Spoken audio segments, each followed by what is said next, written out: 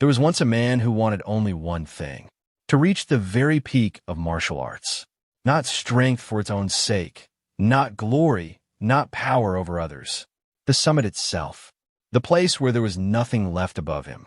For most of his life, he believed that enough training, enough years, enough discipline would eventually carry him there.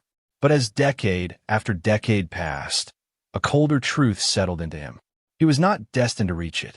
Not in this lifetime. No matter how hard he pushed, some final distance always remained between him and the summit he had given everything to chase. Most people would have made peace with that. He did not. His desperation carried him towards something most martial artists dismissed as superstition.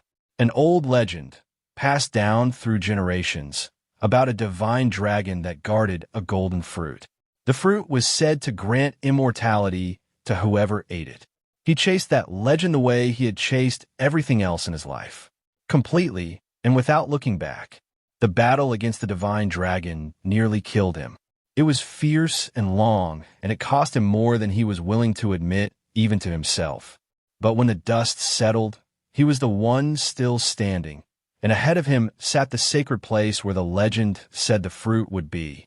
It was real.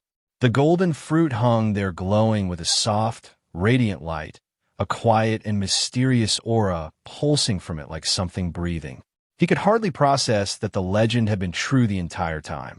Exhausted, he sat down on the corpse of the dragon he had just killed and simply looked at it for a while, letting his breathing return to something steady. Then he stood. Confidence filled his chest as he approached the tree. This was it. With this fruit, he believed, he would finally reach the peak that had eluded him for an entire lifetime. He picked the fruit and ate it without hesitation. The moment it passed his lips, something enormous moved through him. His veins throbbed. His blood felt like it was boiling beneath his skin. His entire body trembled as though it were being taken apart and rebuilt by something far older and far more powerful than anything he had ever touched in his training. The man's name was Gilfus El Dragon. He would go on to be remembered as the strongest human being the world had ever produced. Decades later, that same man lay weak and dying in his bed, surrounded by the children and grandchildren who had built their lives around him. They spoke to each other in hushed voices about how close the end had become, and how it was time to accept what was coming.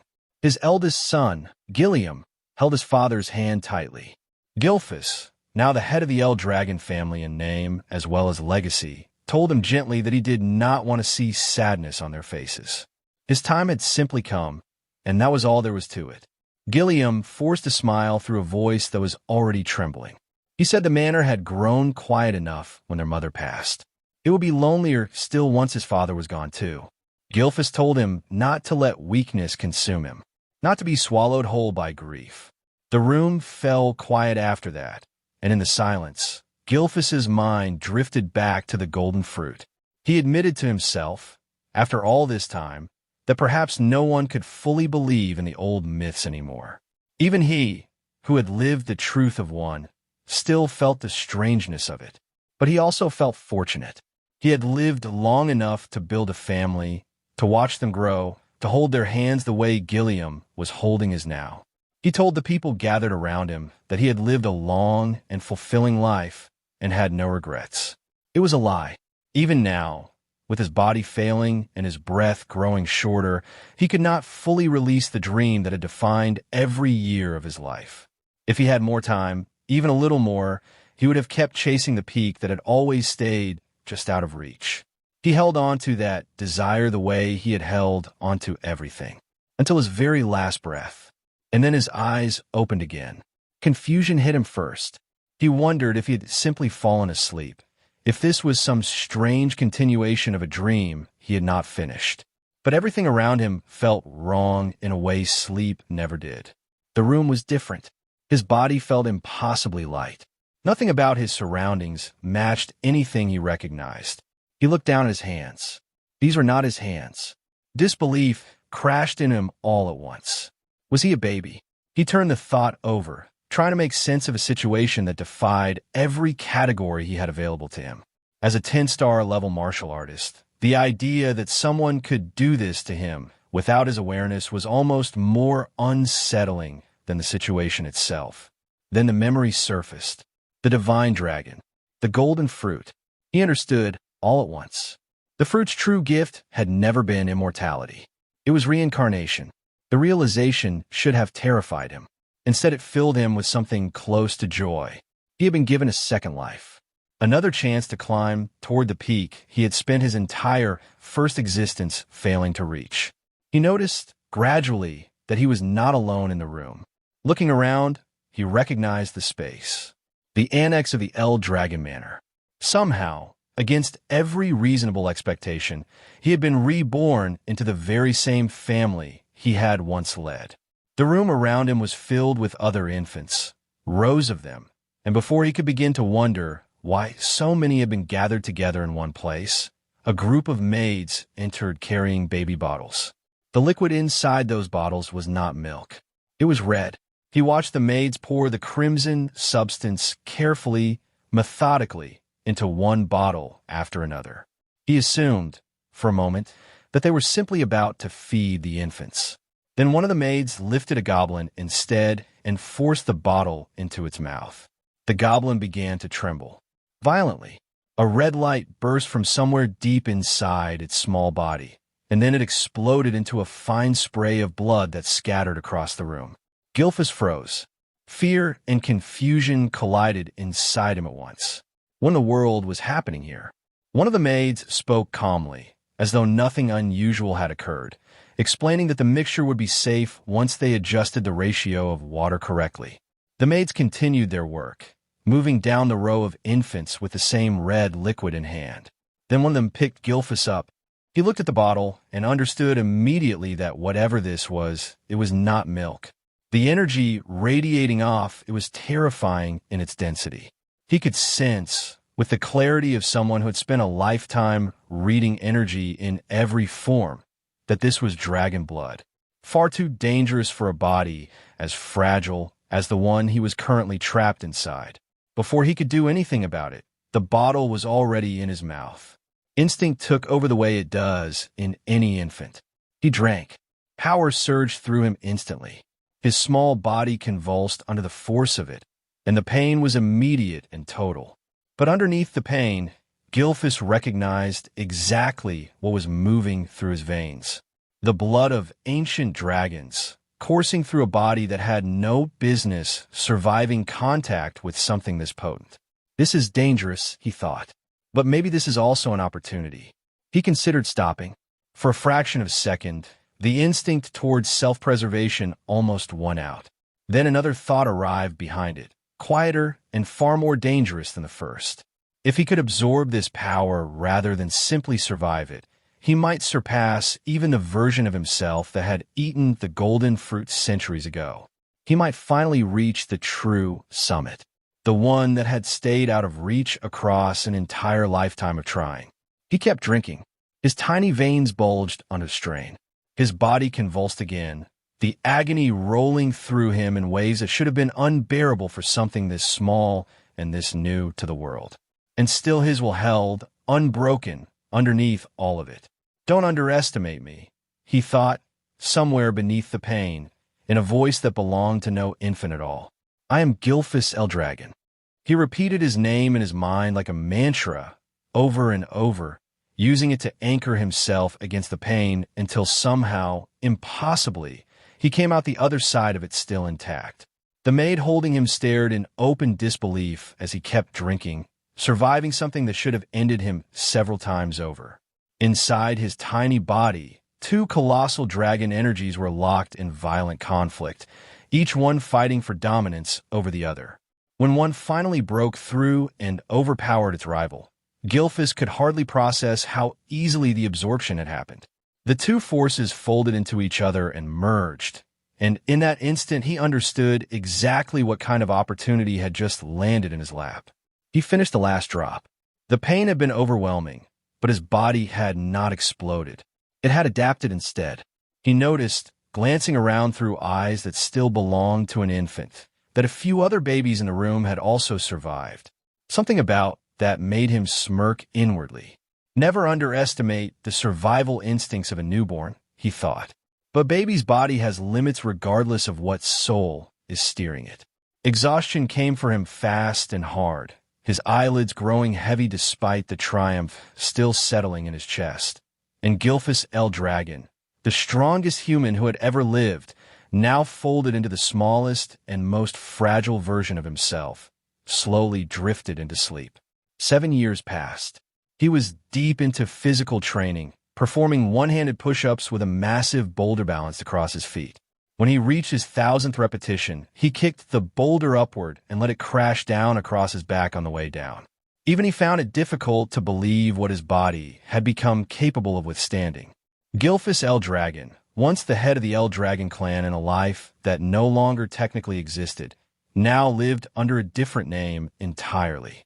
Zeke El Dragon. He thought about how he had reached this level of physical power at such a young age, and the answer was not complicated. The ancient dragon blood running through his veins explained all of it. Every living being in this world carried something called a source of power, but the dragon blood given to infants in that ritual carried an extraordinary concentration of it. Anyone who survived drinking it ended up with a body far beyond ordinary human capability. With a divine dragon source of power living inside him, Zeke already knew he had surpassed where he had stood at this same age in his first life. And since he was the only infant who had managed to drink an entire bottle of that blood without dying, his body had transformed in ways even he had not fully anticipated. And yet, despite all of that, the thing that frustrated him most was simple. He was still only 1 star. He had trained relentlessly for 7 straight years, expecting to be at least 4 stars by now. Stars measured the depth of a person's source power. In this world, the human body was said to mirror a universe, and the more stars floating within that inner universe, the stronger a person became. But the climb only grew steeper the higher it went. Each new star demanded exponentially more than the one before it. In his first life, as Gilfus El Dragon, he had reached the unimaginable. 10 stars. No one else in the entire world had ever managed it. Time really flies, Zeke muttered to himself. He was 7 years old now, an illegitimate child of the current head of the El Dragon family. His mother had died when he was still an infant, and to this day he had never once seen his father's face. He considered that a particular kind of irresponsibility that did not need much further comment. What had genuinely shocked him, more than anything else about this second life, was the discovery that an entire 1,000 years had passed since his reincarnation. Reincarnation itself had already been difficult enough to accept. 1,000 years on top of that reshaped the entire world into something he barely recognized.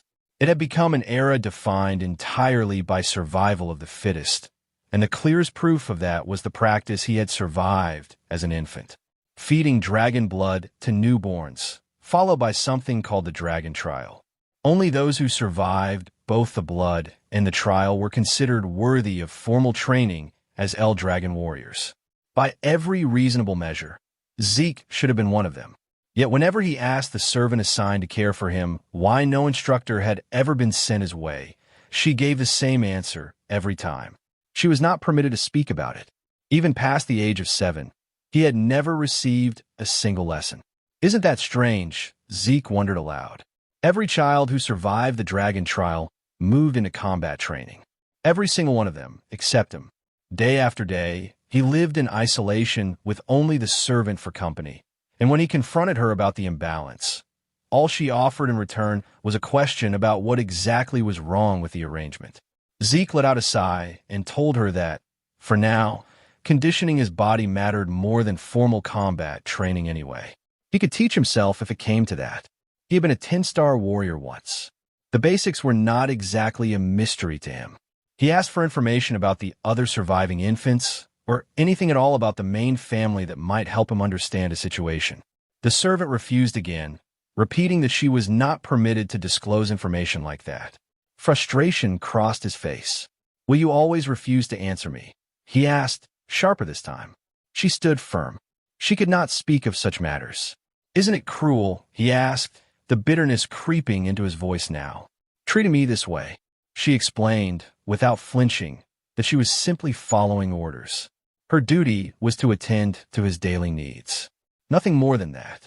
The servant was a 3-star practitioner. She could have taught him basic combat techniques easily if she had been allowed to, or if he had even cared to ask for that kind of lesson. He had no interest in anything that small. After 7 years of the same lifeless responses, he had grown thoroughly used to the wall standing between him and any real answers. So he decided to leave. He headed for the forest. The servant said nothing. She simply watched him walk away. So she's really going to let me go, he thought, a flicker of irritation under the observation. Deep in the forest, Zeke pulled wild poisonous herbs from the ground and ate them without hesitation. The taste was as vile as it always was. This was simply part of how he trained. Then he noticed something. He took a slow breath and forced his mind into stillness, repeating to himself quietly, "Be patient. Be patient." Something or someone was watching him from a distance, tracking his every movement, and no matter how he tried to settle himself, he could not shake the sensation of it. After a moment, he let out a sigh. "They follow me all the way here, huh?" When he could not stand it any longer, he called out into the open air, telling whoever was out there that they might as well show themselves if they had something to say. Then he moved into the tall grass and crouched low, hiding. Crouched there, he sensed something else entirely. A dark, oppressive aura, close by and getting closer. He looked toward the source and found a creature known as an anger boar standing in the clearing. What is that aura, he wondered. The black mist wrapped around the creature was something he had never encountered before, not even across the full span of his first life, 1,000 years removed from this moment. The boar grazed on the grass, unaware of him, until Zeke stood and revealed himself deliberately. It startled, then charged. A smile broke across his face instead of fear. He was genuinely thrilled at the prospect of fighting it. The boar lunged. Zeke dodged it smoothly, golden energy already gathering into his fist as he moved. He drove the strike forward, and the resulting explosion tore straight through the creature's body. He grinned at the result. The attack had landed harder than he expected. Even at 1 star, his power was already outpacing most practitioners standing at the same level. He hoisted the dead boar over his shoulder and muttered to himself that it would only get better once he raised a star level. He was tired of 7 years spent being ignored and isolated by a family that should have claimed him the moment he survived the dragon trial. He wondered if it was finally time to leave on his own, maybe travel toward the ocean, see what existed beyond the walls he had spent his entire second life confined inside. In the distance, hidden in the shadows, a cloaked man watched the entire exchange unfold. "What's going on with that boy?" he muttered to himself. No formal training, and the kid had already reached 1 star and dropped an anger boar with a single strike. What unsettled him more than any of that was the fact that Zeke had sensed his presence at all through every layer of concealment he had used to stay hidden. "That child isn't ordinary," he said quietly, mostly to himself. He knew the boy's history. The mother who had died young. The father, the current head of the family, who had shown no interest in the child whatsoever. Without proper guidance, none of this should have been possible. And yet here it was, happening in front of him. Still, illegitimate or not, the blood of the family head ran through the boy's veins, which meant he remained under the clan's watch regardless of how the family chose to treat him publicly. That was exactly why someone like this man had been assigned to observe him quietly from the shadows. An illegitimate son, yet the blood of the family head runs through his veins, the man whispered. Could that be the reason behind all of this? He was not certain. He chuckled softly to himself instead. That kid is going to be interesting to watch. Then he disappeared into the dark. Back at the house, Zeke was packing his belongings, ready to set out on his own. Before he could finish, he sensed several powerful presences approaching from outside. 3 4-star practitioners. 1 5-star. What are they doing here? He thought, moving quietly toward the door to listen. Their conversation, when it reached him, was almost disappointingly mundane. They were talking about how clean the air was out here, how peaceful the location felt with no nearby rifts to worry about. Zeke listened and concluded quickly that whoever these people were, they were not assassins. They did not sound remotely like bad people. He decided to face them directly. He opened the door and asked plainly what business they had here. The group froze, visibly startled by the sudden appearance. Then Zeke noticed the emblem stitched into their clothing, the mark of the El Dragon clan. El Dragon, he muttered under his breath, already turning over what they could possibly want from someone they had ignored for 7 straight years. The men bowed at once. Their leader spoke first, telling him it was an honor to finally meet him, young Master Zeke. They had been sent to escort him to the site of his examination. Examination, Zeke repeated, confusion settling across his face before sliding quickly into something closer to irritation.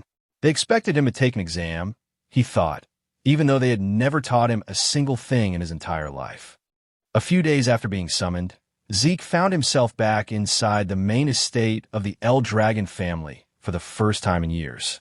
He had not been brought here to live again within its walls. There was a specific purpose behind the escort, and before they would let him set foot inside, they instructed him to change out of his dirty clothes first. The purpose was the dragon's nest. In 1,000 years since Zeke's first life, the El Dragon family had built something new, a school that served every branch of the bloodline. Every child born with any connection to the El Dragon family, however distant, dreamed of entering this institution once they turned 7 years old, receiving proper education and training within its walls. Today was the entrance ceremony for that academy. Zeke was here to take the entrance exam. He had learned nothing about the modern generation of his family. He had no preparation, no context, and no particular desire to be here at all. Sitting by the school gate, he felt the familiar weight of a plan interrupted. He had already decided to leave and travel the world on his own terms. And now this. A boy from Ortiscale village approached and sat down nearby. He noticed the expression on Zeke's face and asked if he was all right and what seemed to be bothering him. His name is Rangis, and everything about the way he carried himself was careful and quietly observant. Zeke asked who he was. Rangis introduced himself and explained that he had approached because Zeke looked troubled. Zeke replied casually. He studied the flow of energy moving through Rangis as they spoke and thought to himself that the boy seemed shy on the surface, but carried an unusually strong sense of perception underneath it. Zeke apologized and introduced himself in return. He admitted that his mind was in turmoil because he had no idea what the exam would actually require of him. "Is that all?" Rangis said, feeling slightly nervous at the mention of the test himself. Still, he explained that the annual entrance exam for the Dragon's Nest did not change much year to year. When Zeke told him he knew absolutely nothing about it, Rangis was genuinely shocked. Taking a test like this without any knowledge at all was not just reckless. It was dangerous. Before he could explain further, a loud voice cut across the courtyard. Arrogant, sharp, designed to be heard. It was aimed at Rangis. The boy who had spoken called him a weakling and asked why he was here, suggesting that he must have gotten lost to end up at the Dragon's Nest entrance. He told him it would be better to go home before he got hurt. His name is Retin, also from Ortiscale village, and the contempt in his voice carried the ease of someone who had practiced it for a long time. Rangis turned and recognized him immediately. He told Retin plainly that he was here to take the entrance exam. His voice trembled slightly as Retin stepped closer. Retin laughed and clutched his stomach as though the answer itself was the funniest thing he had heard all day. He declared it was impossible for Rangis to pass. And then he went further. He brought up Rangis's father, asking what the son of a pseudo-dragon could possibly hope to accomplish here. Rangis's fists tightened. He held the anger in, but did not release it. Zeke watched all of it. The El Dragon family operated on a strict and unforgiving hierarchy.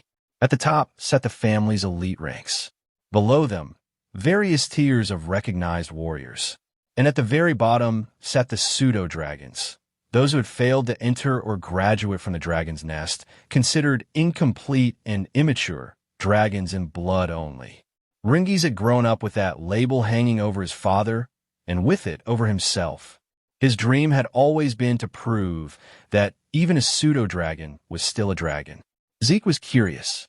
He asked Retin why he was so certain Rangis would fail before the exam had even started. Retin turned on him immediately. Who was he? And did he have a problem with him?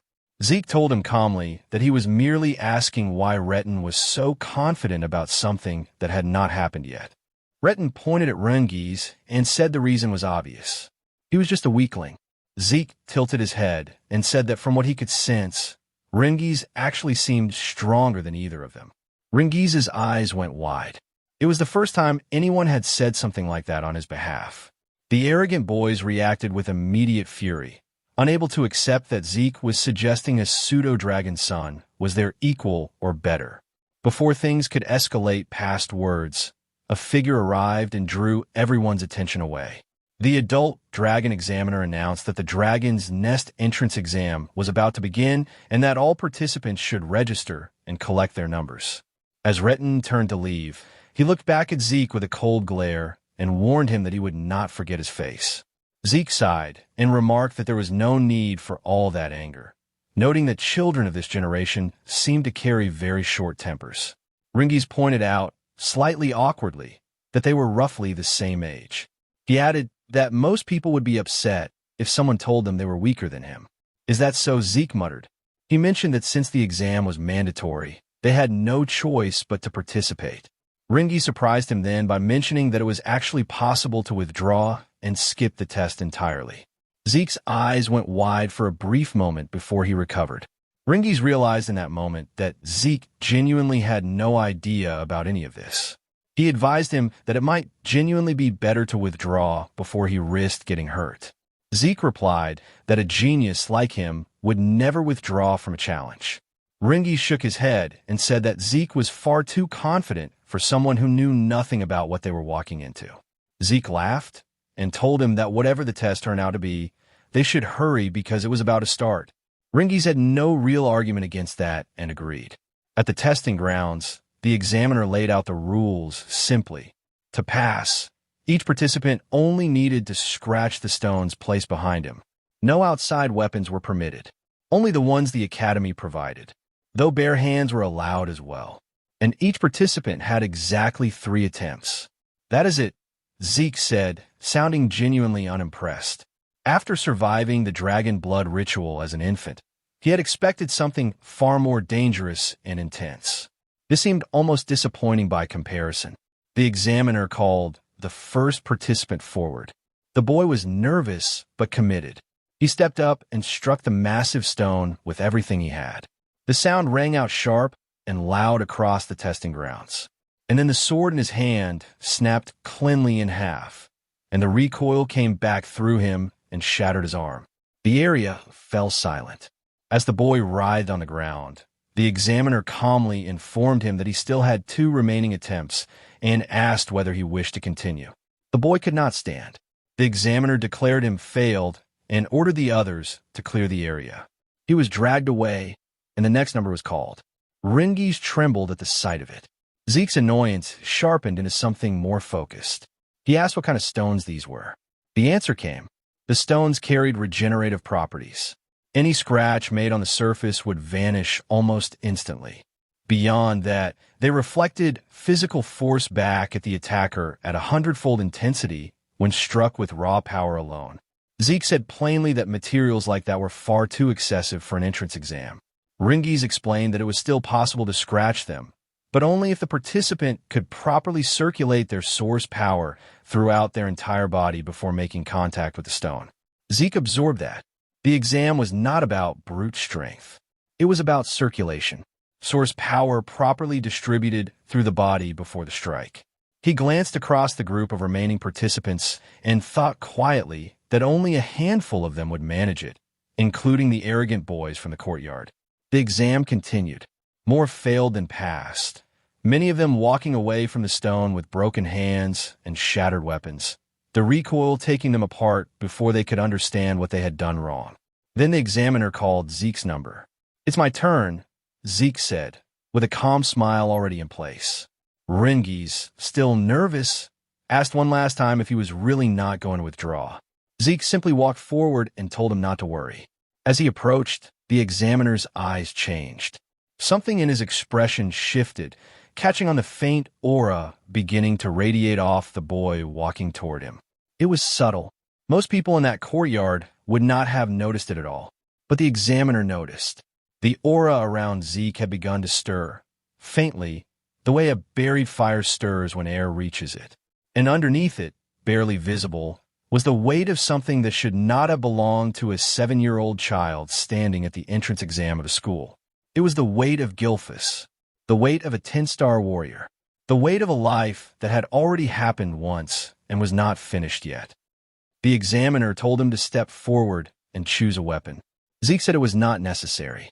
His fist would be enough. The crowd murmured. It did not matter how skilled he was at circulating source power, they said to each other. There was simply no way he could scratch a regeneration stone with bare hands. His fists would shatter before the surface, so much as marked. Some of them went further and suggested his arms would go with them. Rangis heard every word and felt the anxiety tighten in his chest, followed immediately by anger at himself for not having stopped Zeke from walking into this in the first place. The examiner gave the signal. Zeke stepped toward the massive stone and placed his hand against its surface, studying it. He had never encountered a material like this before. He thought to himself that it must have formed over the course of 1,000 years, and that there were still many things about this current generation he did not fully understand. None of that mattered right now. He gathered his source power and drove it into his fist. While Rangis trembled with dread at the edge of the testing grounds, Zeke was feeling something else entirely. Excitement. For the first time in this second life, he had a real opportunity to use his full strength, and the stone in front of him was the perfect tool to measure exactly where he stood. He unleashed the first form of the Dragon Destruction combat technique. First strike. The impact erupted outward. Fragments of the shattered stone flew in every direction. A violent wind from the blast tore through the air, sending dust and debris swirling across the entire testing area. Rangis threw his arms up to shield himself from the aftermath. The examiner stood frozen, his eyes fixed on what remained of the stone. As the dust began to settle, Zeke stood there smiling, already critiquing himself. The technique had still been too much for his current body. His hand had taken serious damage in the process. He laughed quietly at that, realizing he still had a long way to go in terms of raw conditioning. The other participants were speechless. Retin stared at the destroyed stone with an expression caught somewhere between shock and sharp annoyance. A woman observing from the side remarked that Zeke was genuinely interesting. Everyone else was still catching up to what they had just witnessed. Zeke waited cheerfully for the examiner to announce the result. The examiner had not moved. The stone Zeke had destroyed was supposed to regenerate itself. The only people capable of breaking it entirely were those who had already reached 4-star level or above. That was simply understood as fact. And yet a child was standing in front of him having done exactly that. He's just an illegitimate son, the examiner muttered to himself, the thought tumbling out before he could stop it. Then he wondered whether it came from the blood of the family head still running through the boy's veins. And then he noticed something else. The technique Zeke had used felt strangely familiar, in a way he could not immediately place. Zeke, still waiting, called out to him and asked impatiently for the result. The examiner snapped back to himself and declared that Zeke had passed. One of the other examiners stepped forward and handed Zeke a small bottle containing a green liquid. Zeke looked at it and asked what it was. The man only asked whether Zeke could please move out of the way since he was blocking the area. Zeke frowned and muttered under his breath, wondering if everyone in this generation was this rude. Before he could say anything further, Rangis came running toward him with visible excitement, praising what he had just watched. Zeke grinned and said it was nothing but peanuts. He asked again what the liquid in the bottle was. Rangis explained that it was a healing potion, the standard formula used within the El Dragon family. Zeke repeated the words slowly. Healing potion. He turned the bottle over in his hand, and since he was the illegitimate son of the family, part of him briefly considered whether it might simply be poison. But Rangis had vouched for it, and the energy coming off the liquid felt more like a spiritual medicine than anything harmful. The elixir was called Cloud-Piercing Clarity Wood. It was made from herbs found only in secret realms, combined with the pure source power of divine beasts and the distilled essence of elusive phantom beasts. When used, it could heal not only fresh wounds but old scars and injuries that had been sitting in the body for years. On top of that, it had the ability to enhance one's source power. The rarity of its ingredients and the complexity of the process meant that potions of this caliber were almost never seen outside of families like this one. Zeke drank it. The effect was immediate and remarkable. He asked Rangis whether this was really a spirit medicine. Rangis said he did not know what that term meant, but he was certain that the El Dragon family's healing potions were of considerably higher quality than anything available commercially outside their domain. He asked if the potion had surprised Zeke that much. Of course, Zeke said. It had healed both his serious hand injury and the accumulated strain from his training in what felt like moments. Still, he noticed that, unlike spirit medicine, it did not appear to boost his source power directly. Rangis told him he was even more impressed by Zeke himself than by any potion. Zeke laughed and told him not to joke. He thought to himself that the existence of something like this showed just how far knowledge had advanced over the last 1,000 years. The world he had returned to had not been standing still while he was gone. Rangis praised his strength again, and Zeke replied simply that his dream was to become the strongest of all. The exam continued. The examiner called more numbers and eventually announced that Retin had passed, along with his companions. Zeke had expected that. Then Rangis's number was called, and the nervousness that moved through him was visible from across the testing ground. Despite everything, he gathered himself and walked to the front. Zeke watched his stiff, careful movements and wondered why he was so afraid. Then he shouted out, telling Rangis to trust himself. Rangis turned red and asked him quietly to please lower his voice. Rangis chose a sword as his weapon. The examiner gave the signal, and he swung. The strike failed to scratch the surface on the first attempt. He steadied himself and tried again. This time the stone's reflective force bounced the blade back and sent him off balance. He fell. His hands were trembling when he pushed himself back up, the energy from the recoil still running through them. Retin and his group started laughing. It was exactly what they had predicted. They said, the son of a pseudo-dragon was nothing but a pseudo-dragon himself. They told him to give up. Retin turned the mockery towards Zeke as well, asking if this was the same person he had claimed could pass, and whether this was what stronger than them looked like. Zeke was quiet for a moment. Then he told them to stop spouting nonsense. The examiner informed Rangis that he had one attempt remaining and asked if he wished to continue. Rangis could not answer. His head dropped. The embarrassment and the cruelty of the crowd had found the exact place inside him where all the old wounds from his father's name were still raw. Zeke walked up to him. He asked Rangis what he was doing. He pointed out that Rangis had chosen a sword when a spear was the weapon that suited him. He asked why he would walk into an exam with no plan at all and a weapon that worked against him. Retin and his group laughed again. They called Zeke an idiot and reminded him that Rangis knew nothing about using a spear. His weak father had only ever taught him swordsmanship. Switching weapons on the third and final attempt would not change anything. Zeke ignored them entirely. He turned to the examiner and asked whether the rules prohibited changing weapons mid-exam. The examiner said they did not. Then Rangis is lucky, Zeke said, with a grin already forming. He looked at Rangis and asked him directly whether he trusted him. Rangis stood still for a moment. The memories that surfaced were not gentle ones. Every insult his father had absorbed over the years. Every time the word pseudo-dragon had been used like a verdict rather than a label. All of it moved through him in the space of a breath. He gritted his teeth. He straightened up. He said he would trust Zeke.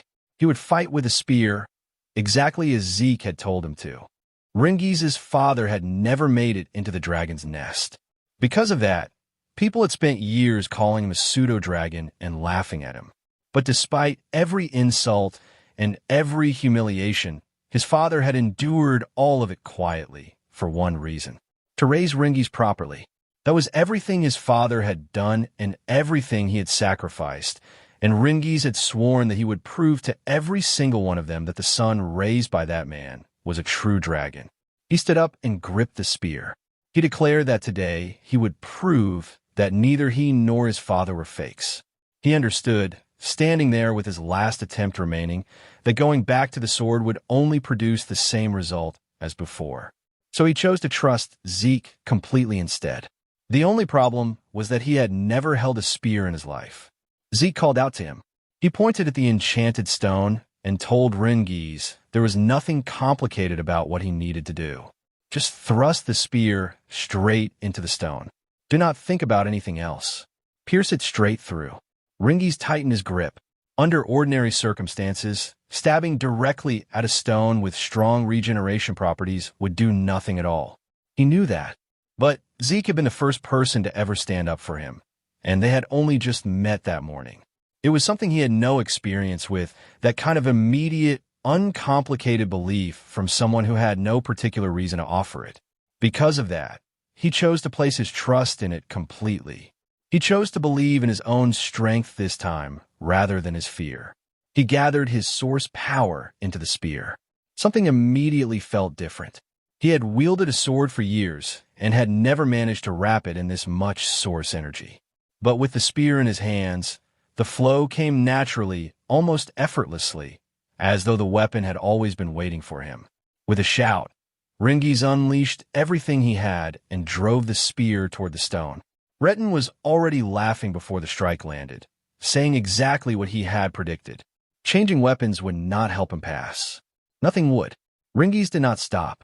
The spear drove straight through the enchanted stone and came out the other side. The laughter stopped. Retin's face went blank. His companions froze beside him. The examiners could not hide their astonishment, and several of them looked openly delighted by what they had just witnessed.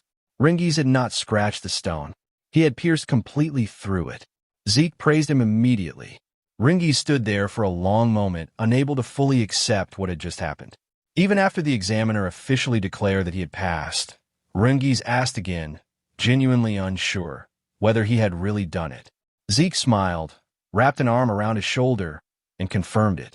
Whatever had been holding behind, Rangis's eyes finally gave way. Overwhelmed with joy that had nowhere left to go, he pulled Zeke into a hug and said over and over that he had done it, that he had actually passed. Zeke let him have a moment. Retin's group insisted immediately that it had been luck.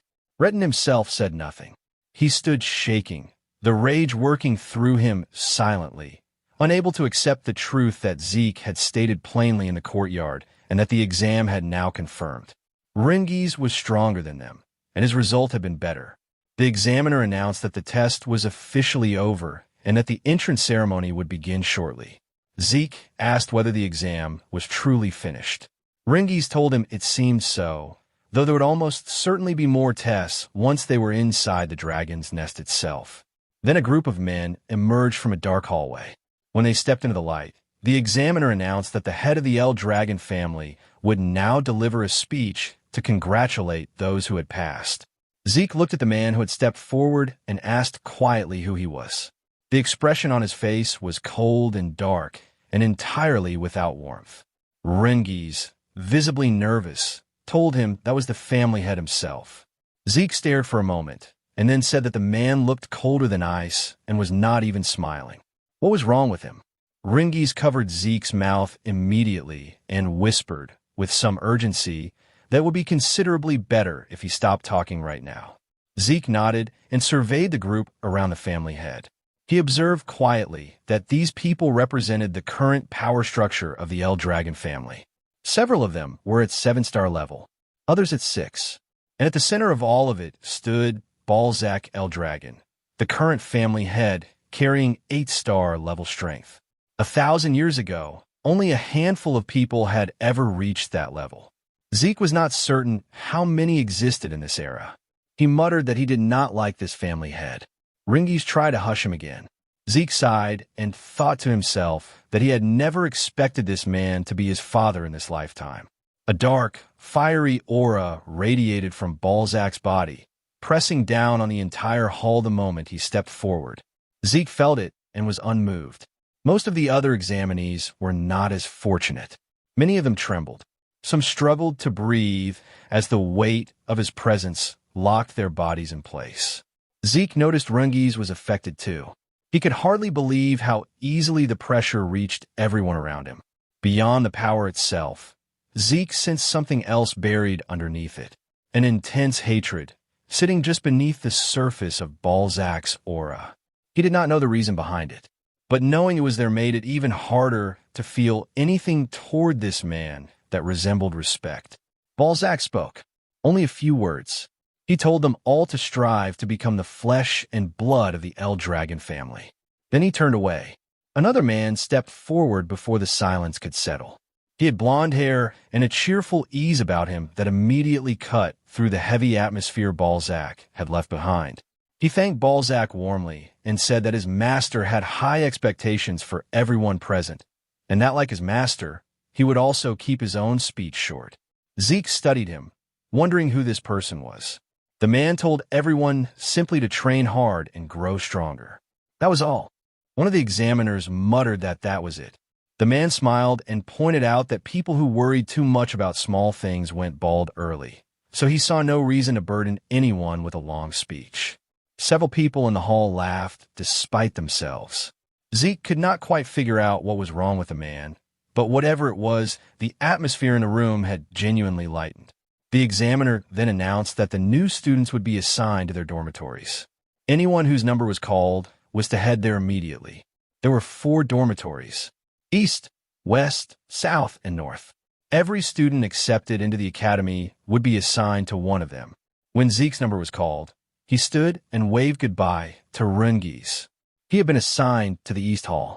He walked the corridors and remarked to himself that a great deal had changed in this place over the past 1,000 years. It took him a while to find his room, long enough that he assumed his roommate must have arrived first. When he finally reached the door, he pushed it open with a cheerful greeting, apologized for being late, and announced that from today they would be sharing the room.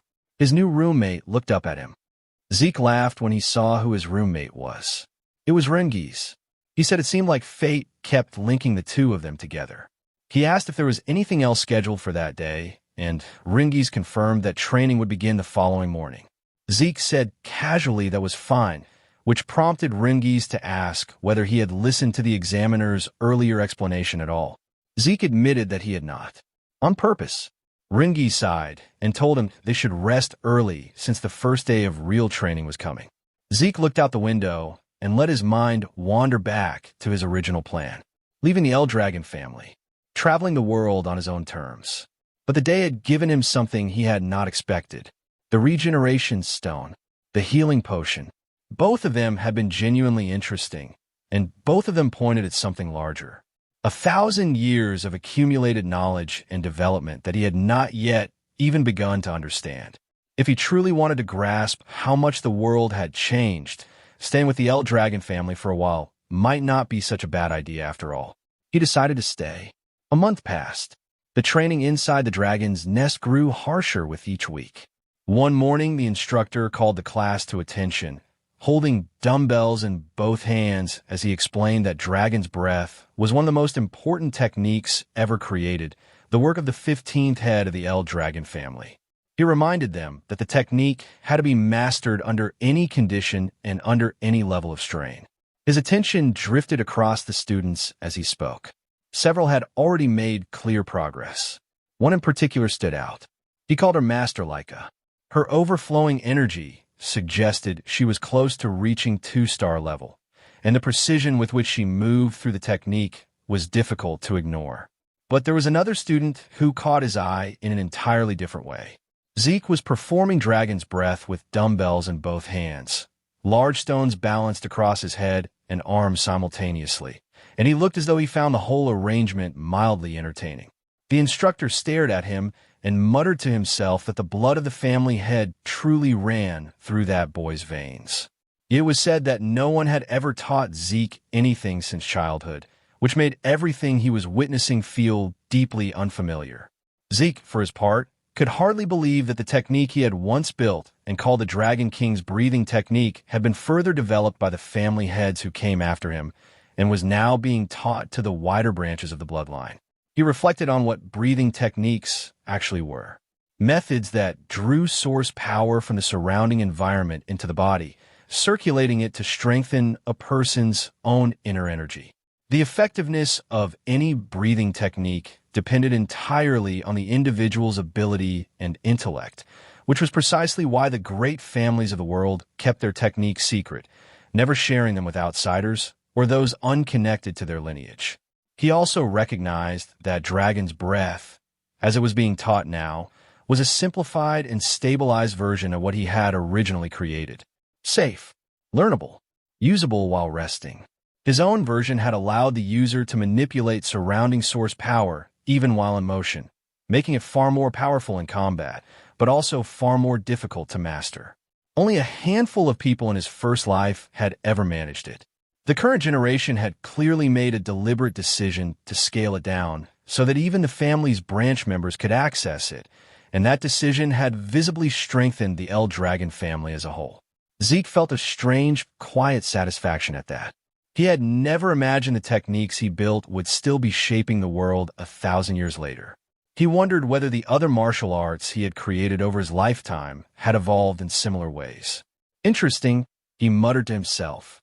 Across the training ground, Laika watched him from a distance without saying anything. Later, in the cafeteria, the other students exchanged disbelieving looks at the amount of food Zeke was consuming. Zeke, mid-meal, noticed Rangis sitting quietly across from him and asked what was wrong. He told him he would not get strong if he did not eat. Rangis asked whether Zeke found his own stamina strange at all. Zeke told him flatly that anyone who wanted to grow stronger simply needed to eat more and train harder, and offered some of his food across the table. Rangis politely declined and said he had already had enough. As Zeke returned to eating, he thought about how several students had arrived at the academy already well-trained, clearly having prepared long before their enrollment. Then a voice came from beside the table. A girl had approached them. She said, calmly and with quiet confidence, that he was quite impressive. Zeke looked up and asked who she was supposed to be. Rangis choked on his food. He leaned in and whispered with visible urgency that Zeke did not know who she was. That was Master Laika, the daughter of the family head, Lord Balza. Zeke looked at her and said, "Oh." Then he looked back at Rangis and asked what he was supposed to do about that. He did not know her. Rangis began sweating. He told Zeke he could not speak to her like that. Master Laika was one of the candidates to become the next family head. She was not someone to address casually. Zeke shrugged and pointed out that he was also a child of the family head. An illegitimate one, granted, but still. Rangis went completely still. Laika looked at Zeke with genuine curiosity. She asked whether that was actually true. Her name is Laika Typhona El Dragon, one of the candidates to inherit the El Dragon family. And she was now standing directly in front of Zeke, studying him. Why would he lie about that? Zeke said, shrugging. Laika's expression shifted slightly. She asked him directly how an illegitimate child with no renowned family behind him could have destroyed the magic stone with his bare hands. Where had that strength come from? Because he was Zeke, he replied, already turning back toward Rangis and telling him to stop staring and finish his food. Both Laika and Rangis were quiet for a moment. Then Laika smiled. She told him he was a genuinely interesting person and sat down beside him. She proposed that he serve under her. She would make him one of her followers. Zeke raised an eyebrow and asked what exactly she meant by that. She explained. She wanted him as an ally. She would be his backer. Every illegitimate child needed allies and influence, and she was offering both. He could use his strength to help her become the next family head, and in return she would help him achieve his own goals once she did. Zeke did not hesitate even slightly. He said no. Laika frowned and asked why. She wanted to know whether he was planning to pursue the family head position himself. As she spoke, a faint crackling energy stirred in her aura. Zeke read it immediately. She was close to 2-star level. For someone her age, to radiate an aura like that was genuinely impressive. He remained completely calm. He told her she could think and do whatever she wanted, but he had no interest in titles or in becoming family head. Why not? She asked, her voice cooling. Zeke drove his knife into the table. Because he did not need to serve anyone, he said. His voice was level and completely without aggression, which somehow made it land harder. He was the strongest person there was. That was all there was to it. The cafeteria went silent. Even Laika could not fully account for what she felt in that moment. His presence had simply overwhelmed her, briefly and completely, before she could stop it. Rangis stepped in immediately, trying to ease the tension and urging both of them to settle down. Laika was not the kind of person who backed away from something like that. Embarrassed and sharpened by what had just happened, she challenged Zeke to a duel. Zeke looked at her for a moment and then went back to eating. Word spread across the campus within minutes. Students moved toward the training grounds in clusters, whispering about a duel involving Master Laika herself, someone from the Typhon family. Questions moved through the crowd about who had been brave enough to stand across from her. At the training grounds, Zeke still could not fully believe she was serious about this. Rangis stood beside him, visibly anxious, asking whether he was certain he was all right going through with a fight against Master Laika. Zeke told him that even if everyone called her Master, he personally did not know who she was. Rangis sighed and said that now that he knew Zeke was also the family head son, he should at least show some basic respect. Zeke told him to do whatever he wanted. Rangis tried a different angle and explained what was actually at stake. Laika was not just the daughter of Lord El Dragon. She also carried the blood of the Typhon family, one of the 4 great families supporting the El Dragons. She had mastered every form of the Typhon family's hereditary lightning, great sword technique at a young age. Like the other candidates among Balza's children, she possessed the kind of talent that was genuinely terrifying. Zeke tilted his head and admitted that he had not understood a word of that except that she was the family head's daughter. Rangis stared at him. How did he not know any of this? Because he did not, Zeke said plainly. So there was no point asking. Rangis blinked. Then Zeke laughed. He said that since he knew nothing about her, that would only make the fight more interesting. It sounded exciting. Rangis could only sigh and worry. No matter how strong Zeke was, Master Laika operated on a completely different level. Why had he even accepted the challenge in the first place? Zeke told him simply that he never ran from a fight. And besides, it looked like his opponent was ready. Across the training ground, Laika stood with her sword planted firmly in the ground at her side. Lightning crackled faintly in the aura around her. She looked at the two of them and asked, in a voice that carried no warmth and no patience, whether they were done talking. Laika demanded to know if they were finally done talking. Zeke told her he was ready. Rangis, trembling, immediately put as much distance between himself and the two of them as his legs could manage, calling back to Zeke to be careful. Zeke turned to Laika and asked why she was so set on fighting him specifically. Laika explained that her goal was to become the next head of the El Dragon family, and to achieve it she needed both strength and the right people behind her. Defeating Zeke and making him one of her followers was part of that plan. Zeke asked what his connection had to do with any of that. Laika looked at him with something between disbelief and curiosity. She asked whether he truly had no awareness of the current situation within the family, and whether being an illegitimate child was the reason he was so completely uninformed. Zeke admitted plainly that it was. His knowledge of their family was limited to almost nothing. Laika explained, including both of them, there were 5 candidates to become the next family head. Every other sibling besides Zeke was connected to one of the 4 major branch families of the El Dragon clan. The position of family head carried enough weight that it had become the source of real conflict between those branches. All of his siblings had entered the dragon's nest specifically to study and represent their respective families in that competition. Because the succession had turned into a fierce and complicated struggle, Laika needed strong allies to stand against her older brothers. Zeke absorbed this, a power struggle between the 4 main branches of the El Dragon family.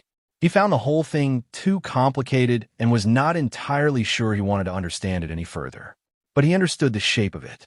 Laika continued, as one of the candidates for family head, she needed to strengthen not only her knowledge and her raw power, but also her influence, which meant gathering followers who were genuinely capable. Without another word, she launched herself toward him, declaring that she would defeat him right there and claim him as one of her subordinates. Zeke stepped aside and let the strike pass him. Then the next one. Then the next.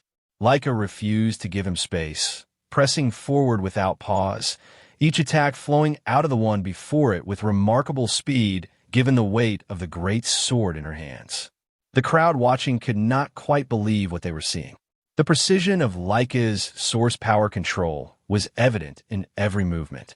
Her strikes were becoming faster and sharper as the exchange continued, and the onlookers murmured about the obvious gap between a true daughter of the family head and an illegitimate child nobody had heard of before today. The result, several of them agreed, was already clear. What they could not see was that Laika herself was growing increasingly frustrated. She could not understand how every single attack was missing.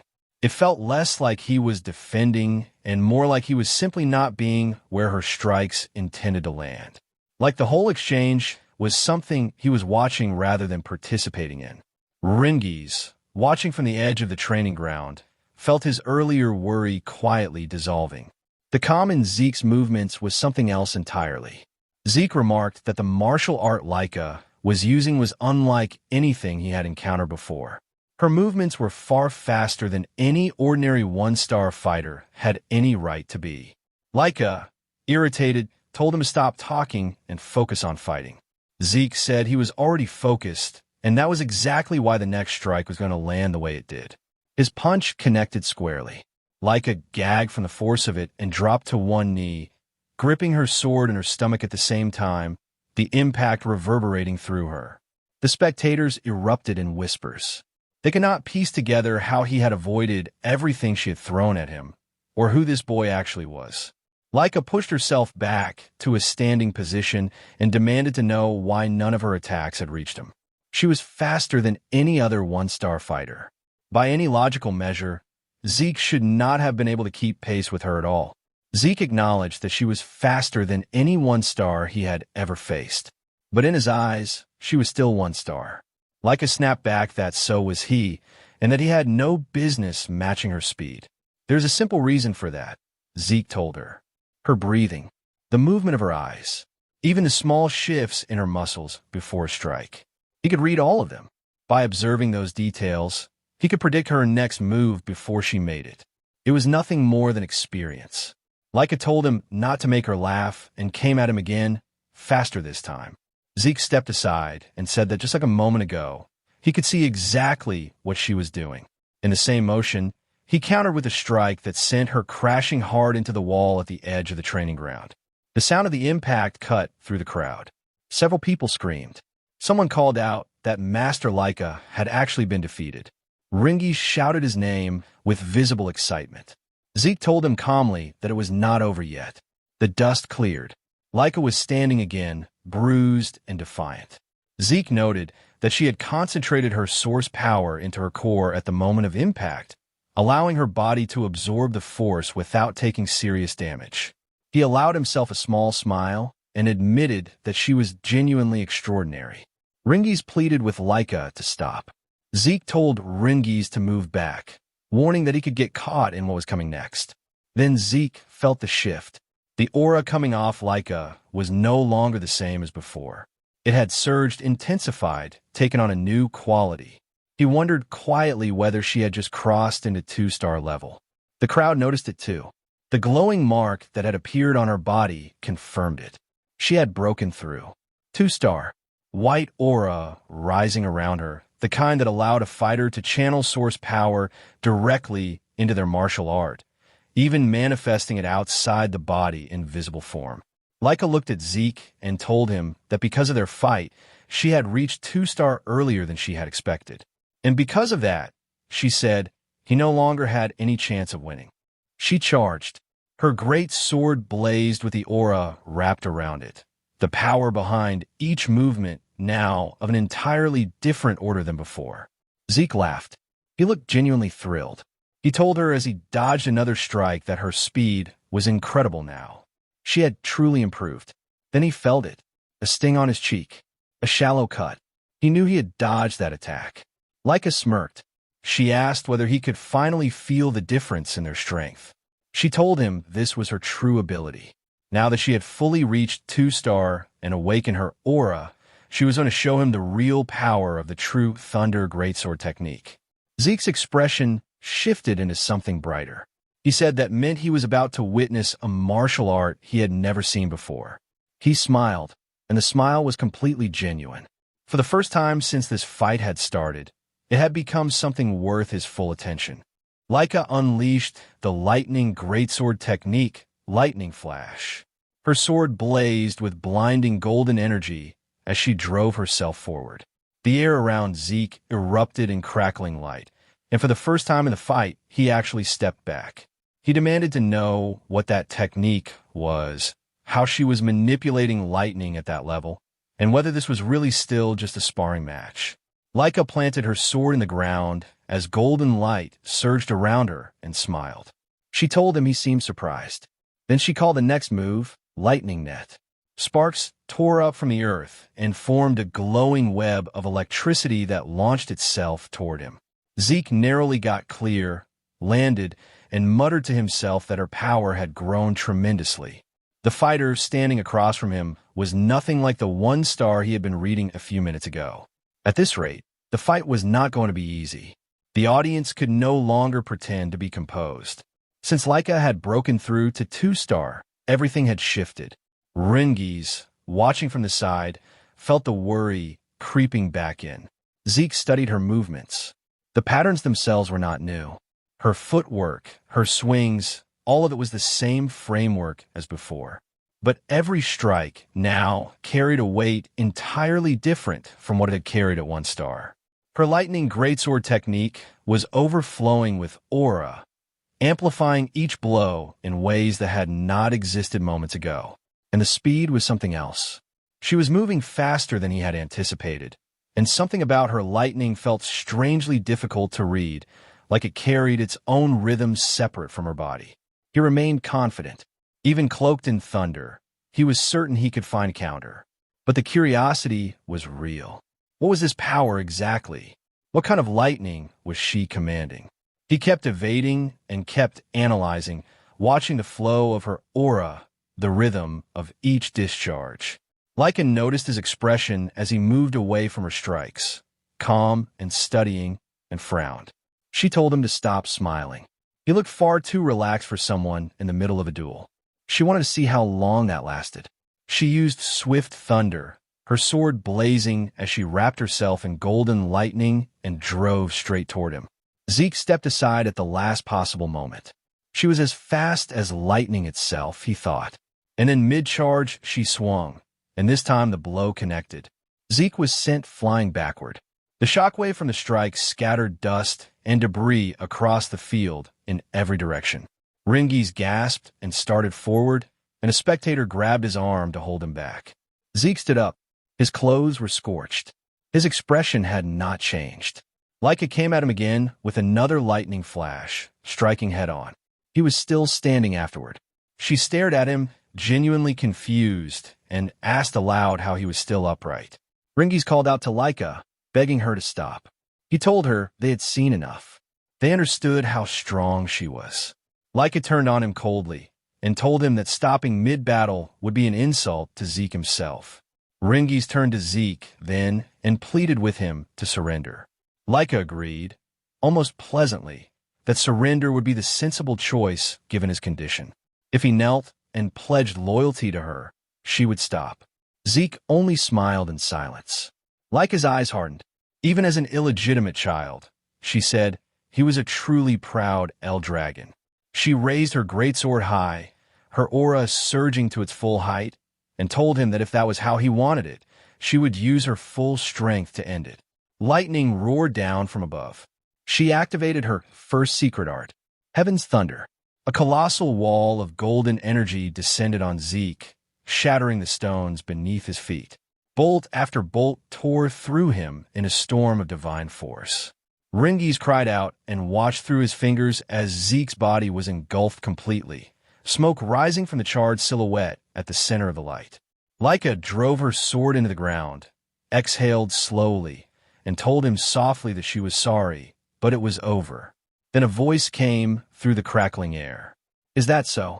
A brilliant golden lightning aura exploded skyward from where Zeke was standing. Laika turned, and her eyes went wide. She demanded to know how that was possible. How did he have a lightning aura? Zeke stood in the middle of it, golden arcs dancing across his skin, wearing the expression of someone who had just found something genuinely interesting. He told her that this was what she called lightning aura. As for how he had acquired it, he admitted honestly that he was not entirely sure. Laika whispered that it was impossible. Zeke smirked and told her the truth. He had let her hit him on purpose. He had wanted to study her lightning, to understand how it flowed and how it behaved. And somewhere in the process of absorbing strike after strike, he had learned to use it himself. Laika told him that was absurd. Inwardly, Zeke worked through what had actually happened. He had deliberately taken her attacks because her lightning had intrigued him. While enduring them, he had continuously activated Dragon King's breath. Something in the resonance between his breathing technique and the lightning moving through him had caused golden energy to accumulate in his body. Before he had fully understood the process, he had already been able to manipulate it. He suspected that Laika carried a unique constitution, and judging from the nature of her family's greatsword technique, the lightning affinity likely ran through her entire bloodline. He walked toward her with confidence and told her that he had never expected lightning-type source power to be this extraordinary. This duel had turned out to be perfect training. He grinned and told her that thanks to her, he had reached 2-star level himself. Golden lightning flared around him as he declared that their battle was not over yet. Laika roared and charged again. Her great sword blazed as she unleashed another blinding assault. Zeke stepped aside to counter and then vanished in a flash, reappearing at the opposite end of the arena. He looked at his own hands, momentarily confused. He worked out quickly. When source power reached a certain concentration, it transformed the body's muscles and nerves, pushing them beyond ordinary human limits. The lightning aura had changed his physiology in a way he had not fully processed yet. His speed was now beyond what he could consciously control. In the stands, Rangis had stopped trying to follow the fight. Both of them had become streaks of golden light and crackling thunder moving faster than his eyes could track. He wondered quietly to himself whether Laika had managed to land a single hit recently. Laika, frustrated, shouted at him to stop toying with her. Zeke said calmly that he was not, but he admitted that she was a genuine threat. Then he lunged forward and drove a powerful kick toward her. She caught it on her sword and was pushed backward by the force. Zeke straightened, smirked, and said it was time to end this. End this, Laika repeated, narrowing her eyes. He told her he had been thinking about building a new technique for a while, and this moment felt like exactly the right time to try it. Laika stared at him. He was going to create a technique. Right now, in the middle of their fight, she thought, with genuine bewilderment, whether he had ever received actual combat training at all, and from which family he could possibly have learned to think this way. Before she could find an answer, he was beside her. Dragon Destruction Combat Arts. Special form. Lightning Peak. The attack hit her directly. Golden thunder wrapped around her in a fierce, concentrated storm, her body shaking violently under the current, her sword slipping from her grip. She dropped to her knees. The electricity continued crackling across her as the arena fell completely silent. Zeke had won. Laika lay on the ground. After a long moment, she forced herself upright, trembling. The thought she could not silence moved through her mind in a loop. She could not lose. She was supposed to become the next family head. She could not afford to lose to anyone. Zeke walked toward her and extended his hand. He told her she had been amazing, genuinely strong. He said it was always exciting to learn something new, and that this fight had been completely worth it. Then, with a warm smile, he added that it would be boring if this turned out to be the last time they sparred. He wanted to fight her again sometime. Laika looked at his outstretched hand and went still. Her cheeks had turned faintly red. Despite everything, despite the defeat and the exhaustion and the pride that still stung, something else was sitting underneath all of it now. Something she had not expected to feel at the end of a loss. It looked, if only barely, like admiration. Zeke told her again that they should have another sparring match soon. He said it with a confident smile and admitted that he could not wait for the next bout. Laika, a little shy, extended her hand toward him and told him plainly that she was no match for him, and that she accepted her defeat willingly. Several hours later, deep inside a dimensional rift, far from the dragon's nest and everyone in it, a man stood alone in a corridor of strange and feral monsters. His name is Gilfus El Dragon, father of Laika and Zeke both, current head of the El Dragon family. And as the creatures charged toward him from every direction, his eyes began to glow. He released a single crushing wave of aura and dragon pressure. Every creature in the corridor froze where it stood. He drew his sword and invoked the first form of the dragon destruction combat arts, Genesis. One fluid swing, and every monster in his range was cleaved cleanly in half. He sheathed his sword before the last of them had finished falling. The El Dragon soldiers rushed forward to handle whatever might have survived their master's strike. Balza turned toward the rift's exit. Before he reached it, one of the soldiers called out that he had an important report. Balza stopped and asked what it was. The soldier told him that Lady Laika had reached the 2-star level. Balza went still mid-step. His glowing eyes flickered. When he answered, his voice was cold and completely detached. So what of it? The soldier, visibly nervous, pointed out that reaching 2-star level at only 7 years old was an extraordinary achievement. With Laika's talent, once she graduated from the dragon's nest, a 4-star or even 5-star future was genuinely possible. Balza's reply was immediate and chilling. Talent means nothing. The next time you bring a report, it had better tell him how she can be of use. If all the soldier had to offer were worthless updates like this one, he should remove himself from Balza's sight. The soldier went quiet. Balza continued walking. Then the soldier quickly added that Laika had recently lost in a sparring match. Balza stopped. He turned his head slightly, his expression giving nothing away. He asked whether she had lost to one of her brothers. The soldier shook his head. No, master. She had been defeated by someone her own age. By Lord Zeke. Zeke, Balza repeated quietly. The son of that woman. A memory surfaced. A humble maid. Zeke's mother. Balza muttered that she had been genuinely gifted in battle, before adding that she had died after giving birth to the boy. He turned fully to face the soldier, his tone sharpening. He wanted to know who could have possibly trained Zeke to defeat a 2-star cultivator. The soldier hesitated. No one, master. Lord Zeke had never received formal training of any kind. He had defeated Lady Laika through his own strength and his own skill alone.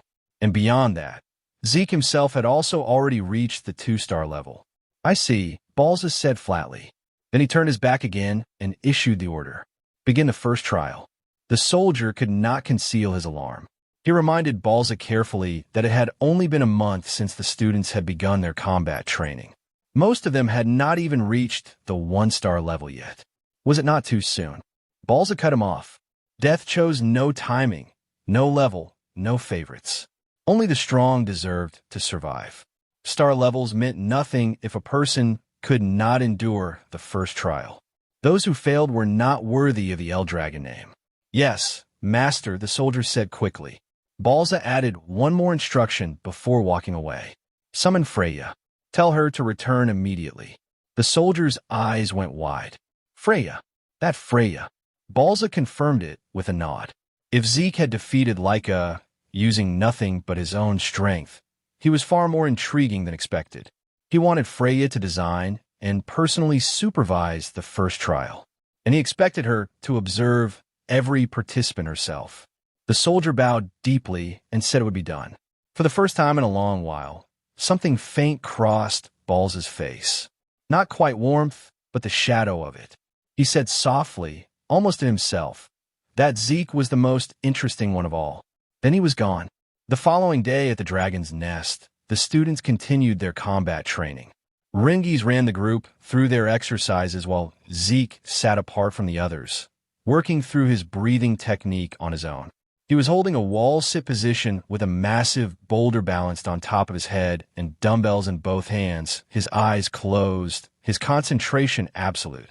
Rangis and several of the others found themselves watching him in silence without meaning to. Behind his closed eyes, Zeke was turning the technique they were studying over in his mind. The Strike Dragon combat arts, originally created by the 15th family head, labeled as a combat art, but functioning in truth as a body enhancement method. Simple in construction, well-balanced, accessible even to young cultivators. He could appreciate the design of it. Rangis called out and asked if Zeke was going to join the training. Zeke opened one eye and asked what he meant. Combat training, Rangis said. They were practicing the Strike Dragon combat arts. Zeke told him he had already learned it. Rangis stared at him. The technique had only been taught to them that morning. How could he have mastered it already? Zeke told him simply that it was because he was him. Then he added that what was more important right now was that Rangis's source power was flowing incorrectly. Rangis looked confused and asked what he meant. Zeke set down the boulder, stood, and told Rangis to turn around. He placed his hand on Rangis's back and channeled his own aura through the other boy's body, correcting the flow of energy from the inside. There, he said. That was how it should feel. Rangis turned around with something quiet in his expression and told Zeke that he had genuinely mastered the technique. That was incredible. Zeke frowned at him with playful exaggeration and asked what kind of friend doubted someone like that. Rangis said quickly that he was not doubting him. He explained that outside of his father, no one had ever taught him anything directly. That was why he wanted to absorb everything he could while he had the chance. He pointed out that Zeke already had his own martial arts, strong enough to defeat Lady Laika, and that the Strike Dragon combat arts must have seemed too simple and boring by comparison. Zeke told him it was not boring at all. He said he actually admired its stability. It reminded him of his own dragon destruction combat arts, though he added with a slight smile that his children had never particularly liked that technique. They had always said it was too difficult and too complicated. The dragon destruction combat arts was demanding in every sense. It consisted of 4 main forms, and during the fight with Laika, Zeke had created a 5th on the spot. Beyond the 4 and the newly invented 5th, there existed something else. A final secret form, a terrifying and destructive ability, the same technique he had once used to slay the divine dragon in his first life.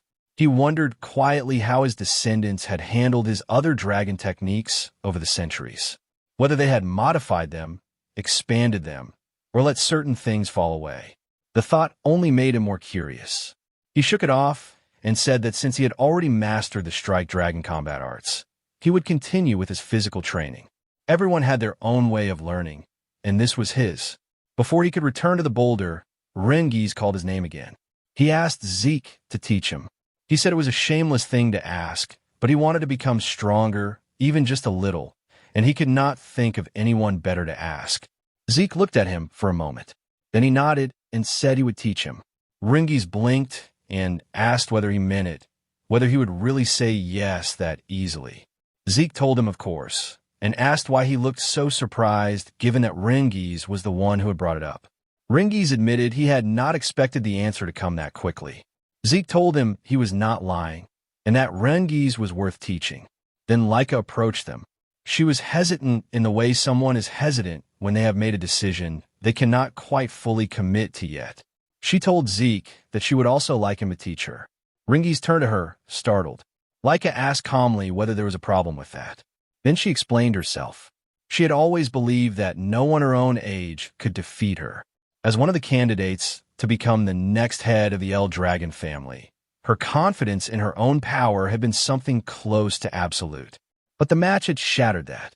She still did not understand how Zeke had acquired lightning aura, or how he was able to wield it better than she did when it was her own bloodline's power.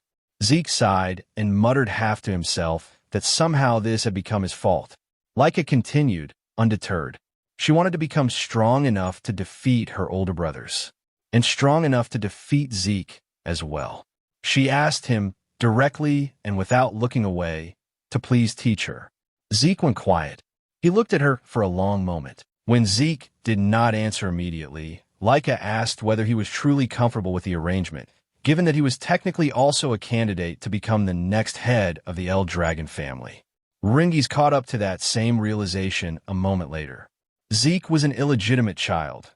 Yes, but Balza El Dragon was still his father. that made him one of the successors whether he liked it or not. Zeke said calmly that he did not mind. But the more pressing question, he told Laika, was whether her body was actually in good enough condition to train. From what he had seen in their match, injuries like hers would normally take at least a month to heal properly. Laika shook her head and told him she had already used a healing potion. There was no need for concern. Zeke and Rangis exchanged a glance, then whispered to each other. Zeke asked whether that medicine truly worked at that level of effectiveness. Rangis told him quietly that if he was thinking of the basic potion handed out during the entrance exam, that was not strong enough to close wounds like Laika's in a day. Because she was the family head's daughter, she would have access to something considerably stronger. Zeke let out a quiet breath and muttered that this era truly was something else. Laika confirmed it. Without the potion, she would have been bettered in for a month. But what mattered now was her request. She wanted to grow stronger under his guidance, and she was asking him to agree to it. She understood that he also needed his own training time, but she still wanted this. Zeke agreed without hesitation. He told them he never turned down young people with ambition. Both of them looked slightly thrown by the answer. Laika pointed out that he was also young, just like them. Rangis added that they were all about the same age. Zeke laughed and admitted that much was true. Then, with a teasing tone, he asked whether Laika was truly certain she wanted the person who had just defeated her as her instructor. Laika told him firmly that she did not have the luxury of being picky. If she wanted to become the next head of the El Dragon family, she needed to become stronger, and that was the only thing that mattered. Zeke remembered the first time she had mentioned that goal, back when she had approached him in the cafeteria. He asked why she seemed so consumed by it. Laika answered without hesitation. If she failed to become family head, she would simply be used for a political marriage. In the best case, she said with a bitterness she made no effort to conceal, she would probably be forced to marry one of her cousins. In the worst case, a man she had never met. Something shifted in Zeke's expression. His eyes darkened, and he asked what she meant by that. She explained. The El Dragon bloodline was considered extraordinarily valuable, particularly within the 4 major branches of the family. Their source power was special in ways that made it useful in too many directions to count. That was why the family had become obsessed with keeping the bloodline pure, and why the women in it were treated as assets rather than people. Rangis felt a chill run through him as a terrifying aura suddenly radiated from Zeke. His voice had gone cold and sharp. He said that the El Dragon family had truly begun doing disgusting things like this. He clenched his fists and said that he would destroy such filthy and meaningless traditions. Before the weight of that moment could press down further, several instructors arrived at the training ground, immediately pulling the attention of everyone present. Laika blinked and wondered what had brought them here. Zeke muttered under his breath that the timing could not be worse, quietly hoping they had not overheard anything he had just said. Then a woman with fiery red hair stepped out from behind the group of instructors. One of them stepped forward and announced that starting today, the students would have a new instructor. Despite how occupied this person's schedule was, she had chosen to teach them personally, and they should be grateful for it. The red-haired woman approached Laika directly and reached out, asking whether she was Lady Laika. Something in her presence triggered an instinct. Laika felt a wave of danger and leaped backward before she had consciously decided to move. Zeke stepped forward without thinking. Rangis grabbed his arm. The red-haired woman smiled faintly and praised Laika's sharp reaction. She said the quality of her aura was not bad at all. Zeke's frown deepened slightly. He had not sensed this woman's presence at all until the moment she moved. Rangis, nervous, asked who she was. The instructor introduced her. Lady Freya. Freya Fuinkik of the Black Dragon Corps. Freya offered a polite smile and greeted everyone, saying she was pleased to meet them. Then she looked directly at Zeke and asked whether he was Lord Zeke. He confirmed it. She asked if her sudden appearance had surprised him. Zeke replied, with complete calm, that nothing she did was particularly surprising. Freya paused. Zeke's eyes had begun to glow faintly as he remarked that her stealth technique was rather interesting. Freya understood in that moment, quietly and without showing it, exactly why Gilfus El Dragon had taken such a personal interest in this boy. Zeke was already analyzing her. He had noticed that her source power was concentrated in her lower body, moving in a flow pattern he had never encountered before. That was why her footsteps produced no sound at all. A spark of excitement moved through him as he wondered what kind of martial art lay beneath it. Freya took command of the class. She confirmed that she would be their new instructor. The students began whispering among themselves. Lady Freya, the Tempest Wind, was known as one of the strongest warriors in the entire El Dragon family. The other instructor confirmed it. She was a 6-star practitioner operating under the Black Dragon Corps, the elite unit that served directly under the family head himself. The students could not understand why someone of that standing would be here at all. Freya smiled faintly and told them she would indeed be training them, but under one condition. They had to pass a simple test first. The students tensed. She told them not to worry, then said they simply needed to retrieve a crystal like the one she was holding and survive for 1 full month inside the Poison Dragon Mountain. Rangis went pale at the name. Zeke felt something closer to nostalgia. The Poison Dragon Mountain was filled with poisonous creatures of every kind. Even brushing against a single leaf in certain areas could kill an ordinary human instantly. It was a region of pure danger. In his first life, he had used that place as a personal training ground on more than one occasion. He thought quietly that this test might still be too cruel for students this age. Freya laid out the rules. Each student would receive 1 crystal orb. If the orb was broken or lost for any reason, the student was immediately disqualified. When someone nervously asked what disqualification meant in practice, Freya told them plainly, expelled from the dragon's nest. She added that the poison itself was not an immediate concern. If they properly maintained dragon's breath throughout, they would be protected. As long as they held on to their orbs and kept their breathing technique active, survival was possible. Leica pointed out that beyond the poison, there were monsters living on that mountain as well. Freya's expression sharpened. She told them they would need to defeat those monsters themselves. Hunting was the only way to secure food inside the mountain. Without it, they would not last even a few days. The students looked at each other in horror. Retin muttered that it was impossible. Several others doubted whether the strike dragon combat arts, the only technique they had spent a month learning, was even capable of harming the creatures that lived there. Freya told them not to panic. They had 5 days to prepare. During that time, each of them could select a basic weapon art from the El Dragon family archives and study it. If they mastered it before the 5 days were up, their chances of surviving would improve considerably. If they failed to learn it in time, whatever happened on the mountain was not her responsibility. A student asked timidly whether Freya would at least help them if things became truly dangerous. Freya chuckled, the sound carrying no warmth in it at all. She told them this was the dragon's nest, the land of the El Dragon family. The weak did not last here. Only the strong survived. If they could not defeat a few monsters on their own, they might as well find a comfortable spot among the poison and go to sleep. The students trembled. Several of them were sweating visibly. Rangis looked close to tears. Leica stayed quiet, thinking carefully. Zeke frowned to himself and wondered if this was still the same El Dragon family he had once led. It felt entirely different from the one he had known when he was the family head. Freya said that was all for now. She began distributing martial arts books, 1 for each weapon type, and told the students to come forward and choose whichever technique they wanted to learn. The crowd moved toward the books immediately. Rangis hesitated, not sure which to pick.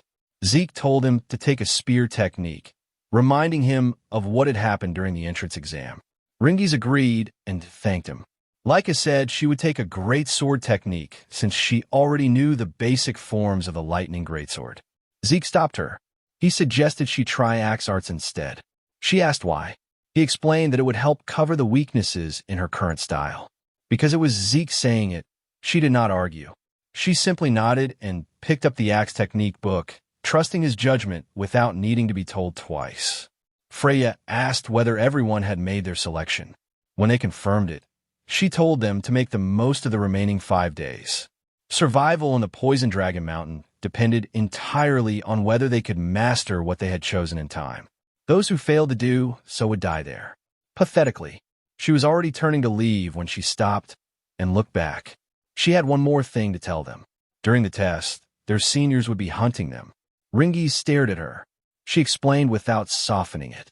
The 10-year-old senior group will be taking the same test simultaneously, but their task was specifically to hunt down the younger students and steal their crystal orbs. The younger group outnumbered the seniors, and the Poison Dragon Mountain was vast enough that some of them might avoid contact entirely. But the seniors would use everything available to them to find and attack the new students. With that, she left.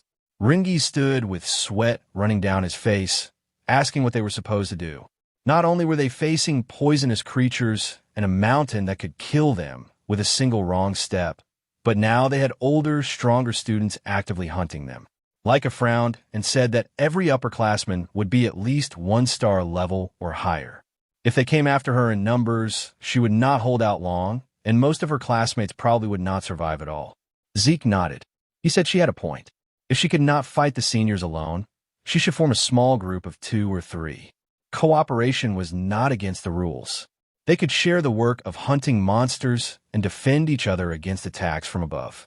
When Rangis asked what Zeke himself planned to do, Zeke told him simply that he intended to go in alone and enjoy the exam. Leica sighed and admitted that somehow that sounded exactly like him. Before any of them started preparing, Zeke suggested they eat first.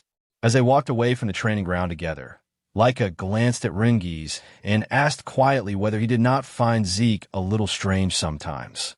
Rangis considered it for a moment and then said, "Yes, sometimes." 5 days later, the students stood before the Poison Dragon Mountain.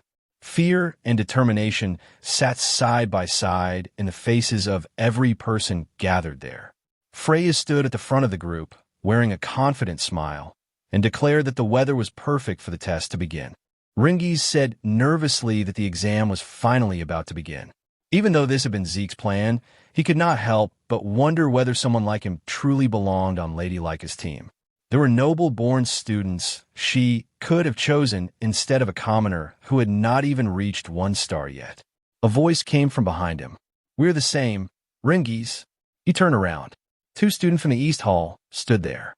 The girl introduced herself as Celine, a commoner herself, who still could not fully believe she had been chosen for Lady Leica's trial team at Poison Dragon Mountain. The boy beside her was Raymond, also from the East Hall, who looked over at Leica with quiet admiration. Leica cut through the uncertainty before it could spread any further. She told them that it did not matter whether her teammates were nobles or commoners.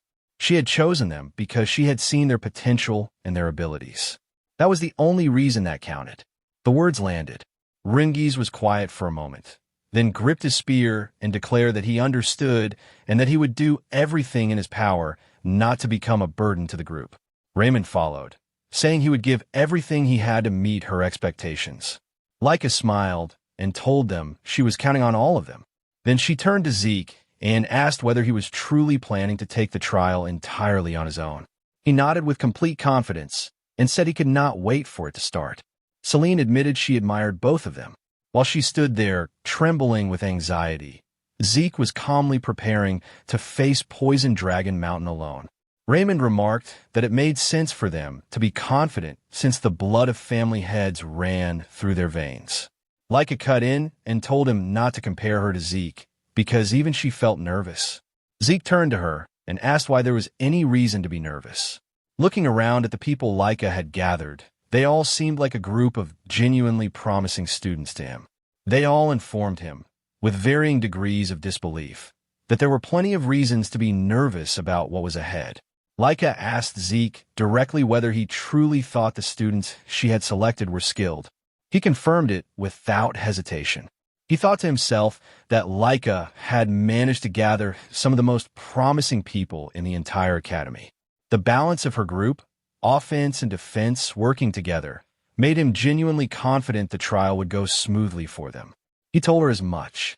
Rangis replied, with a bead of sweat running down his cheek, that yes, Zeke had always been far too confident. Freya stepped forward and asked whether all participants had arrived. She scanned the gathering and noted that many of the students had already organized themselves into groups. Since some had not yet mastered their chosen weapon arts, forming teams was a reasonable decision. She announced that the trial would begin shortly and ran through the rules one final time. Survive for 1 full month inside Poison Dragon Mountain. Protect the crystal orb. Pass only if the orb remained intact. All orbs were identical, which meant that if someone lost theirs, another participant could claim it as their own. Anxiety moved through the crowd at that detail. Zeke registered what it meant immediately. Stealing orbs from other participants was fair game. Freya confirmed it. After the new students enter the mountain and settled, the upperclassmen would also enter with the specific objective of hunting them down and stealing their orbs. The older students, watching from nearby, mocked the younger group openly, pointing out that since most of them had not even reached 1 star, taking their orbs would be no effort at all. That landed with mixed effect on Zeke's classmates. Fear, excitement, unease, all of it at once. Freya announced that the trial had officially begun. The students launched themselves toward the mountain immediately, feet hitting the ground fast and hard as they went. Zeke watched them go. Laika called back to him and told him to make sure he survived. He smiled and told her the same applied to her team. She gathered her group around her, and as she moved, Zeke told all of them to be careful. Then Freya's voice reached him. It was his turn to enter. He apologized and said he'd gotten a little carried away watching the others. Freya looked at him and asked whether he was not nervous at all. He told her no, with a calm smile already in place, and walked toward the mountain. Freya watched him go and thought to herself that he was a genuinely peculiar boy. That night, at the camp set up outside Poison Dragon Mountain, one of the instructors asked Freya whether the new students would be all right. He elaborated on his concern. The trial felt too early for beginners. Most of them had only been in the dragon's nest for a few months. Few had achieved even 1 star. None of them had real combat experience. He wanted to know how many of them would actually come out of this. Freya reassured them both with a smile. There was no need to worry.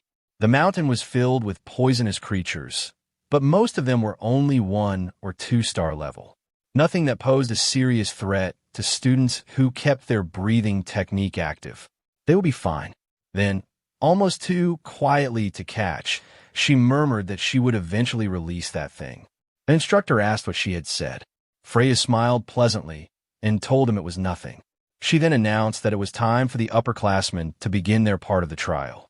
The older students moved out immediately, weapons in hand, eyes lit with the particular energy of people who had been given permission to hunt.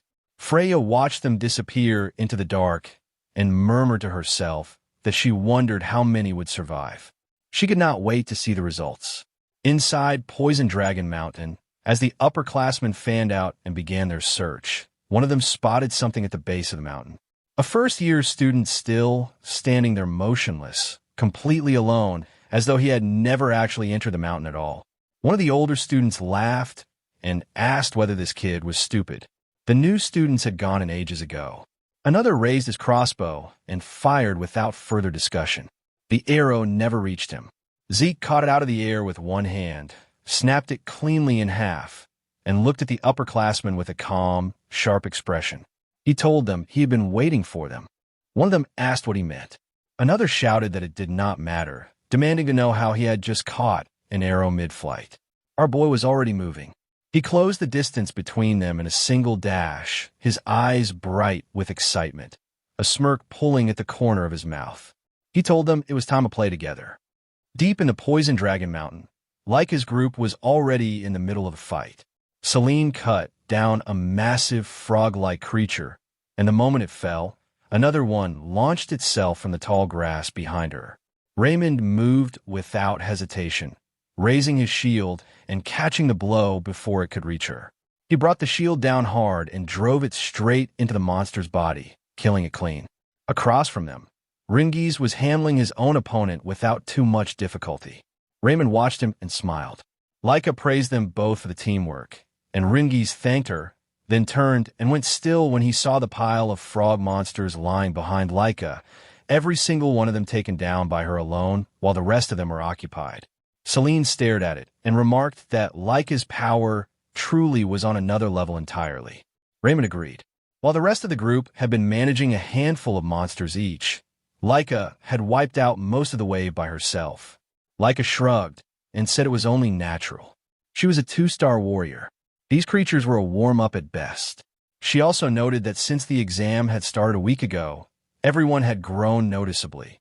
Celine and Raymond in particular had both reached 1-star level, which was no small thing.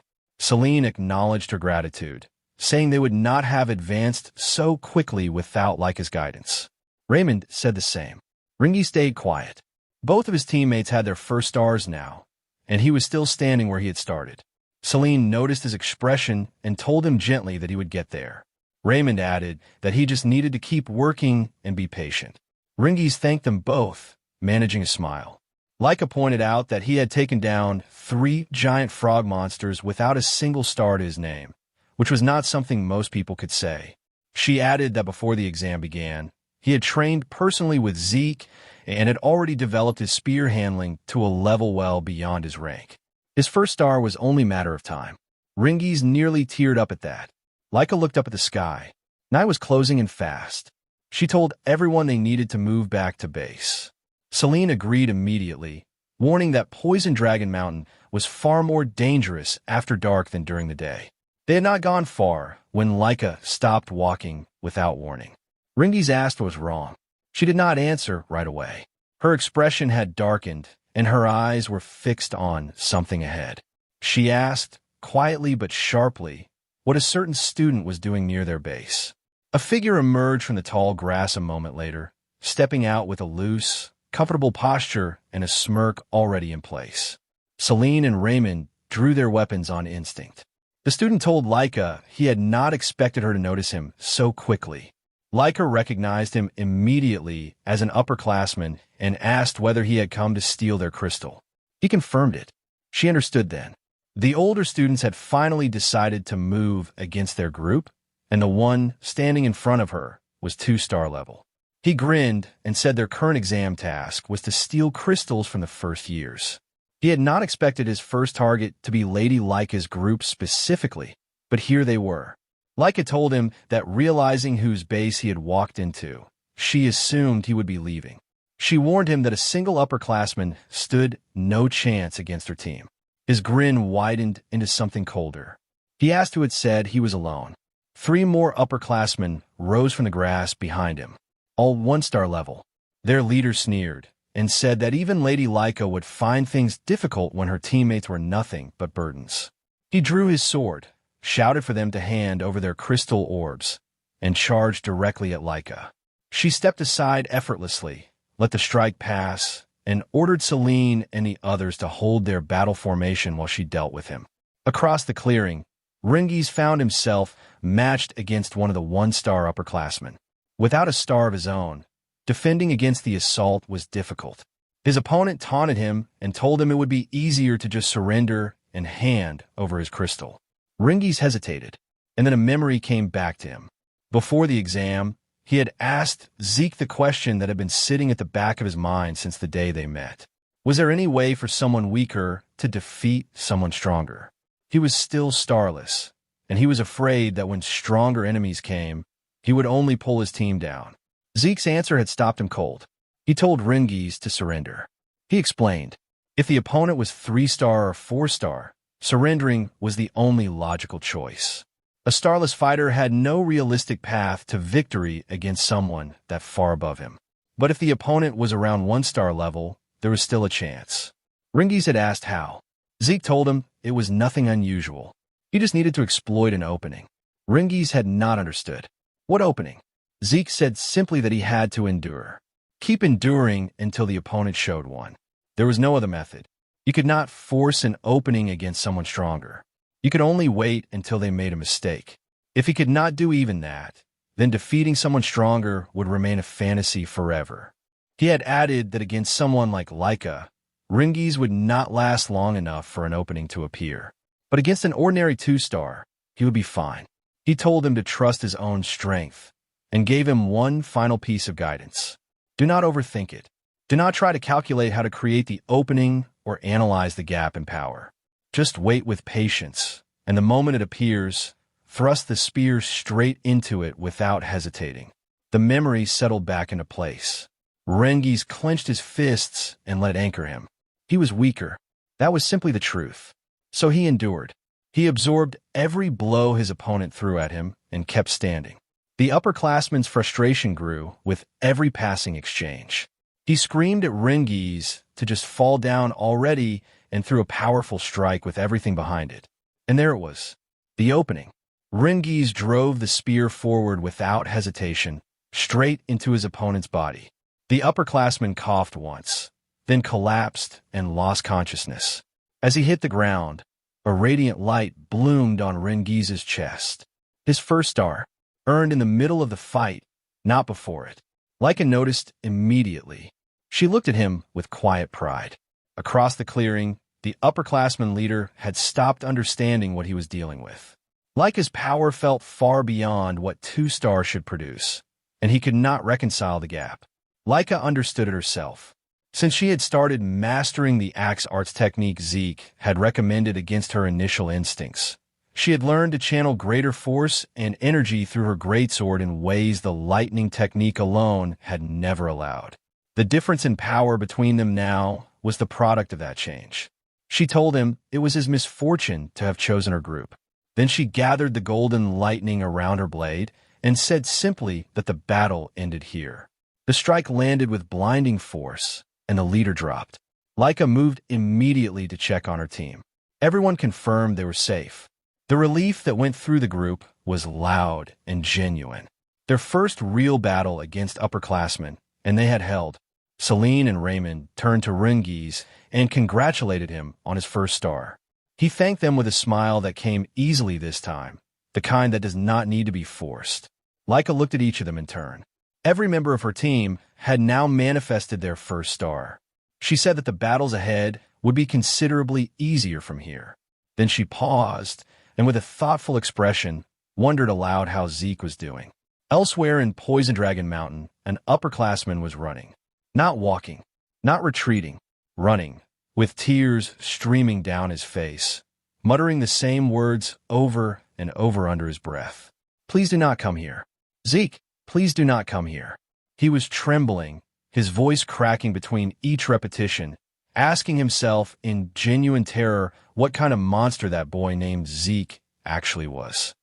The upperclassmen were running in every direction, screaming for help, praying that Zeke would not follow. Zeke walked behind them at a leisurely pace, dragging one of the defeated upperclassmen along the ground with one hand, a giant snake beast's corpse slung over his other arm. He looked genuinely confused by their reaction. He called out and asked what their problem was, wondering aloud whether no one else wanted to play with him. The fleeing upperclassmen called him insane without slowing down. Several of them tried to make sense of it while running, pointing out between terrified breaths that a lower classman was the one hunting them. They were supposed to be the hunters here. That was how this exam worked. That was how it had always worked. One of them tripped and hit the ground. He scrambled to get back up and then stopped completely. Zeke was already standing directly in front of him. His crimson eyes were faintly glowing. He sighed and told the upperclassman that he was getting a little tired of chasing him. He reached out a hand to help him up and calmly added that once he stood, he would have to fight. The upperclassman's eyes went wide. Then his body went limp entirely and he fainted on the spot. Zeke tilted his head and muttered to himself about what had just happened.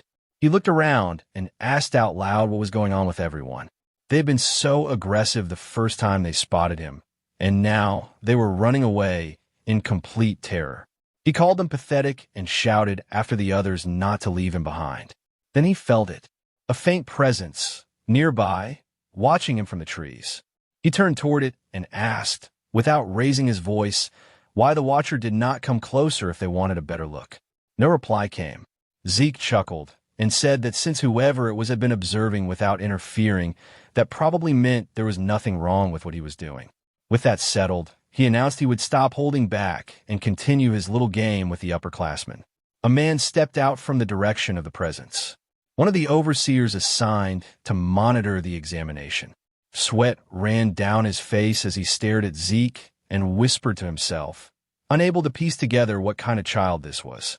He had watched Zeke dismantle upperclassmen who were supposed to be significantly stronger than any first-year student.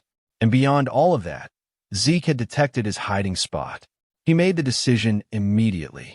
Everything he had witnessed needed to be reported at once. At the camp outside Poison Dragon Mountain, Freya was not expecting the observers to arrive in the state they arrived in. According to their report, 1 week had passed since the examination began. 30% of the lower classmen had already withdrawn.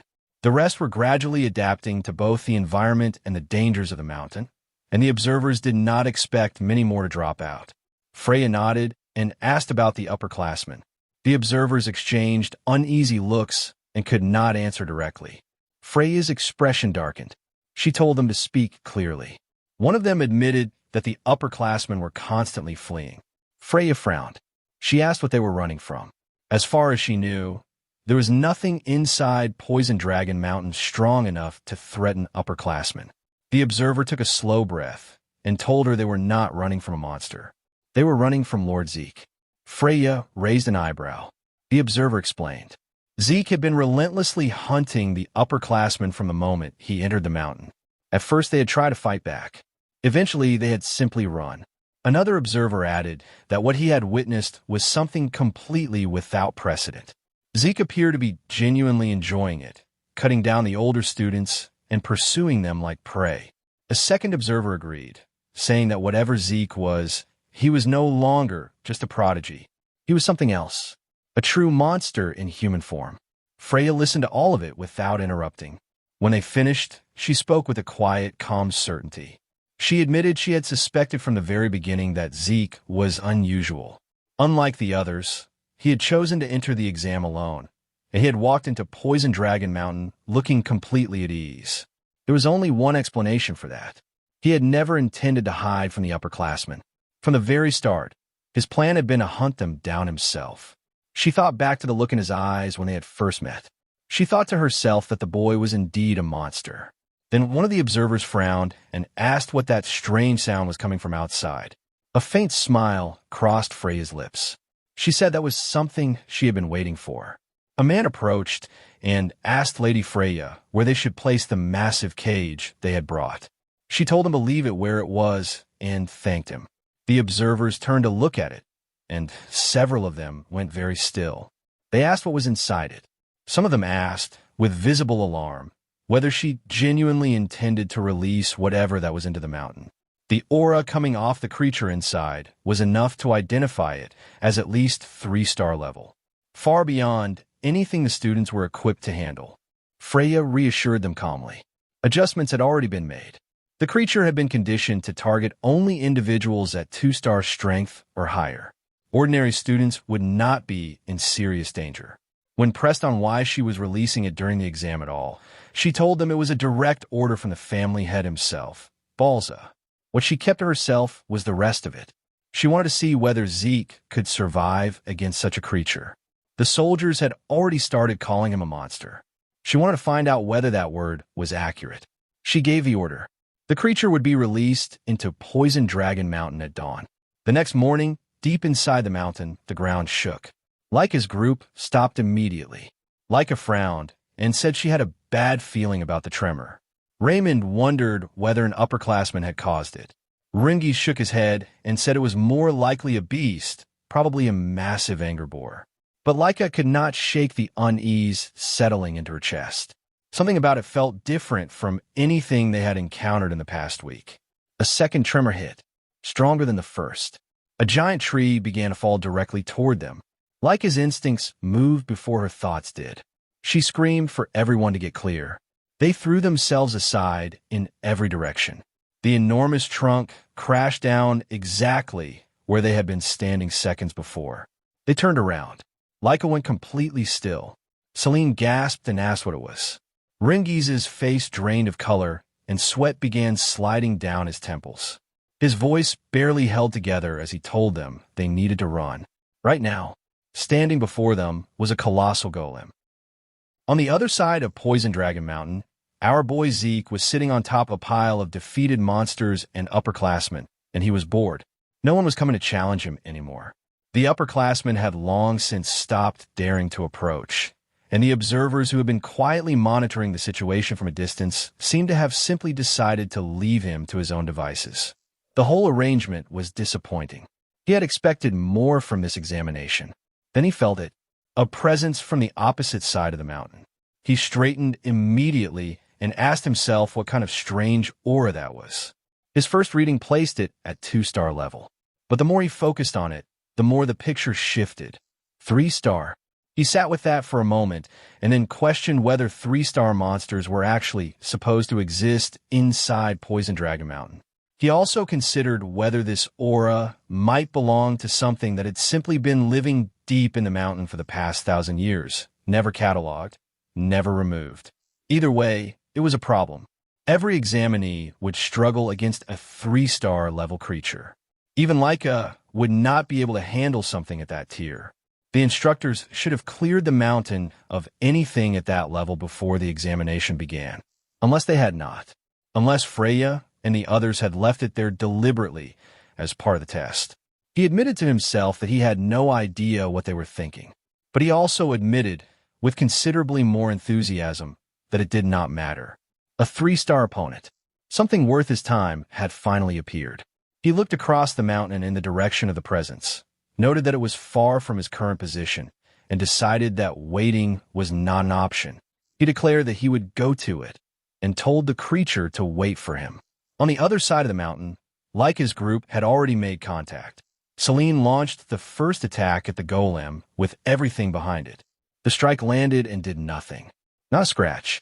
She stared at the creature in disbelief. Raymond charged in next and drove his shield into it with his full strength. Same result. The golem did not even register the impact. Leica stepped forward and channeled her aura and lightning into a strike. When the dust cleared, a faint scratch was visible on the golem's outer shell. She assessed the result calmly. Aura could cause damage. Without aura, it was impossible to harm the creature at all, which meant that she was the only one in their group capable of injuring it. Her 1-star companions could do nothing to it directly. Rangis called out and asked what they should do. Leica told them to listen carefully. The plan was simple. She would draw the golem's attention, and the moment she had it, they would use the opening to escape. Rangis refused immediately. He told her they could not leave her behind to face it alone. Leica told them plainly that they would only become burdens in direct combat, and she pointed to the scratch she had made. Even with her aura at full output, that was all she had managed against its shell. 1-star fighters had no realistic role in this fight. Raymond said that while that was true, it did not mean they were useless. They could not injure the golem, but they could support Leica in a way that ensured every attack she launched connected cleanly. Leica asked what he meant. Rangis said that he would do everything in his power not to become a burden, and Selene agreed, telling her that if they worked together to set up clean openings for Leica's attacks to land, they would find a way to win. Leica looked at them for a moment. Then she smiled and told them she understood. She would rely on them for support. She began drawing her aura and lightning into her sword, concentrating her full power into the blade. Raymond locked his shield into position. Rangis and Selene readied themselves to attack and redirect the golem's attention on command. Leica told them to begin. She moved to the front and engaged the golem directly. It launched an attack toward her almost immediately. Raymond caught it on his shield, the impact nearly buckling him. The creature's 3-star power far beyond what a 1-star body was built to absorb. Rangis and Selene dashed forward and struck from the sides, drawing its focus. In the moment its attention shifted, Leica slipped behind it. She unleashed heaven's thunder from behind the golem with everything she had left. The explosion that followed tore through the surrounding forest. Trees came down. The ground cracked. When the smoke cleared, the golem had been knocked down, and the damage radiating outward through the forest was extensive. Rangis ran to her immediately and asked if she was all right. Leica said she was fine, though she had exhausted the source power in her entire body to land that strike. She asked about Raymond. With Selene holding him up, Raymond confirmed he was managing. Laika told them they needed to move back to base. Then she felt the presence behind her. She shoved Rangis out of the way. The golem seized her instead. She could not believe it. After taking a full-strength Heaven's Thunder at point-blank range, the golem was still moving. She had grown complacent the moment it went down, and now she was paying for it. Celine stared in shock at the sight of the creature still functional after absorbing everything Laika had. Rangis attacked the golem with his spear immediately, trying to force it to release her, but the golem swung Laika in its grip, and he could not get a clean strike through. The concern on his face was raw and uncontrolled. Then a tree came hurtling in from the treeline and struck the golem squarely. The grip released. Rangis grabbed Laika the moment she was free and pulled her away from the creature. Laika, still catching her breath, asked what had just happened. She could not account for the tree. Then a voice came from behind them asking what exactly they were dealing with here. Rangis and Laika both recognized it immediately. Zeke had arrived, but rather than moving toward Laika to check whether she was hurt, his attention had already locked entirely onto the golem. His eyes were glowing with a particular brightness that meant he was deeply, genuinely interested in what he was looking at. He asked, with real enthusiasm, what kind of clay puppet this was. Just before Zeke reached the location where the 3-star presence had been pulling him, he caught sight of golden, lightning aura cutting through the treeline ahead. He recognized it instantly as Laika's. He could not believe that her group had been the first to run into the creature. He pushed his speed higher. As he ran, he admitted to himself that in his previous life, he could have covered this distance in an instant. Now he could do nothing but sprint toward it like any ordinary person, which he found genuinely pathetic. Still, he ran, knowing that Laika's group was full of promising students, but also knowing that their opponent was 3-star level, and he had no idea how long they would be able to hold on. Then something came to him mid-stride, and he stopped abruptly. A technique he had recently learned surfaced in his mind. He grabbed the trunk of a nearby tree, pulled it out of the ground with his hands, and using both his raw physical strength and the technique he had just recalled, he hurled the massive tree through the air in the direction of the monster. He watched it arc through the sky and remarked that the result was not bad at all. He had made the right choice learning it when he did. With his current body, he was going to need that technique. The technique was called the Nurturing Dragon Throwing Arts. Like the Strike Dragon combat arts, it did not contain actual battle techniques. It was a basic movement and source power flow text, instructional at its core. But it was exactly what he needed.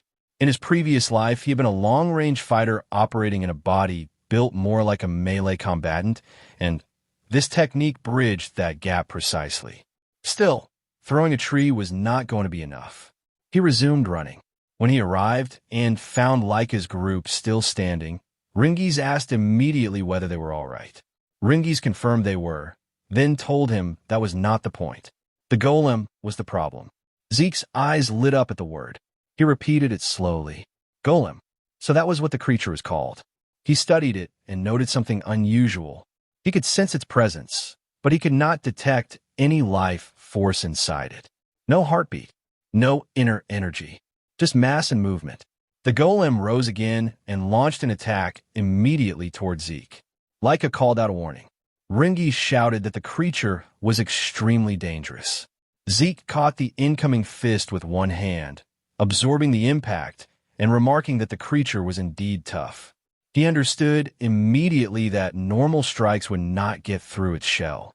Aura was going to be necessary to gradually break down its defenses. He pushed the fist aside with a swing of his arm and commented that defeating the golem through conventional methods would be far too boring anyway. Laika, exhausted and exasperated, told him he was always too reckless. Rangis could not process the fact that Zeke was standing there finding the golem boring to fight, given that their entire group had nearly died against it moments ago. The golem prepared its next attack. Zeke noted that the creature's large size made it genuinely dangerous despite its slowness, and without hesitation, he raised both arms and blocked the blow head-on. The impact shook the surrounding area. He held through it and told Laika's group to move. The location was too dangerous for them to remain. They obeyed without argument and evacuated the immediate area as fast as they could. Once they were clear, Zeke gathered himself and threw the golem with tremendous force. It crashed away through the trees. He watched it land and remarked that the outer shell was genuinely durable. He gathered his aura into his fist and started moving forward, curious about whether the interior of the creature was just as hard as its surface. He leapt into the air above it and declared it was time to find out. He activated the first form of the Dragon Destruction combat arts. Burst World. The strike hit and a massive explosion erupted on impact. Rather than trying to chip away at the golem's outer defenses over a prolonged fight, he had injected source power directly into the creature's body and destroyed it from within. The plan worked exactly as intended. Zeke landed and said with genuine satisfaction that fighting this way made the whole thing considerably more enjoyable. 1 month later, inside the El Dragon Estate main building, our boy was irritated. He had been pulled out of his training without warning, and he wanted to know why. The explanation came. The 1-month examination at Poison Dragon Mountain had concluded without further serious incident. After the 3-star golem encounter, nothing comparable had appeared. The number of 7-year-old class members had dropped to 30% of the original group, the harsh environment and constant danger having pushed most of them to withdraw. But the 30% who remained had endured the brink of death repeatedly, and because of that, every single one of them had reached 1-star level by the time the exam ended. The results were notable, and apparently, so was Zeke's conduct during the exam. Gilfus El Dragon had summoned him directly. As Zeke walked through one of the hallways of the main estate with Freya beside him, he asked what the family head actually wanted from him. Freya was immediately displeased by the way he phrased it. She told him he needed to address the family head as Master Head, not simply Head. Zeke argued that it was practically the same thing. Freya let that go and moved on. She told him the reason for the summons was already obvious, and that he had brought this upon himself. He asked whether it was truly because of his behavior during the exam. She confirmed it without hesitation. The purpose of the upperclassmen component of the exam had been straightforward. The older students were supposed to attack the lower-year students and steal their crystal orbs. Instead, Zeke, a lower-classman, had turned that entirely on its head by hunting the upperclassman himself, something no one had expected or accounted for. She added that because of what he had done, not a single upperclassman had managed to take a crystal orb from any lowerclassman during the entire month. Every one of them had been too busy running from him. As a direct consequence, the upperclassmen had been required to retake the exam entirely. Zeke pointed out that attacking upperclassmen had not technically been forbidden by the rules. Freya replied that no one would have ever imagined a lowerclassman bold enough to actually do it. She sighed, turned away from him, and told him that whatever happened next, his attitude was going to need serious correction before he stood in front of the Master Head. Freya reminded Zeke again to fix his attitude and the way he addressed the Master Head, especially once they were standing directly in front of him. Zeke asked why. Freya told him plainly that even at his age, a terrible attitude could get him killed. She did not want to watch him be executed by his own father over something as avoidable as his behavior. Zeke only commented that if that were the case, then Gilfus was apparently quite violent. They reached the door. Freya knocked, announced herself as Freya Winkick of the Black Dragon Corps, and stated they had come in response to the Master Head summons. Gilfus's voice came back, serious and flat. He told them to enter. Freya opened the door and stepped in first, announcing that she had brought Zeke as ordered. Gilfus was still writing when they entered. He looked up from the paper, fixed his eyes on Zeke, and asked directly why he had attacked the upperclassmen during the examination. Zeke was quiet for a moment. Then he said that everyone kept asking him the same repeated question. Rather than answering it again, he turned it back on Gilfus and asked whether attacking the upperclassmen had actually been prohibited. Gilfus asked what he meant. Zeke explained that the condition for passing the test had been straightforward. Survive 1 month inside Poison Dragon Mountain. Keep the crystal orb intact. No other rules have been stated. So he had simply followed those rules and used his time however he chose while the exam was running. If there had been prohibited actions, he said, they should have been made clear before the test began. Freya felt the fear move through her before she could stop it. She immediately demanded to know what he was saying and why he was speaking to the master head that way. Then Balza released his dragon aura. The pressure of it dropped through the room like something physical. Freya's knees hit the floor. She thought, with genuine alarm, that the aura alone could kill Zeke where he stood. She turned toward him, expecting the worst. Zeke was standing, completely upright, completely calm. The pressure had not touched him. He told Balza to stop trying to intimidate him because it was becoming extremely annoying. Balza's expression shifted, something between shock and dark irritation crossing his face as he absorbed what he had just heard from a 7-year-old child. Freya was still on her knees. Zeke, standing beside her, asked whether Balza had genuinely summoned him just to ask meaningless questions. Balza asked how. Zeke did not follow the question. Balza elaborated.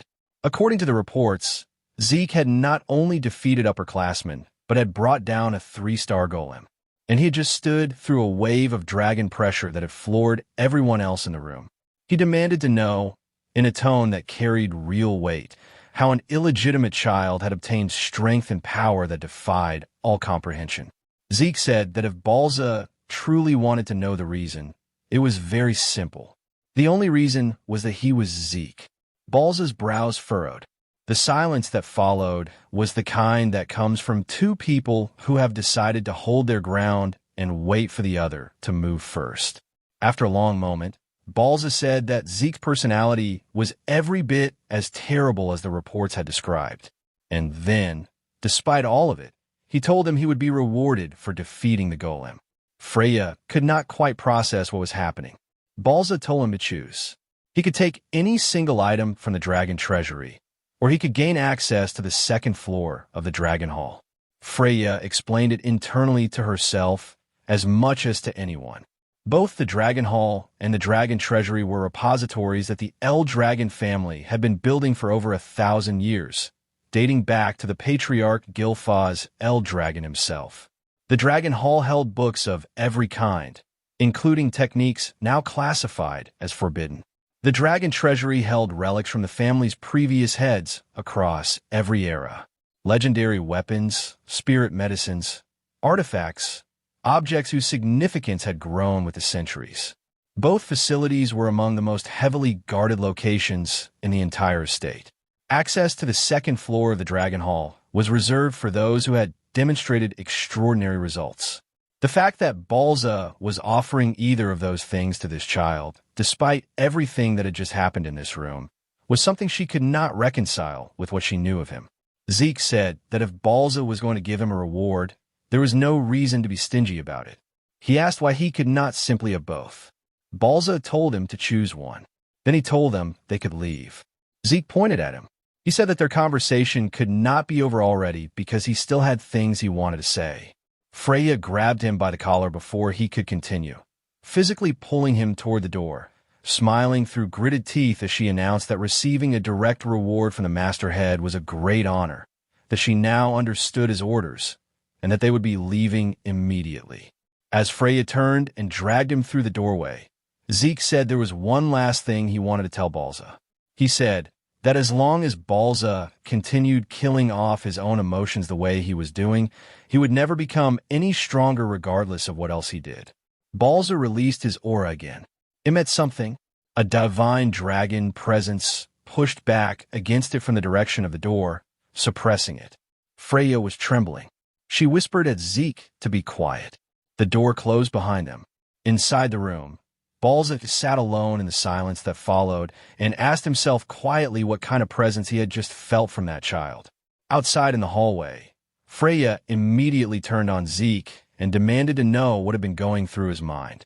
She had warned him. She had been specific. She had told him before they entered exactly what kind of behavior would get him killed in that room. He asked what she was talking about and said that he had done everything he could to hold himself back. Freya stared at him and asked whether what she had just witnessed was actually him restraining himself. She could not understand why he could speak to instructors and even to her without issue, yet address the Masterhead that way.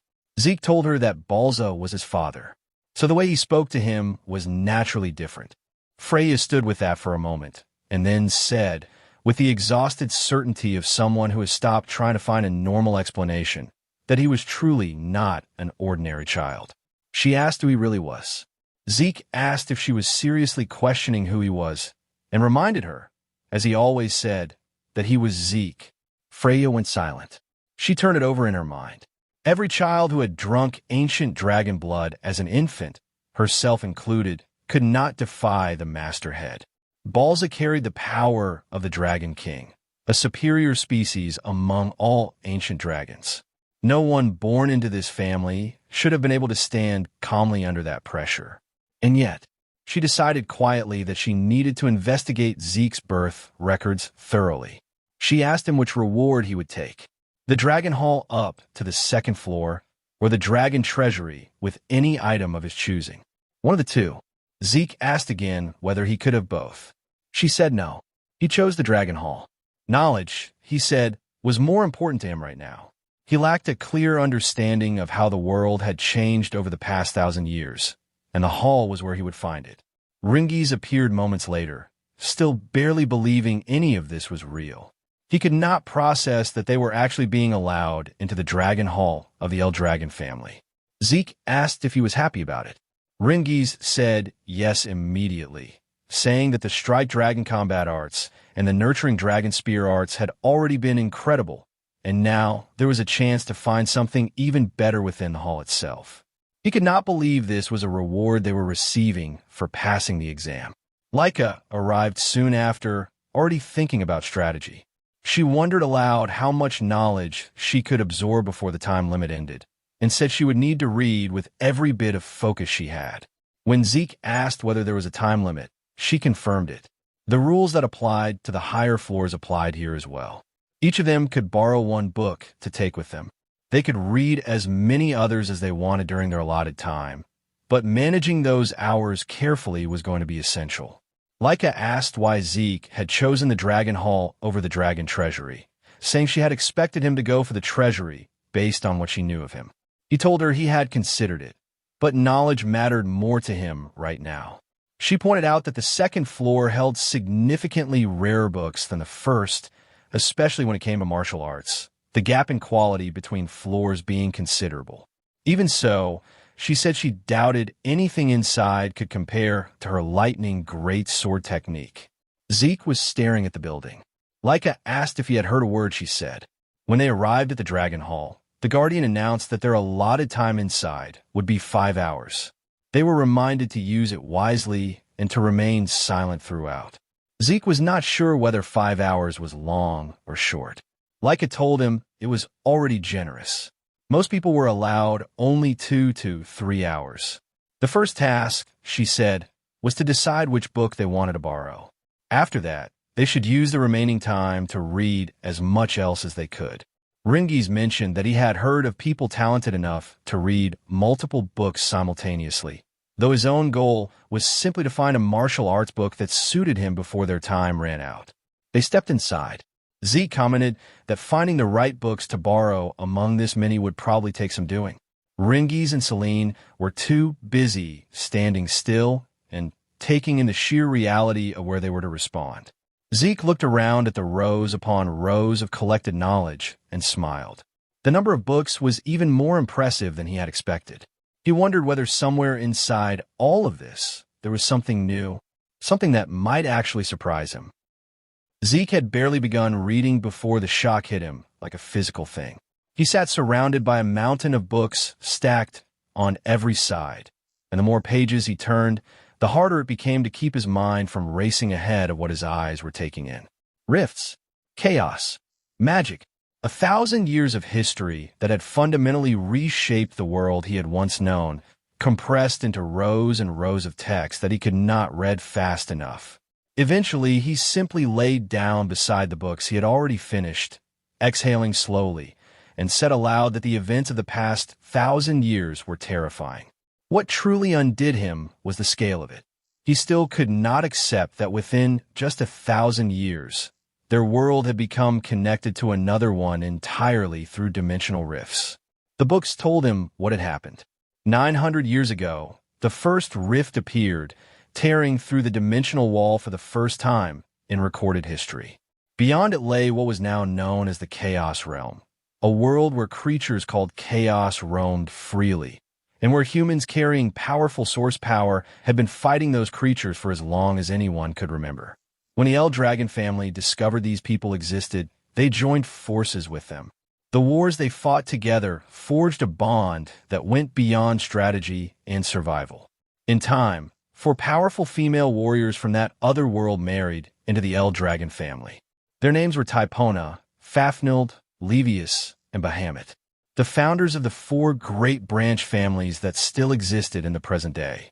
Zeke's thoughts drifted to the anger boar he had killed in the forest during his first days in this new life. The strange black mist wrapped around it, and Laika's lightning aura, the first time he had seen it in their duel. He admitted to himself that he had known nothing about either of those things at the time. Both the black mist and the lightning aura had their origins in the other world, carried into this one through those 4 founders and the bond built across a dimensional boundary. But what caught his attention above everything else was magic. To him, it felt like an advanced form of technology, something the people of the other world had brought with them and introduced into his own. His eyes shone with a particular brightness that meant he had found something worth pursuing. He looked around and immediately started wondering where the books on magic would be shelved and why he could not find a single one that might actually teach him how to use it. Then a voice told him to be quiet inside the Dragon Hall. He turned toward the sound. A golden aura was visible in one of the darker corners of the hall, faint and deliberate. What confused him was that he had sensed no presence there.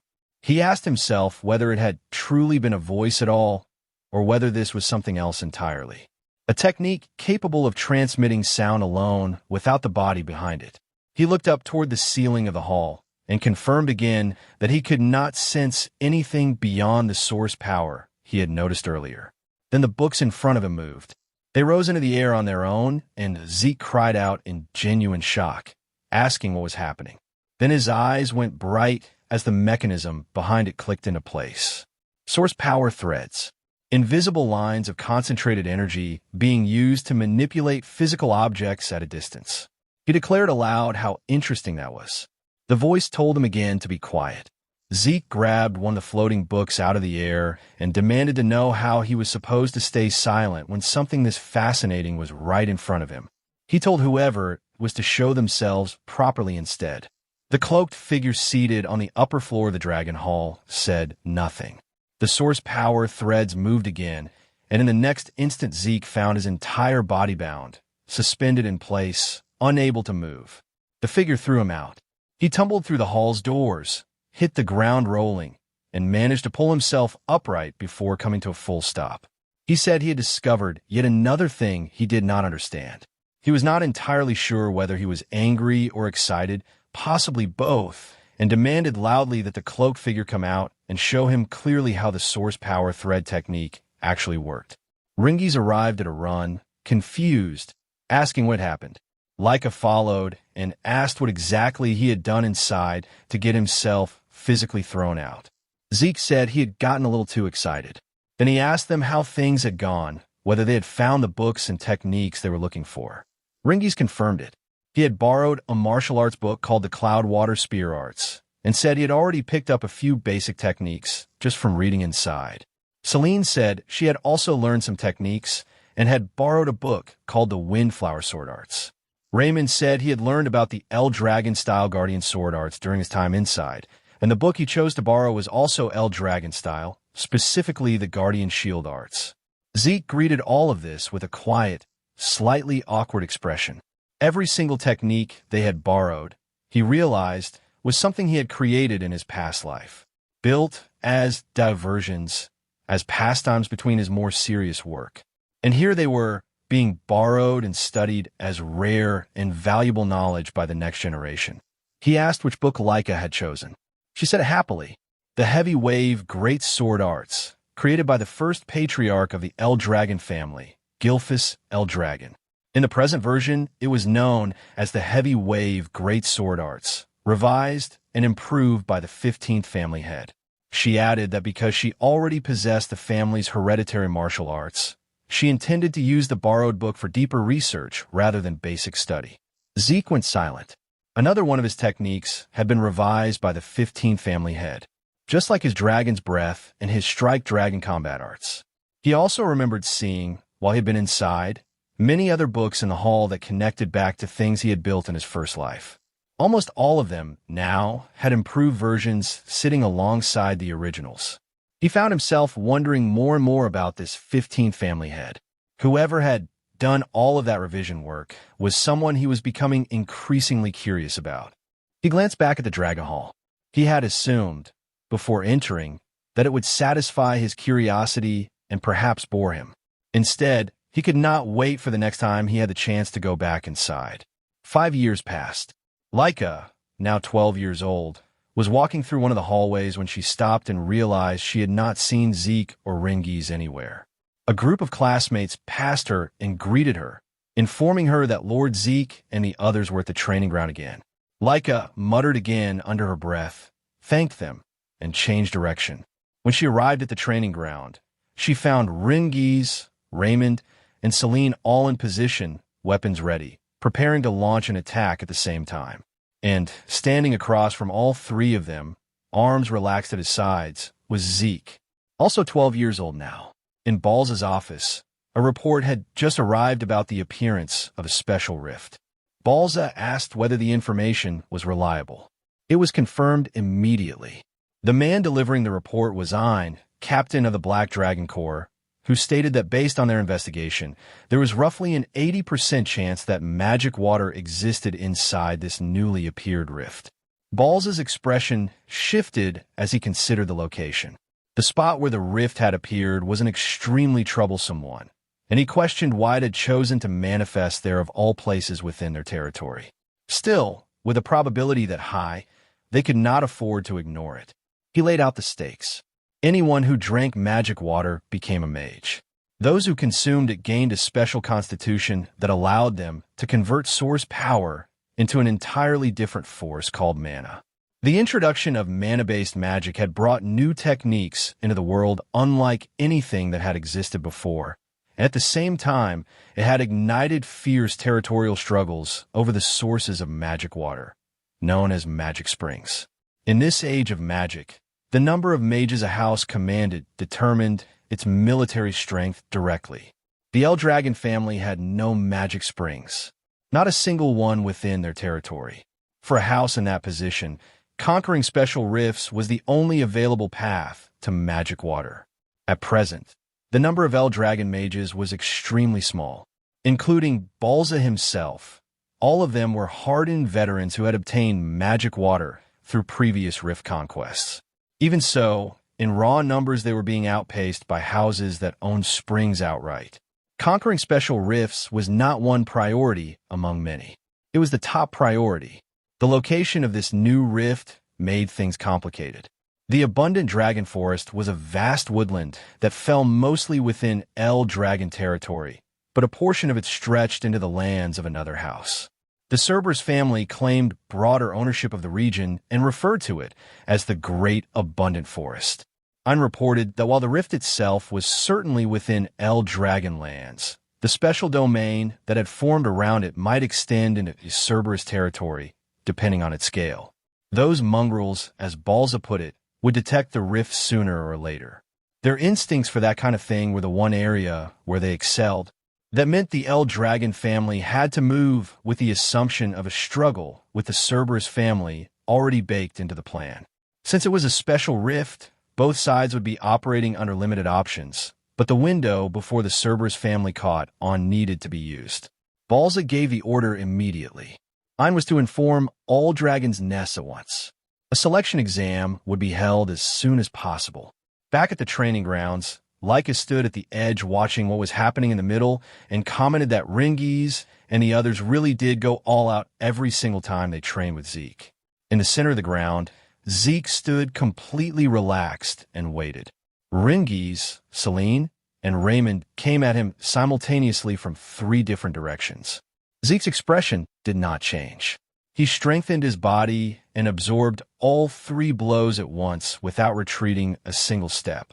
Rangis' spear tip pressed into his cheek and held there. Zeke told him that their coordination was good, but that Rangis was putting too much force into the spear, which actually undermined the true strength behind spear arts. Rangis was 11 at the time.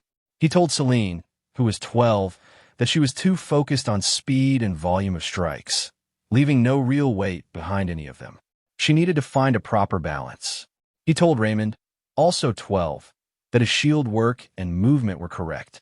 Even so, Zeke said, all three of them were still far too passive. He told them to get more comfortable with attacking and instructed them to come at him again. Rangis charged immediately. Leica watched and said that observing this training still looked completely insane to her no matter how many times she saw it. Zeke asked what exactly she found crazy about it. She told him that letting himself get hit with no source power defense and no protection was total madness. Zeke told her this was simply proper training for him, then flexed beneath his shirt and told her she should take a proper look at what years of this had produced. His body, he said, had become genuinely sturdy even without source power reinforcing it. Leica complained that he should at least have them pause their attacks while they were having conversation. At that exact moment, Rangis drove a full-force spear strike into Zeke from behind. Rangis declared that Leica should watch closely and see for herself just how insane Zeke's body actually was. Leica shut her eyes and grabbed her own head, muttering that all of them were genuinely abnormal. Raymond asked how Zeke could maintain that level of defense with no source power at all.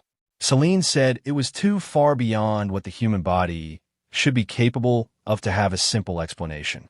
Leica told them not to make the mistake of lumping Zeke in with ordinary humans, because he simply was not one. She told them the seniors had a name for him and revealed it: the Eastern Hall's demon child. Zeke asked whether that was meant as an insult. Then he asked what Leica's actual reason was for coming out here and whether she wanted to join their training. She told him there was something she needed to tell him first. When he asked what it was, she said it looked like they would be seeing students from the other dragon's nests, and sooner than anyone had expected. Rangis went visibly tense at that. Raymond said he had always known the day would come eventually, even if the timing was earlier than he had imagined. Celine asked whether this was connected to the next test. Leica said she did not know the specifics yet. Zeke asked where she was picking up information like this. She told him she simply observed the instructors, their conversations, the way they moved, the things they let slip when they thought no one was paying close attention. Zeke admitted that he had never bothered with that kind of thing himself. Leica said that regardless, they needed to be careful. The West Hall had that person. By that person, she meant one of the other candidates to become the next family head. Someone other than herself and Zeke. Zeke said that now it sounded fun. A few days later, the students of the East Dragon's nest were gathered in the arena. Students from other halls were present too, faces Zeke did not recognize among the assembled crowd. He noted that everyone had been brought together without any distinction by grade or seniority. Leica agreed and said that just as she had predicted, the meeting between Dragon's Nest students had arrived. Then the arena went quiet. Freya had appeared. She stepped to the front and immediately told everyone to settle down. Freya dropped the announcement like a grenade and walked away. 3 days from now, they would be fighting the students of the other dragon's nests, the dragon halls. The murmuring started before she even finished the sentence. These cross-hall battles were supposed to happen at graduation. That was the rule. That was always how it worked. Nobody could understand why this was being called now, ahead of schedule, with no context attached to it. She told them there were reasons she could not discuss yet. Then she added one more detail. The winners would be given a special mission. Our boy's eyes lit up like someone had just told him the buffet was free. He turned the word mission over in his mind and decided this situation was getting more interesting by the second. Freya laid out the structure. Elimination style. 7 participants from each of the 4 halls. East, West, South, North. The students would decide among themselves who competed, and the selection had to be done today. An upperclassman raised his hand and asked whether the 7 spots were reserved for upperclassmen only. Freya responded by asking him why he thought she had gathered every student in the hall, regardless of grade, into the same arena. She told him participants would come from all grades. Then she left them to figure out. The moment she was gone, an upperclassman named Rick stepped into the space she left behind and declared that the 7 fighters would be chosen exclusively from the upperclassmen. He asked if any lowerclassmen had a problem with that. Like I said, she did. She told him plainly that lowerclassmen had equal right to participate and that cutting them out entirely was wrong. Rick gave her the kind of smile that thinks it is condescending, but mostly just looks tired. He told her that what they were discussing was ability, and that no matter how noble her bloodline happened to be, in a contest of skill it meant nothing. She started walking toward him. Her aura came with her. 3 full stars, clean and unmistakable, radiating outward like a declaration. The upperclassmen went quiet the way a room goes quiet when someone walks in and the temperature drops. Several of them had been operating on the assumption she was still at 2 stars. They had been wrong. She told Rick she agreed with him completely. Strength and ability should determine the selection. She then asked him loudly whether 7 upperclassmen existed who were stronger than her. And if the answer was no, then the lowerclassmen needed to be in the conversation. Rick went silent.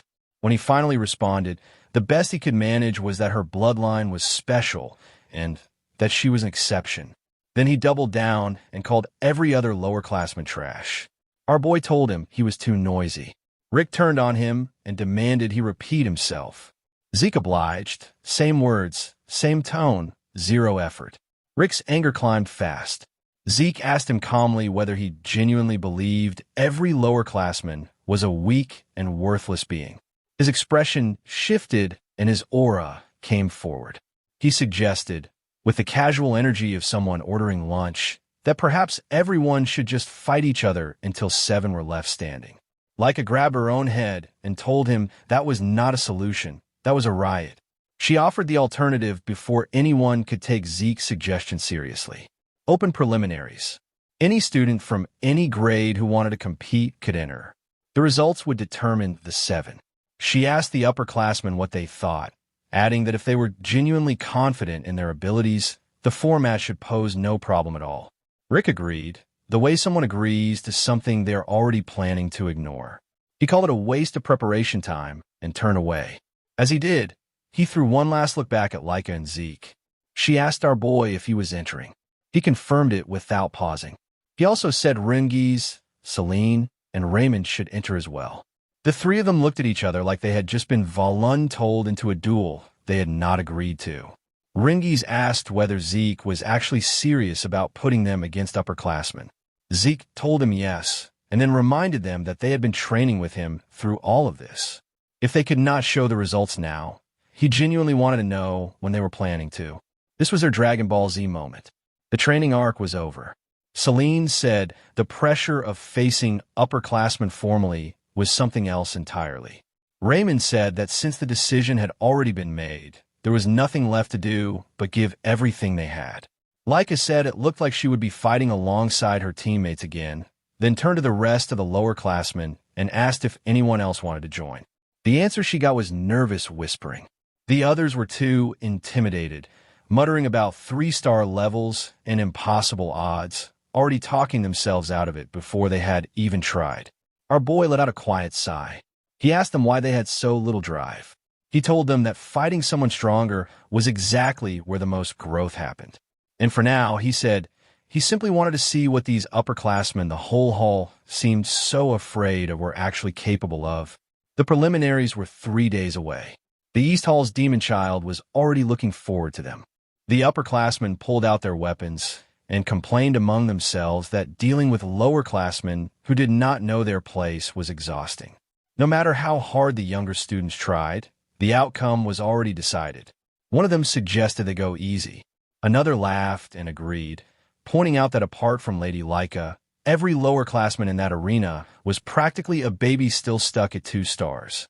On the other side, Rangis, Celine, and Raymond stood together, anxiety sitting visibly on every one of them. Our boy noticed their expressions and asked why they all looked so gloomy. Rangis said that their opponents were all 3-star upperclassmen, which was more than enough reason to feel the way he felt. Zeke reminded them quietly that they had trained hard for 5 years and had shown consistently good results throughout. They needed to have more faith in themselves than that. Celine and Raymond straightened up immediately. Rangis was still working through the nerves, but the words had landed. One of the upperclassmen shouted across the arena for them to stop chattering and get on with it. Upperclassmen, he said, did not have time to waste on lowerclassmen. He told them to hurry up and get into position so the East Hall could be shown its proper place. Less than a minute later, the spectators could not believe what they were looking at. The questions started flying immediately. How had the lowerclassmen done that so quickly? Were the upperclassmen really this weak this year? Someone else corrected that immediately. The upperclassmen were not weak. The lowerclassmen they had just faced were monsters. Our boy was grinning from ear to ear. He praised and congratulated the group without any restraint. Running through what he had just watched, he thought to himself that Rangis's deflection technique and his instinct for spotting openings had sharpened considerably. Celine was handling the multi-strike wind flower sword arts with impressive control. Raymond was switching between shield and sword seamlessly, like he had been doing it for decades rather than years. All of them had delivered results that matched everything they had put into training, and with real combat experience now building behind them, the only direction from here was up. Leica had handled her side with the kind of efficiency that does not leave room for discussion. One strike, one opponent down. Lightning aura at full output. Opponent gone before they could process what hit them. She said simply that decisiveness was the right response to arrogance. Some lessons needed to be taught clearly. Rick, however, was not accepting the result. He insisted that 3-star upperclassmen losing to 2-star lowerclassmen was simply impossible. Our boy walked toward him at an unhurried pace and told him that after watching it happen with his own eyes, he was still saying things like that. He told him that age and star count were indicators, not guarantees. In real combat, the strong won and the weak lost. That was the entirety of it. Rick pointed a finger at him and called him stupid. He insisted that stars were power, full stop, and asked whether Zeke did not even understand something that basic. Our boy told him calmly that whether Rick had stars or not, if his heart stopped, he was dead all the same. Stars did not change that. Rick went quiet for a moment. Zeke told him not to lose sight of what strength actually meant, because in combat it came down to one thing only: whether you won or not. Nothing more. Rick snapped. He told him to shut up and demanded to know who Zeke thought he was.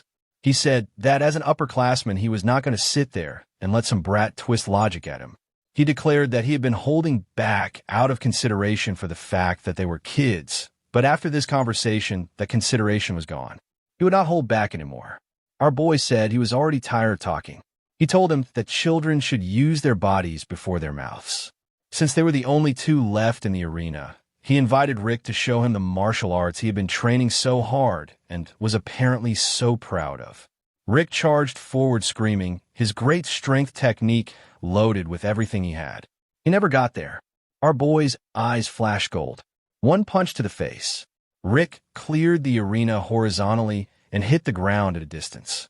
The whole thing lasted less time than it takes to blink. The audience went completely silent. Rick knelt on the ground, trying to make sense of the ceiling he was now staring at. Zeke looked at him and said, with genuine appreciation, that Rick had trained well. The silence stretched. Then someone in the crowd said what everyone was thinking. He had called that trained well. Rick had not even been able to show a single technique before he was already on the ground, and the person who put him there was complimenting his training like a sensei after a sparring session. Leica put her hand over her face. Several other students just shook their heads. Our boy was unbothered. Across the estate, at the West Hall training grounds, the scene looked considerably less triumphant. Students were scattered across the ground groaning, clutching injuries from whatever selection process had just concluded. A man stood over the result of it all and let out a slow, heavy sigh. Every single one of them, he said, was useless. His name is Gilfus El Dragon, one of the candidates for the next family head. And the way he looked at the groaning students around him made it very clear he was not someone who accepted second place as a personality trait. A group of students arrived behind him. One of them, a composed 3-star fighter named Alan who served as Venial's right hand, addressed him directly and reported that the West Hall selection was complete. Behind Alan stood the others who had made the cut, all 3-star level. Among them was a 12-year-old lower-classman who caught Venial's attention immediately.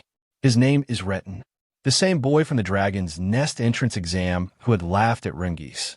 12 years old and already sitting at 3 stars. Venial called him over and asked whether he was genuinely already 3-star despite being a lower-classman. Retin confirmed it.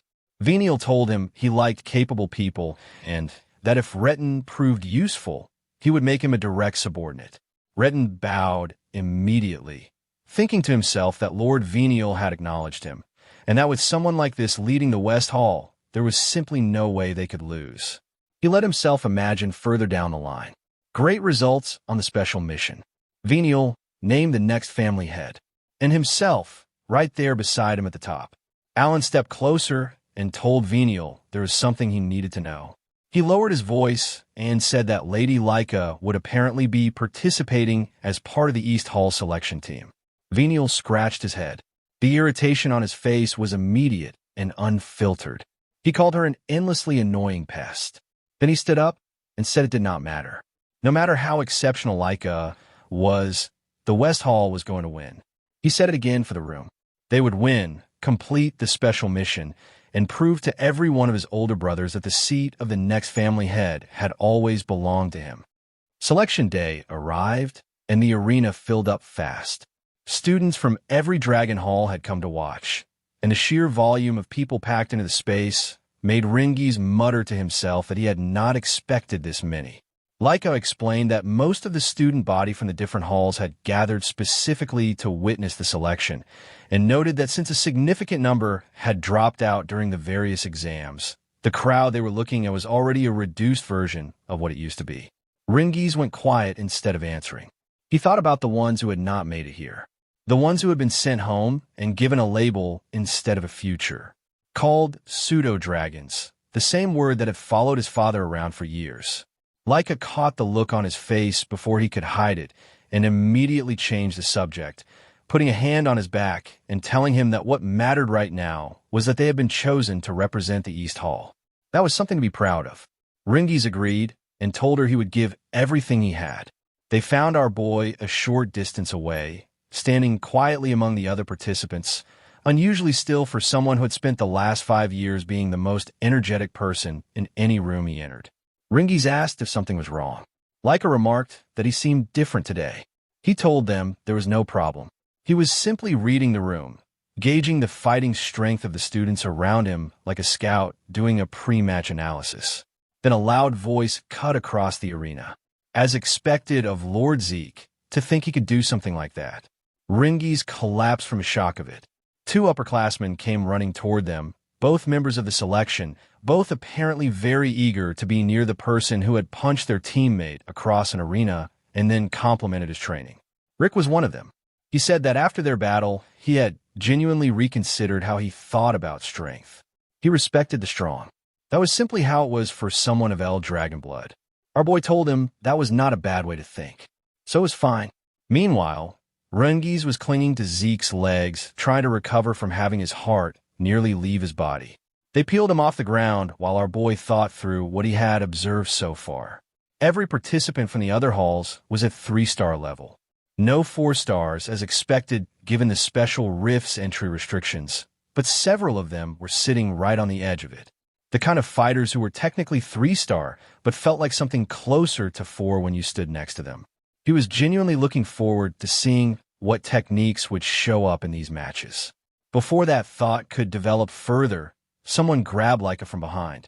A girl had wrapped her arms around her and was making enough noise for the entire arena to turn and look. Laika recognized her immediately.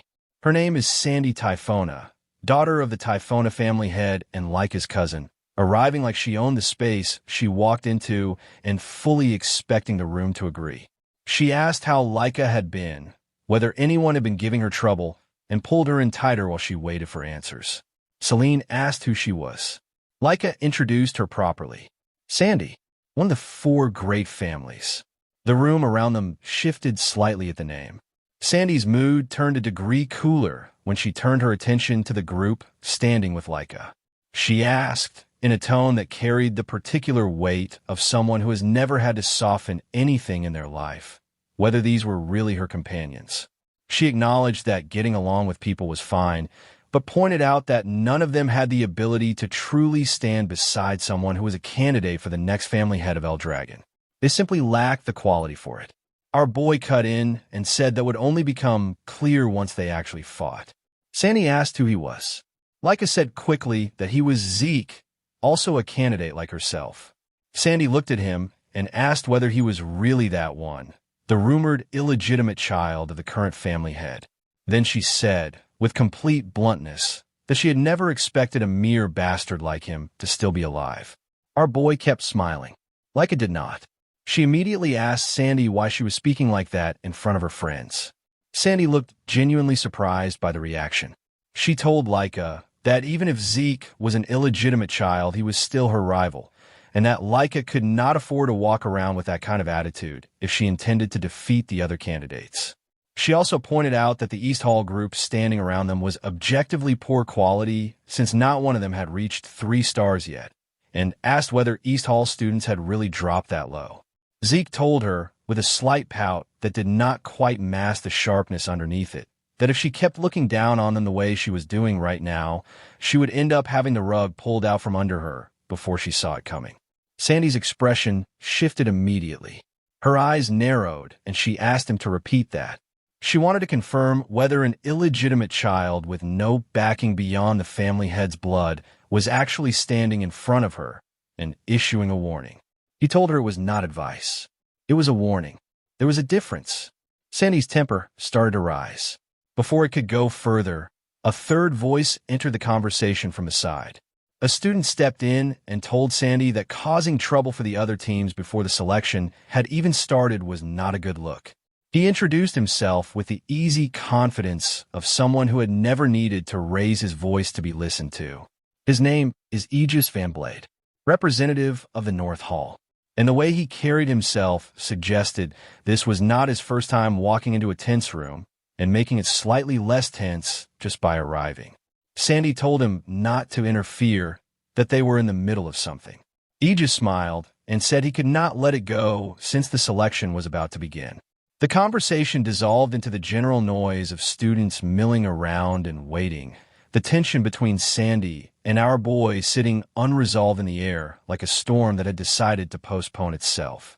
Then the arena went quiet. A man had arrived, and the room had felt it before anyone had seen him. Rangis and Leica went still. Sandy stopped talking mid-thought. Our boy looked up and smiled, the particular kind of smile that means something genuinely interesting has just walked through the door. The man who stepped forward to announce the beginning of the selection battle was the captain of the Gold Dragon Corps. His name is Teach Mentrick, known simply as the Educator, and whatever happened next was going to happen under his watch. Mentrick stepped forward and announced that the selection battle was officially beginning. The arena settled into the kind of quiet that only happens when a room full of competitive people simultaneously decide to start paying attention. He laid out the format. All 4 halls combined into a single tournament bracket.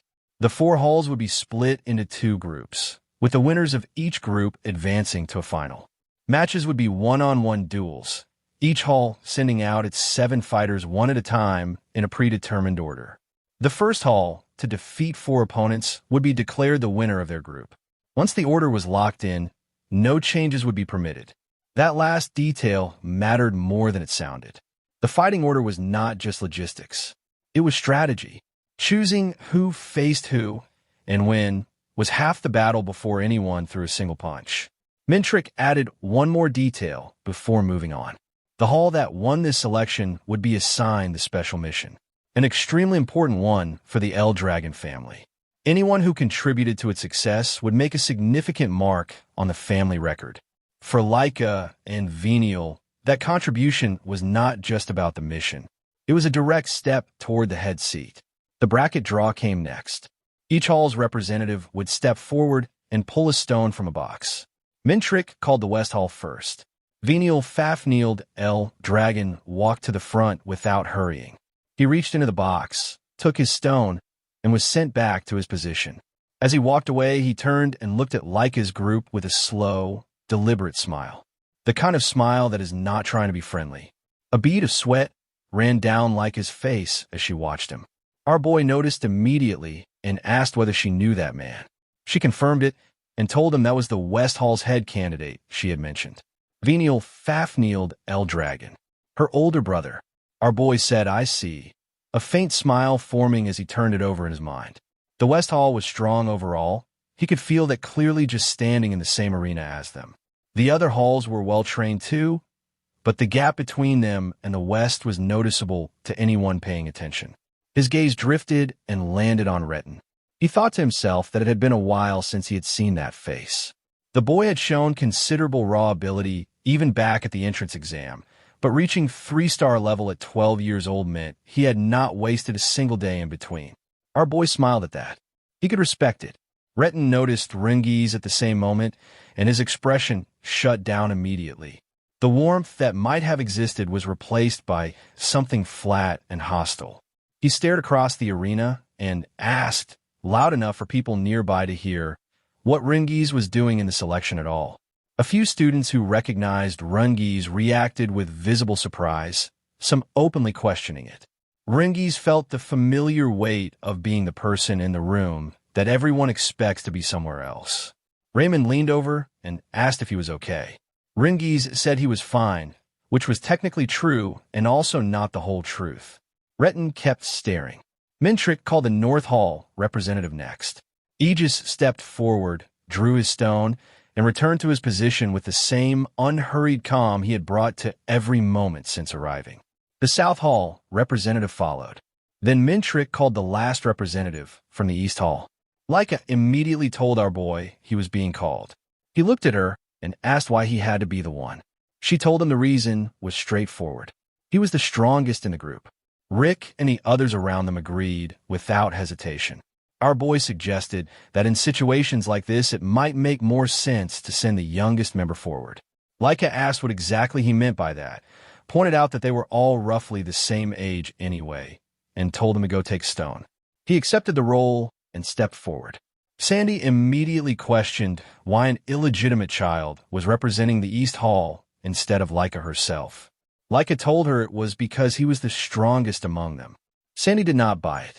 She pointed out that he was not even at 3-star level the way Laika was, and reminded her that this selection was effectively a head candidate battle between her and Venial. At this rate, she said, Laika was going to lose. Laika smiled and said there would be no problem. Their team was strong. After all 4 representatives had drawn their stones, Mintrick instructed each of them to channel their source power into it. The stones began to glow, splitting into blue and red. When the colors settled, the brackets were clear. First match, East Hall versus North Hall. Second match, West Hall versus South Hall. Laika's group turned immediately to look at Sandy and Aegis's team across the arena. Their eyes found one particular student standing among the North Hall fighters. Tall, unusually so, and the sharpness behind his gaze was the kind that does not come from confidence alone. Rangis stared and asked quietly whether that person was actually a Dragon's Nest student. Laika confirmed it, though she admitted she had not expected to be drawing the North Hall in the opening match. Across the arena, Sandy was already done waiting. Her lightning aura came forward and she pointed directly at Laika's team, declaring that this was a good opportunity to wake Laika up properly. She said she would crush her thoroughly enough that she remembered her position and her purpose. Laika did not blink. Her golden lightning aura surged out around her in answer, steady and bright, and she told her cousin simply to bring it on.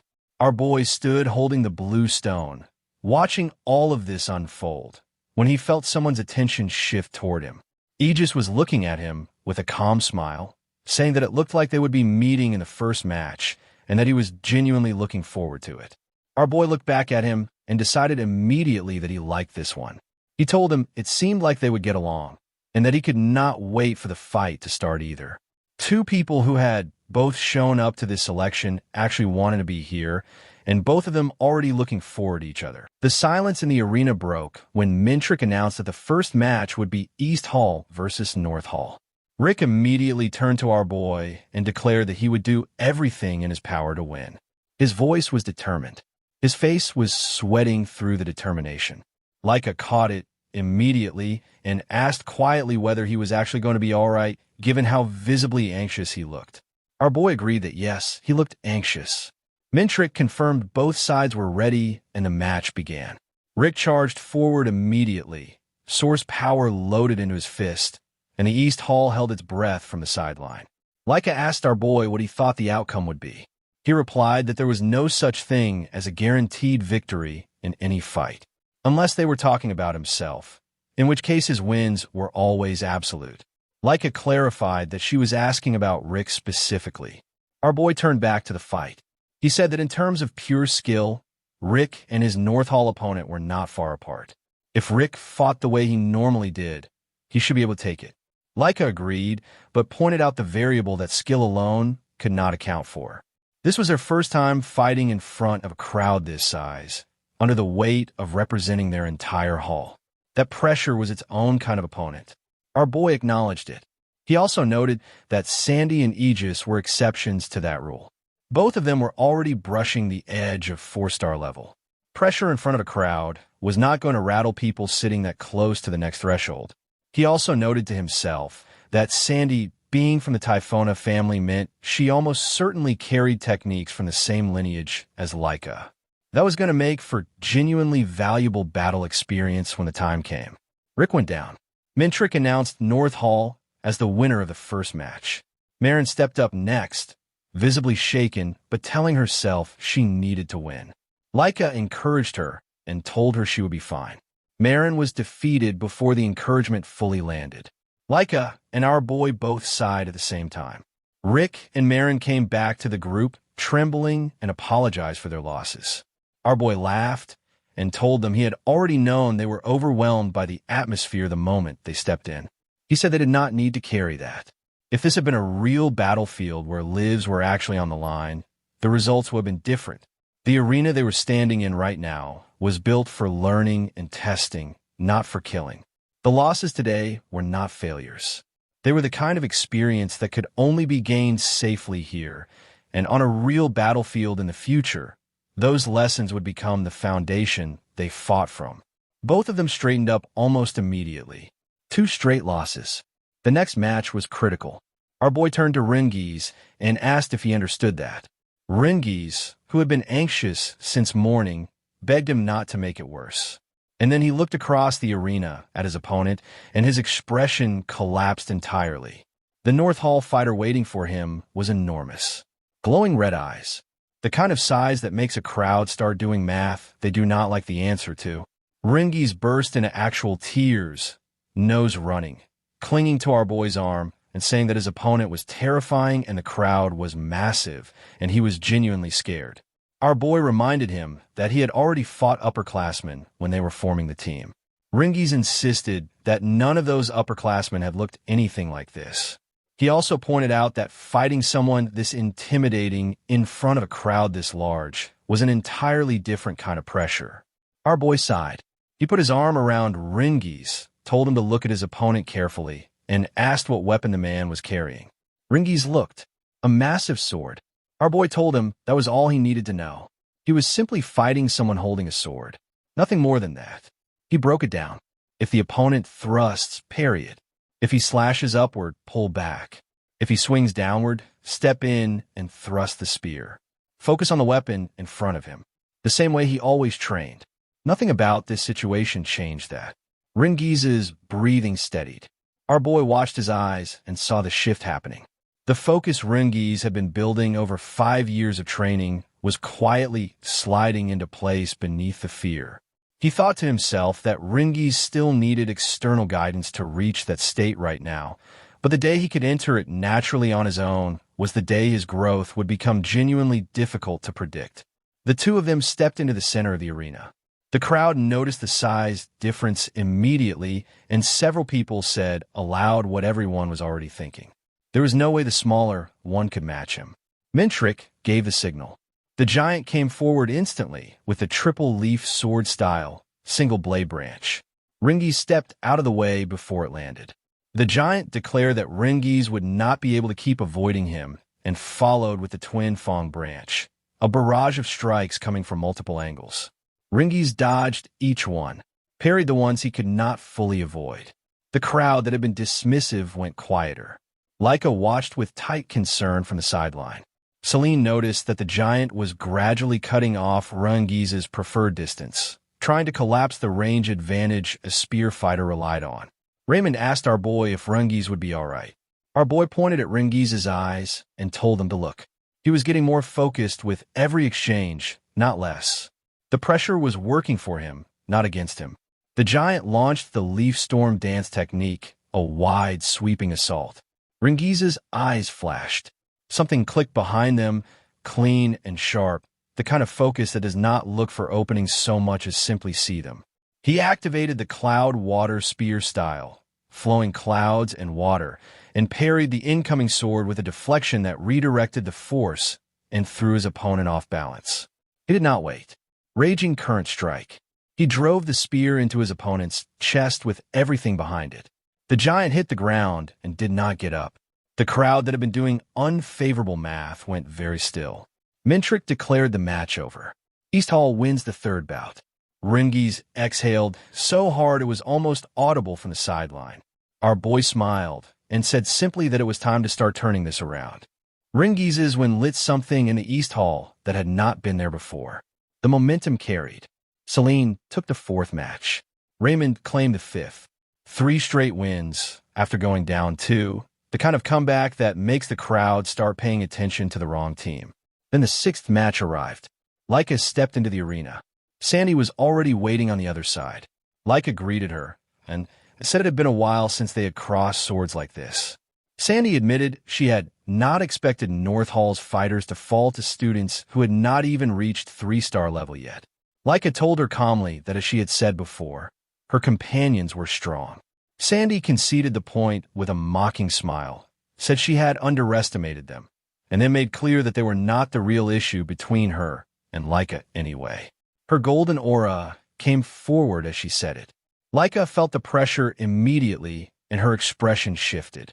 Sandy told her that her companions were a side conversation. If Laika genuinely wanted to become the next family head, she needed overwhelming power of her own. And right now, she was sitting at 2nd place within the East Hall. Sandy asked her whether she understood just how precarious that position actually was. Laika glanced briefly back toward our boy, then turned to face Sandy again. She said she understood her standing completely, and she had not given up on the family head seat. She had not given up on surpassing Sandy either. Her current strength, she said, was enough to beat her. Sandy said she wanted to see that for herself. She activated her ability and vanished. The spectators reacted immediately, several of them making sounds of disbelief at the speed of it. She reappeared behind Laika in an instant and said she wanted to witness that confidence up close. Laika got her sword up in time to defend. Sandy dropped immediately into a crouch and launched from the front this time, the angle completely different from where the last attack had come from. The two of them fell into a fierce exchange, lightning against lightning, blade against blade. Edges watched from the sideline and noted that Sandy had the advantage, which was not surprising. She was wielding the same lightning greatsword arts as Laika, but better. He wondered quietly how long Laika could manage against someone who outpaced her in her own fighting style. Sandy activated the lightning greatsword art called Judgment. The strike opened a wound along Laika's side. Celine and Marin both reacted from the sideline. Laika stepped back, assessed the damage, told herself it was only a scratch, and steadied her breathing. Rangis said quietly that Sandy was incredibly strong. He had not expected to see Laika push back that quickly. Raymond mentioned that he had heard Sandy was the one who had trained Laika when she was younger. Laika went back in. Sandy dodged the strike easily and told her that she still had not fixed the same bad habit from when they trained together years ago. Whenever Laika felt cornered, she started swinging wildly. Laika ignored the commentary. Their lightning auras crashed against each other alongside their blades, and the explosion that erupted at the center of the arena pushed the crowd back from the edge of the stands.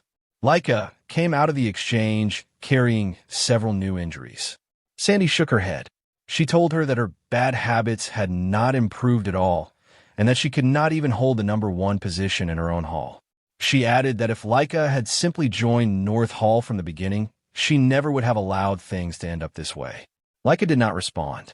She raised her sword again. Sandy said she was being stubborn, and that left her no choice but to teach her a proper lesson. She vanished again, reappeared behind Laika, lightning wrapped around her, and launched. Laika moved to block with her sword.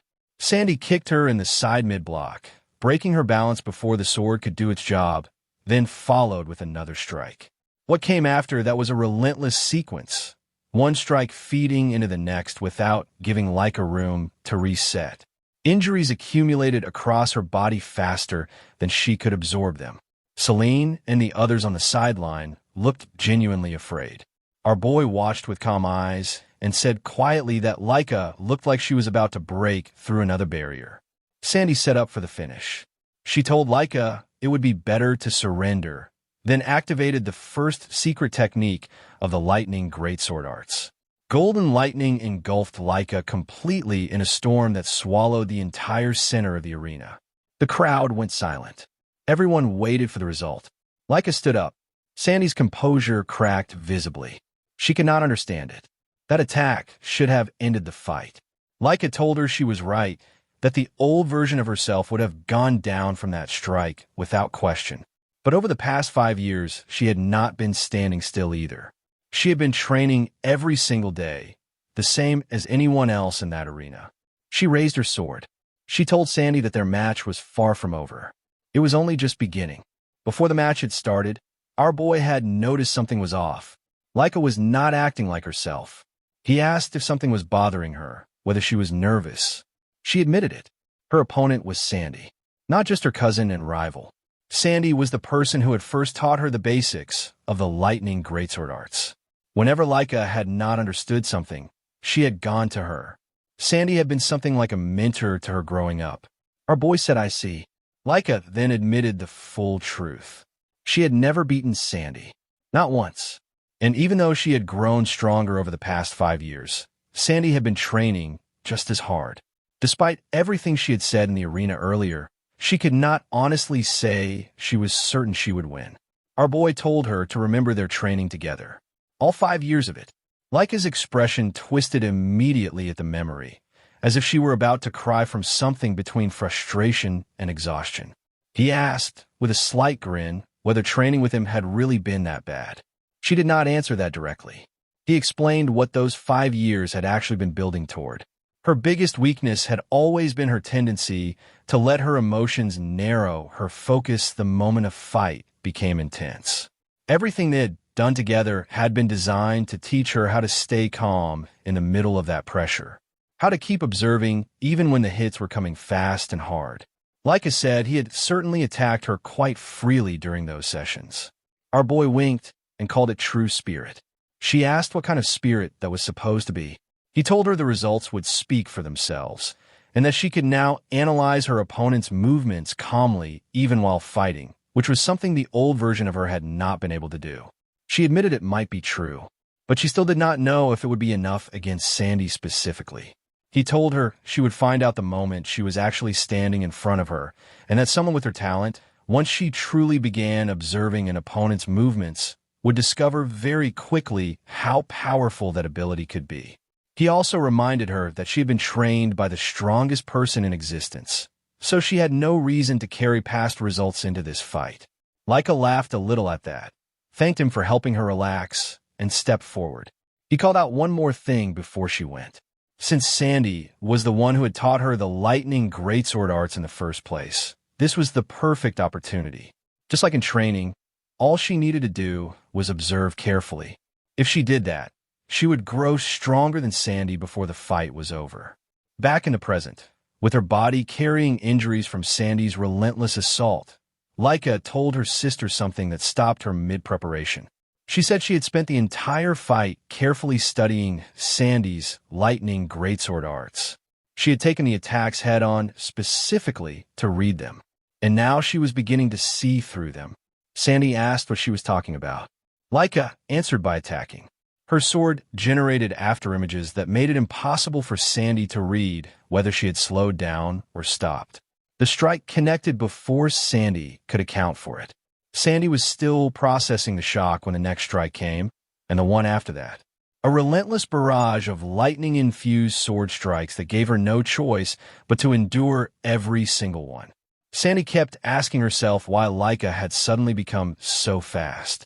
Laika attempted to replicate Judgment, Sandy's finishing technique. It failed. She identified the problem immediately. She had not captured the tempo variation that Sandy carried naturally in her movement, something Laika had not possessed before. Now that she understood it, she only needed to apply it correctly.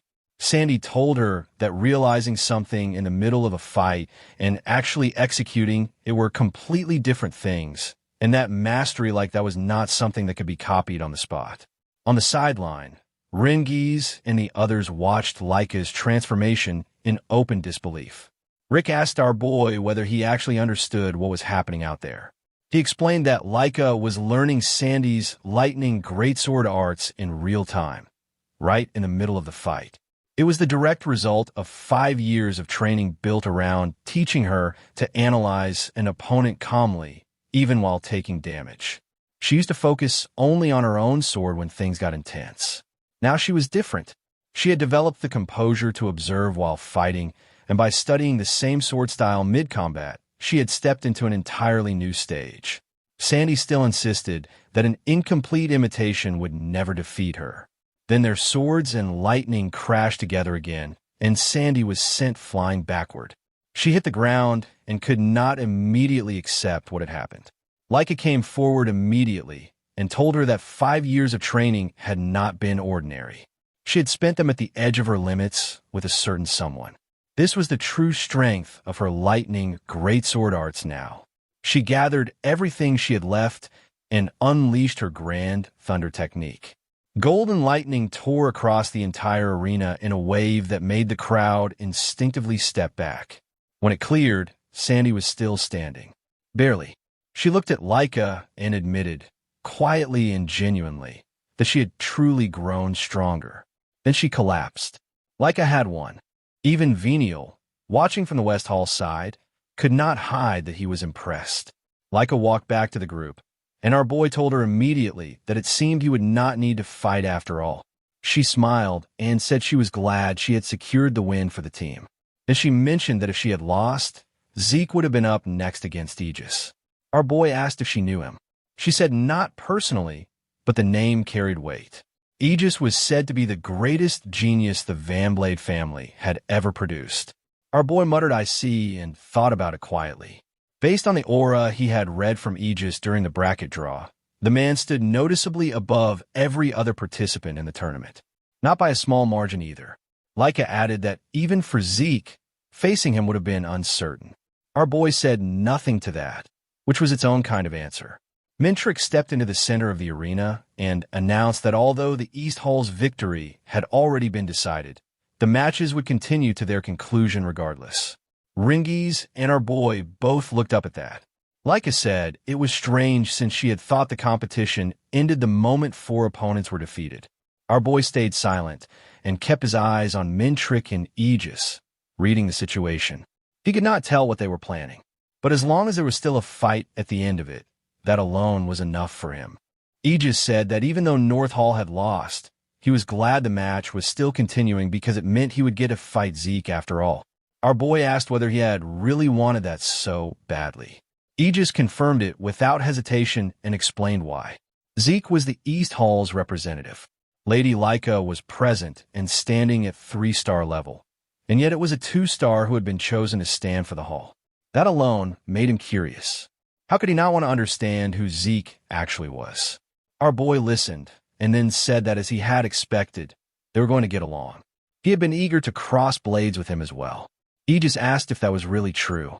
Our boy told him that among everyone in this venue, Aegis stood apart. He had heard the reputation. A once-in-a-century genius was the phrase people used. He wanted to measure that through a direct fight rather than a reputation. Aegis said good, and slowly drew his katana. He said he was becoming more excited by the minute. Our boy noticed the weapon immediately. A katana. It had been a long time since he had faced someone who used one. The old feeling that came with that recognition settled in comfortably. Mintrick announced the start of the match. Aegis moved instantly, covering a vast distance in a single step, the kind of footwork that does not announce itself before it has already arrived. Our boy was slightly caught off guard by the speed and genuinely delighted by it in the same moment. He praised the footwork aloud. Aegis smiled and activated the 1,000-blade style, 9 blades. A golden aura rose from his katana, and then something strange happened.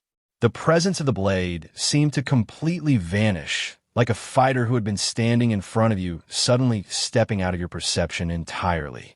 The strike cut through an afterimage. Our boy had twisted out of the path in the fraction of a second between the attack beginning and arriving. Aegis registered the miss with genuine surprise. Our boy told him the strike had been excellent and asked him to show more. Aegis moved again. Wave blade, another 1,000-blade style technique. Our boy observed it carefully as it came and noted that the trajectory was extremely difficult to read. Then, one of the strikes came from beneath the ground, something he had not seen coming. He stayed calm and deflected it, but he acknowledged internally that Aegis was constantly changing his attack patterns without surrendering any speed or power.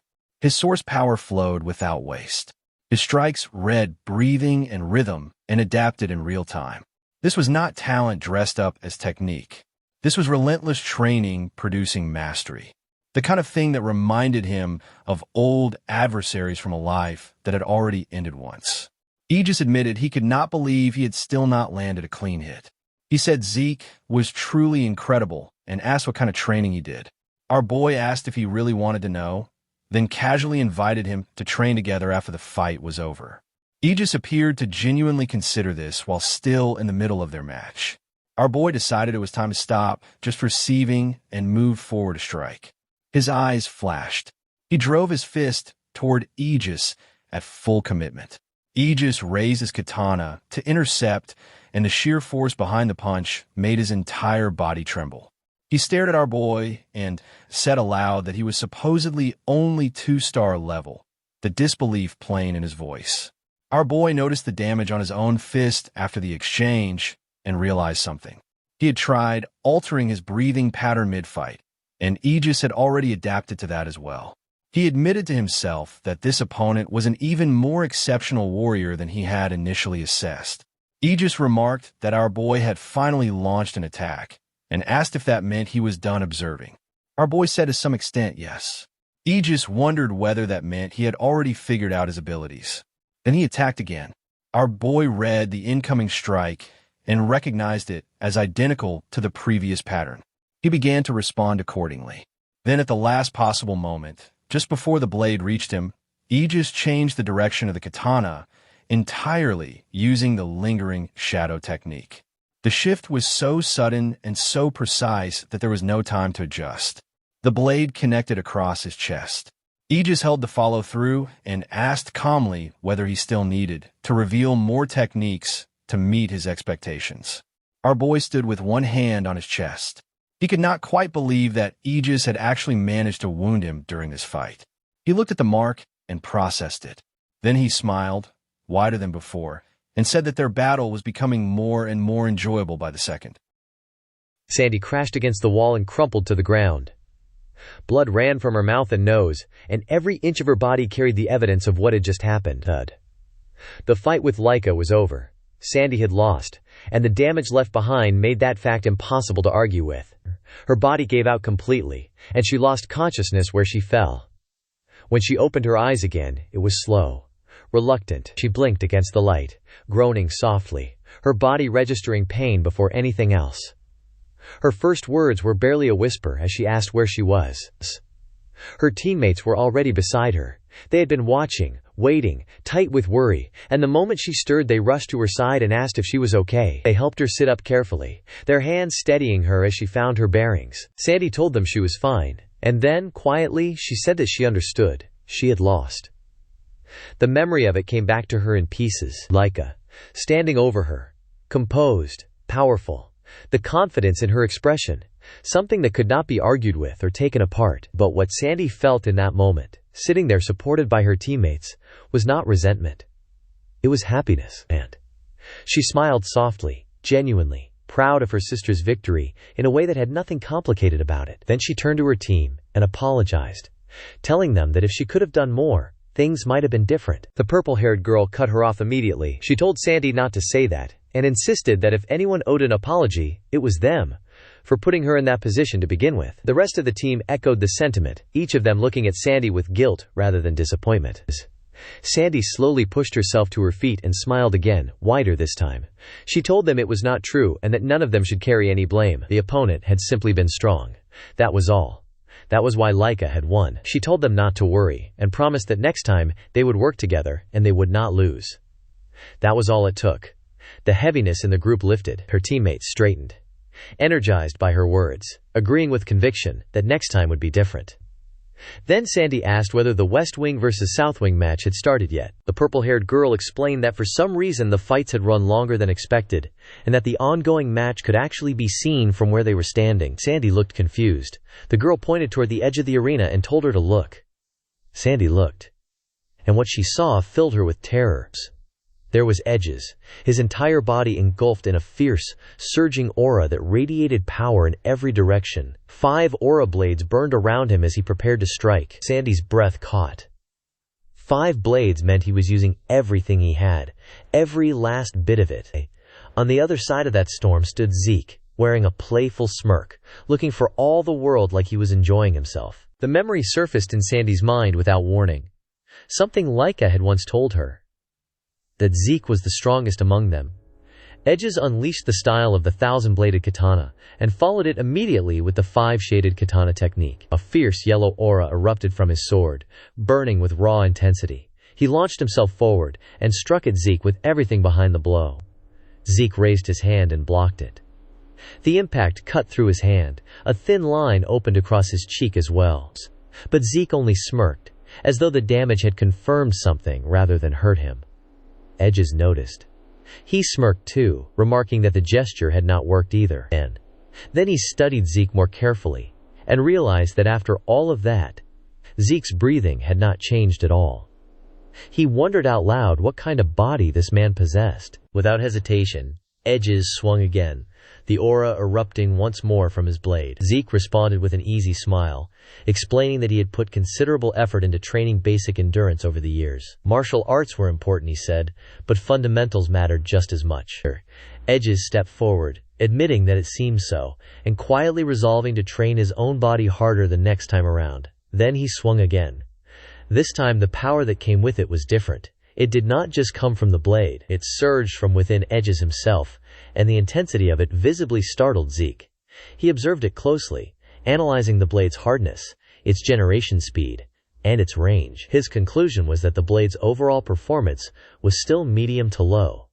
But considering its age, he believed it held real potential. Something interesting, if given time. In the midst of the exchange, something clicked for Zeke. He became certain of the difference between 1,000 years ago and today, and a quiet smirk settled on his face as the realization took shape. 1,000 years ago, the essence of combat had been built around evading and redirecting attacks. The true heart of martial arts lay in expressing all the phenomena of the universe through technique alone. Raw power was only ever a support, a foundation beneath the form. But the present era had changed all of that. By materializing the source of true power directly, one could represent those same phenomena without relying on technique at all. Power itself had become the decisive factor. The handling of it was everything now. Edges activated the true essence of martial arts in the modern age. Countless floating swords materialized around him, hovering in the air with deadly precision. One by one, he launched every single one of them towards Zeke in a relentless, controlled storm of steel. Zeke prepared himself. A faint smile crossed his face as he reflected that he had been dazzled by martial techniques for too long and had arrived at this truth far later than he should have. 1,000 years, and nothing had been this interesting until now. He began shattering each sword with his fists, one after another, the blades breaking apart on contact, and then he started laughing, openly, freely, the joy of the fight written all over him. Edges attacked from another direction. Zeke answered it perfectly. Then another answered again. Edges felt astonishment creeping in as he watched each of his attacks met without hesitation, without error. What he was seeing was not normal. It was beyond human. From the sidelines, Rangis grew visibly anxious. He noted that they had been fighting for 2 hours already with no winner in sight. Laika, standing nearby, acknowledged that neither of them was anything close to normal. But she added that it was probably about time for the battle to reach its conclusion. Edges smirked and acknowledged that his moves had been completely read. Zeke smiled and admitted the fight had been very fun. Edges agreed with that. A moment passed between them, mutual and genuine. Then Zeke clenched his fist. He declared that he would show his respect. What he had learned in this battle would now be revealed. He called it the new moon technique. For just a moment, Edges felt a flicker of unease at the confidence radiating off Zeke. But it passed quickly. Edges smiled, admitted that it was no wonder he could not win, and then resolved to fight to the end regardless. To win at any cost. He activated the style of the 1,000-bladed katana secret technique, the extreme katana of the 5-leaf. Zeke smirked. The fiery aura that erupted from his clenched fist was overwhelming. He unleashed the destroying dragon combat technique. Second form. Modified Starfist. Countless clenched fists launched forward from the technique, and they did not target only Edges. They spread across the entire arena. Students caught in the blast were thrown and injured. Panic broke out immediately. People ran in every direction, scrambling for safety as the ground shook and cracked beneath each impact. Wherever a fist landed, the surface was completely destroyed, leaving wide craters and devastation spreading outward in every direction. Then an enormous fist came down directly on Edges. The explosion that followed swallowed everything. Smoke and debris filled the space where Edges had been standing. Nothing could be seen through it. Students who had not fled pulled up shields and watched from a distance, one of them muttering quietly that the power was something else entirely. Sandy watched from where she stood, her concern pulling tight in her chest. She could not tell who had won. The examiner stepped in and declared that it was enough. The fight was over. As the smoke slowly cleared, the picture became visible. Edges' sword lay broken in the dirt. Edges himself had fallen, his body covered in wounds, his breathing labored and heavy. But there was a smile on his face. He admitted that he could not move a single finger, and acknowledged the absurd level of strength he had been up against. In the end, he accepted that his training had not been enough. The examiner officially declared the winner. Zeke. East Wing. Zeke stood with his arms crossed, breathing steadily, a bright smile on his face as the results settled over the arena. The students were stunned into silence. Edges had been considered the strongest. Everyone had expected him to win. Instead, they had just watched him fall. The murmurs began spreading through the crowd almost immediately. They questioned what kind of battle they had just witnessed. They could not accept that Edges had lost, and more than anything, they wanted to know who Zeke of the East Wing truly was. The examiner announced that once the arena was restored, the next round of battles between the West Wing and the South Wing would begin. Everyone was told to prepare. Rangis and the rest of the teammates turned to Zeke, visibly amazed. They told him this was exactly what they had expected from him and praised him for the victory. Laika smirked and pointed out that he had destroyed everything again, and remarked that he was strange in more ways than one. Zeke pouted slightly and said there was nothing wrong with it since he had secured the win. He brushed off the comment and shifted his attention to what was coming next. Laika told him that the other candidate for family head, Vananiel, would soon be making his appearance. The scene shifted. Vananiel sat like a king while his teammates stood guard around him, watchful and composed. Zeke crossed his arms and observed. He noted that the West Wing carried the best overall quality of any group he had seen. But he also noticed that within the South Wing, there was at least one person who looked genuinely strong. His eyes moved with quiet interest. A fight broke out between Vananiel and a member of the opposing team. Zeke watched with a playful smile, curious about what he was about to see. What he saw was not a contest. The students watching fell into terror and shock as Vananiel dismantled his opponent with complete, effortless ease. The other boy ended up on the ground, badly injured, while Vananiel stood over him and gave him a cold, expressionless death glare. The scene shifted back to Zeke, standing amid the aftermath of his own battle. He looked around at the heavy destruction surrounding him and casually admitted that he might have gone a little overboard. With that much damage, he remarked, the arena probably would not be fixed anytime soon. Rangis told him not to worry and pointed toward the arena floor. Zeke looked. And then he shouted in genuine confusion, asking what he was seeing. Everything had been completely restored. Every crater, every broken surface, every trace of destruction, gone. As though it had never happened. Rangis explained that a rare mineral called etherite had been used throughout the stadium. If true power was channeled into it, the material could restore itself entirely to its original form, like staring into the void and resetting everything back to zero. Zeke stood there quietly for a moment, taking it in. He thought to himself that something truly incredible had appeared before him. He admitted it was impressive, genuinely awesome. Rangis agreed with full enthusiasm, saying that seeing something so rare and valuable built into a structure this size was something else entirely. The duel was over. Vananiel stood in the center of the arena, untouched, victorious, the silence around him carrying more weight than any applause could. The examiner watched him closely, and what he felt was not admiration, it was unease. Something about the way Kakaso had possessed the ability to defeat Lyrisar so completely, so effortlessly, did not sit right with him. He lingered on the thought just a moment too long.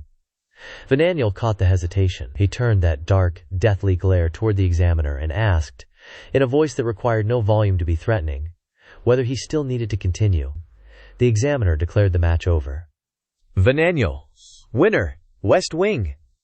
The final would be East Wing versus West Wing, and it would begin in 1 hour. As the announcement echoed through the arena, the attention in the room shifted. Members of the opposing team rushed to their fallen teammate, the girl Vananiel had just dismantled, and carried her away with careful, worried hands. The damage she had taken went far beyond what the match should have produced.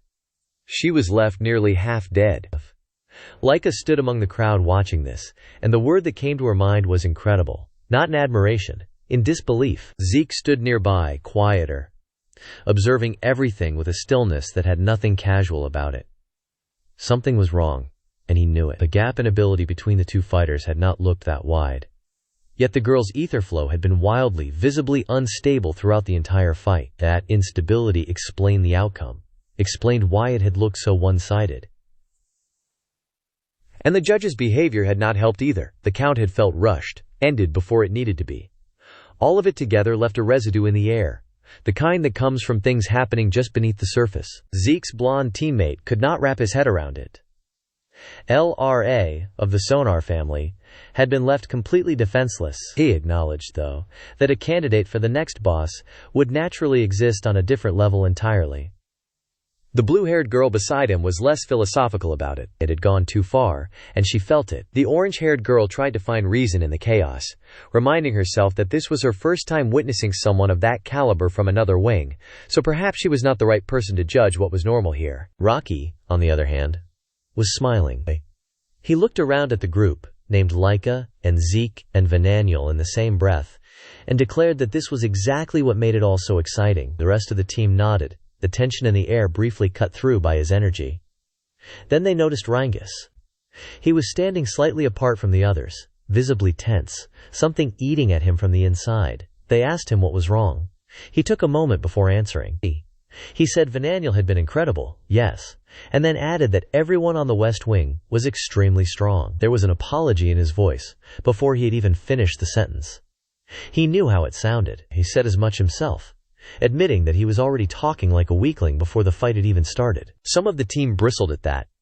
The final was an hour away, and this was not the time. The orange-haired girl exhaled quietly, and admitted that what he said was not entirely wrong. She had lost in her own fight. It gnawed at her, but she was honest enough with herself to say that she could not match the guys from the West Wing. That was when Rocky's expression shifted. He clenched his fist, gritted his teeth. He admitted that neither could he, that he had not even been able to beat them, and that they had fewer stars to begin with. But none of that meant he was going to lose. They had beaten stronger opponents before. They could do it again. That was all there was to it. The words landed. The team straightened. Something in the air changed. Zeke watched all of it quietly, the way a master watches students find something in themselves they did not know was there. He thought to himself that it was very good, but his eyes kept drifting back to Laika. She looked extremely tense, in a way that was different from the others. Zeke realized that she might not have seen what he had seen. If she had watched that entire fight and read it simply as proof of Vananiel's overwhelming power, then the weight she was carrying right now made complete sense. But because he himself did not have the full picture yet, he could not offer her guidance that might do more harm than good. He stayed quiet, uncertain, watching. Rangis noticed it too. He stepped toward her gently and asked if she was okay. Leica told him she was fine. She thanked him. She just needed to organize her thoughts, she said. Then she said goodbye to the group and walked away alone. Rangis watched her go, and the tension that had briefly left his face returned. Leica found a circular stone fountain and sat at its edge, her posture slightly slouched under the weight she was carrying. She turned the fight over in her mind again and again. Vananiel had defeated LRA in a way that was completely unilateral. She knew what that meant, because even edges would not have been able to overwhelm LRA like that without taking damage in return. And yet Vananiel had done exactly that. She lowered her hand into the water. The last time she had fought him, she was 5 years old. She had only reached 10% of her strength back then, and she had still lost. Since that day, the desire to beat him had been the thread running through everything she had worked toward. She had trained, grown, pushed herself, believing that she was finally closing the gap. And then this. According to the order of matches, Vananiel's next opponent would most likely be Zeke. She felt a faint relief at that thought, at the fact that she would not have to face him herself. And then she hated herself for feeling it. To her, relief like that was the same as admitting defeat. She clenched her fist, knuckles pressing against the stone, and made herself a quiet, firm promise. She was going to defeat him. That was still the truth, whatever today had looked like.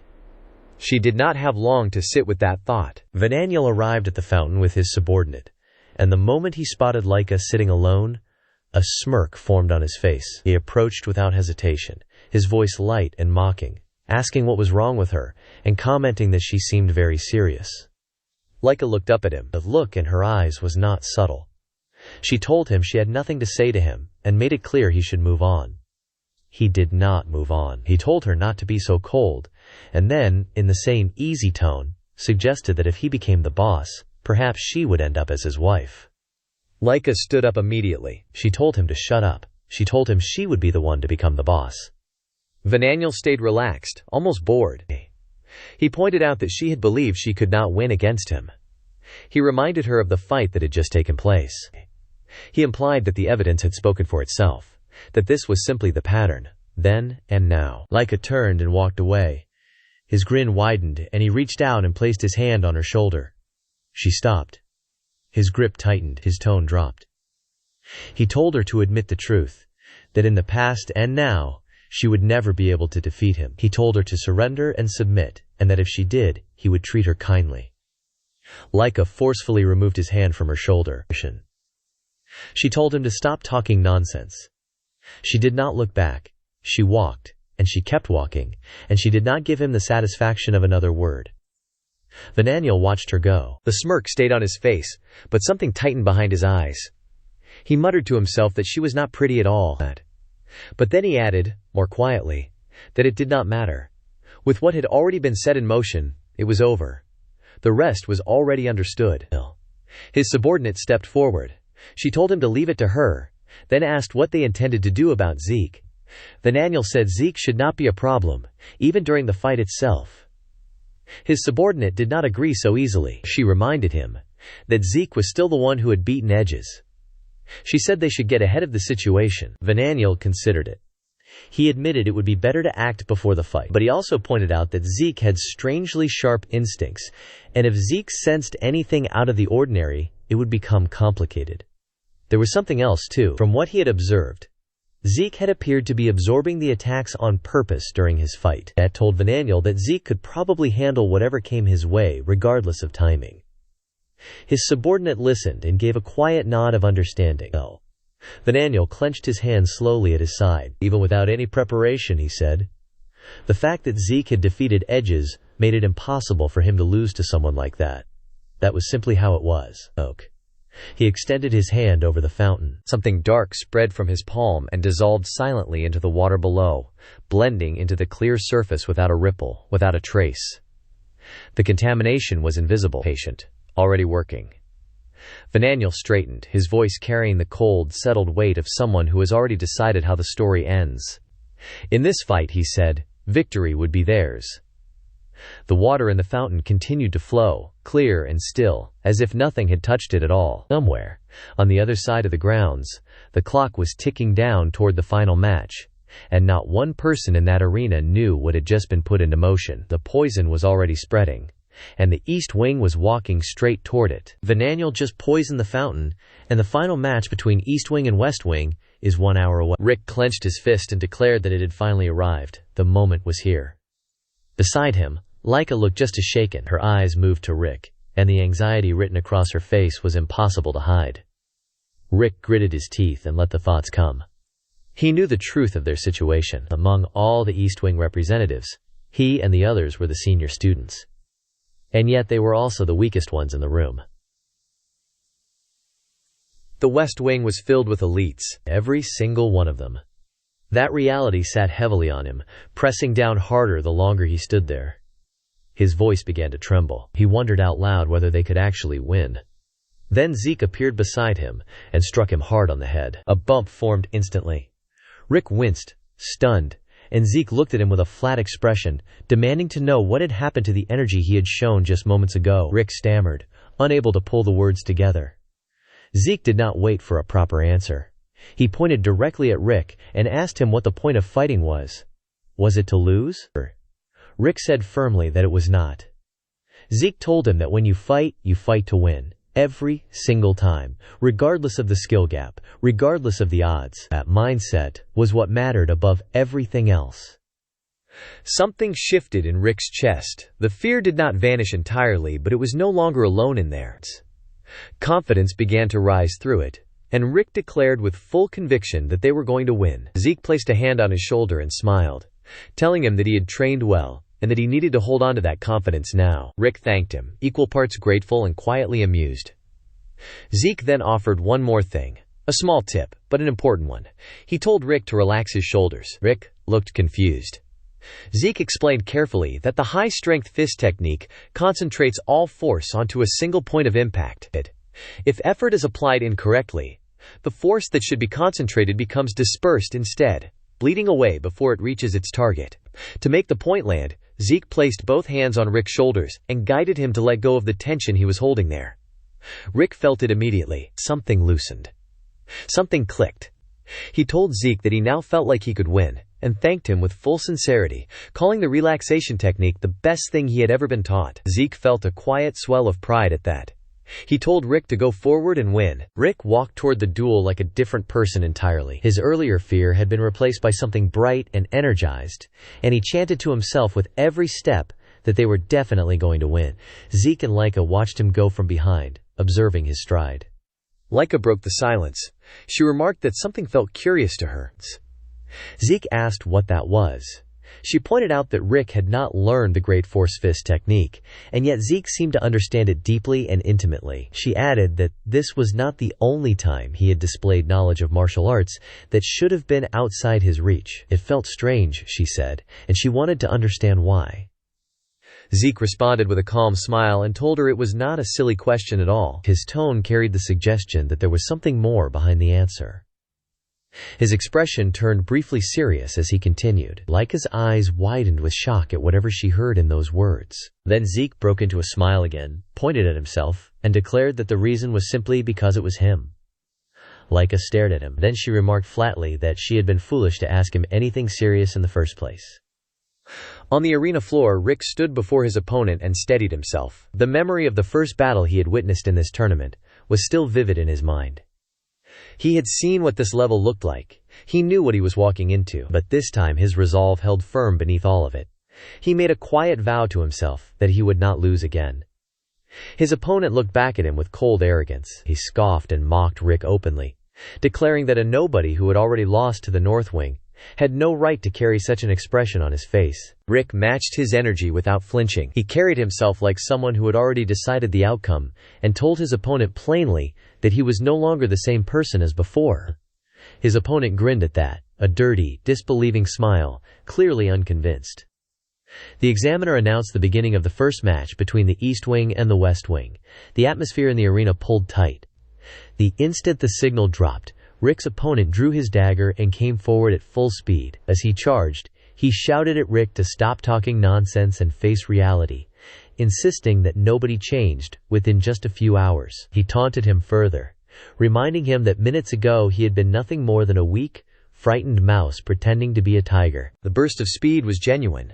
Rick's eyes went wide as the ferocity of the incoming attack registered fully. His opponent launched himself into the air mid-charge, both hands gripping short blades, a bright green wind-like aura spiraling around his entire body. The energy formed sharp, curved streaks that radiated speed and destructive force.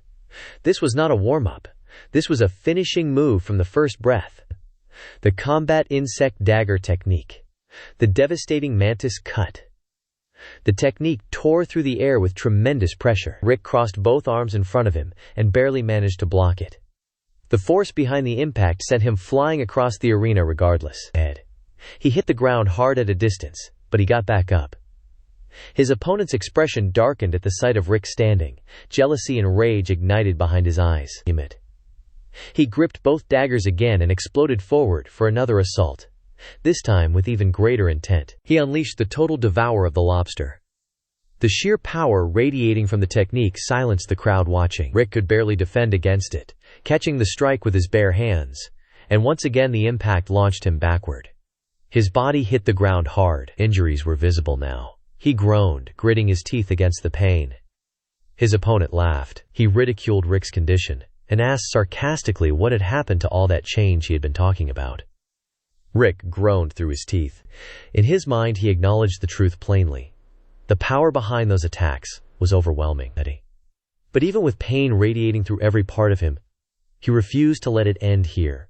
He gathered everything he had left, speed, energy, and will, and launched a relentless barrage of punches forward. Each strike carried every bit of desperation and determination he possessed. His opponent dodged every single one without breaking a sweat. He moved through the assault with smooth, effortless footwork, slipping between each punch like it was nothing. He called Rick a fool and declared that attacks like these would never reach him. Then he slipped behind Rick and drove a dagger into his back. Blood stained Rick's clothes. The sharp pain shot through him, and he groaned hard, his body buckling under it. But even as it hit, Zeke's voice came back to him clearly. The words, the instruction, the reminder to move forward. The explanation that the powerful fist technique concentrates all force onto a single point of impact. Rick wiped the blood from his mouth. His eyes hardened. This was do or die. He understood that now. His opponent positioned himself for the finishing blow, both daggers raised, his stance loaded with intent. He screamed as he charged forward and unleashed the flash of the stinging bee. But Rick did not flinch this time. He did not widen his eyes in panic. Instead, a grin formed on his face, confident and certain, and he declared that he had finally caught him. His opponent faltered. Confusion and rage twisted his expression as he demanded to know what Rick was doing. Rick clenched his fist. A powerful yellow aura surged from his hand, radiating with focused, concentrated energy. Without hesitation, he reached out and grabbed the incoming blade with his bare hand. The edge cut into his palm. He did not let go. His strength fist technique, and the name of it left his lips like a battle cry. A fiery aura erupted from his fist, blazing and overwhelming, the flames wrapping around his arm as he drove the punch forward with every last piece of force inside him. The blow connected. His opponent was sent flying across the arena and crashed violently into the wall. The surface shattered on impact. Debris scattered outward as a massive explosion echoed through the battleground. The students watching stood frozen, their faces locked in shock, struggling to process what they had just seen. From a distance, Laika and Zeke watched, and both of them felt it. Zeke in particular felt a pride so deep it was almost difficult to contain. The dust settled. The examiner stepped forward and declared the match over. The winner was the East Wing. Rick turned to look at his opponent slumped against the cracked, crater-marked wall behind him. He stood frozen for a moment, unable to fully accept what his eyes were telling him, and then it hit him all at once. He raised his hand into the air and erupted into celebration. His defeated opponent opened his eyes slowly. The shock on his face was raw and unfiltered. He could not comprehend that he had lost. Not to someone he had written off so completely. Elsewhere in the arena, Vananiel sat like a king surveying his domain.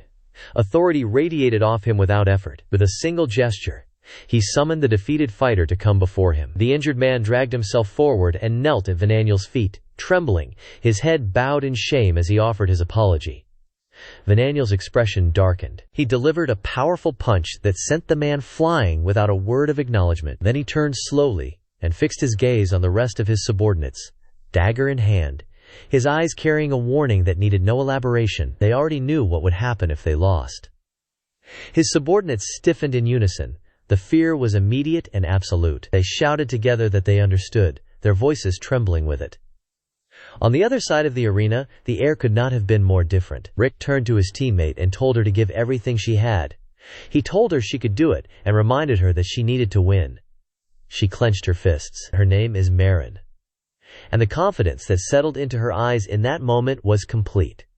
She declared that she could do it, and that she would definitely win.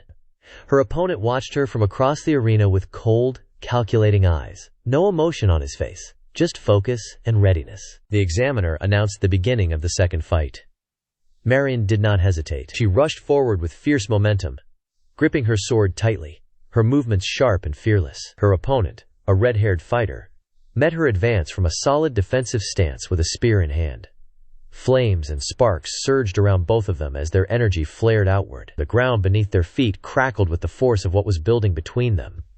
Marin gathered her full power and activated her sword technique of red fire, unleashing the spark cut. Her blade burned bright yellow-orange, flames spiraling around it as she launched herself forward through the air with explosive speed, screaming as she committed to the strike. Her opponent did not retreat. He stepped forward aggressively and swung his spear in a wide, sweeping arc. A brilliant blue crescent-shaped energy wave formed along the blade and sliced through the air to meet her advance head-on. The two forces collided. A violent burst of light erupted between them, shaking the ground. Moraine was struck by the spear's force mid-charge. Pain shot through her, and she groaned against it. Her opponent pressed the advantage without mercy. He activated the Great Chaos Spear technique, Chaotico Blow Barperforn, and thrust the spear directly into Marin's stomach. The blow sent her flying backward. She crashed to the ground hard, coughing blood, her strength draining rapidly from the impact. He moved in immediately. He raised his spear and brought it down toward her head. Blood hit the ground. The arena went silent. The spectators processed what they were seeing, and fear spread through the crowd like a wave. Rangis trembled and questioned aloud how it had escalated this far.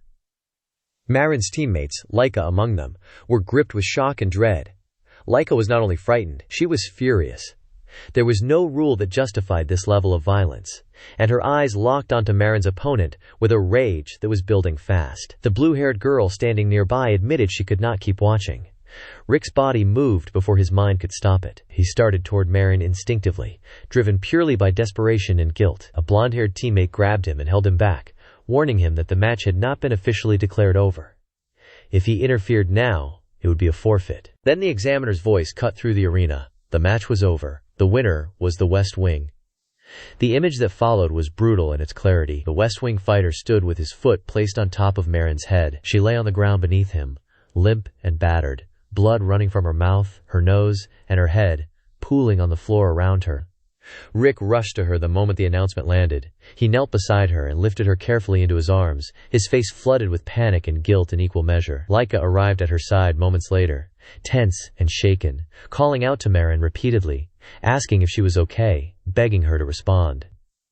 Zeke stood at a distance through all of it. He did not move. He did not speak. He watched everything with a steady, unreadable expression, his gaze calm and deeply focused, taking in every detail of what had just unfolded before him. The score was level. Marin's teammates crowded around her, calling her name over and over, shaking her shoulders, desperate for any sign of response. Nothing worked. She had been left nearly half dead by the beating she had taken, and her body was not answering anyone. As they looked at the state she was in, the questions started coming. Low at first, then louder. They asked each other whether what had just happened was truly acceptable, whether any of this was supposed to be allowed. Zeke stood to the side and watched all of it in silence. Rick could not stay quiet. He stepped forward and confronted Marin's opponent directly, demanding to know if there had really been any need to take things that far.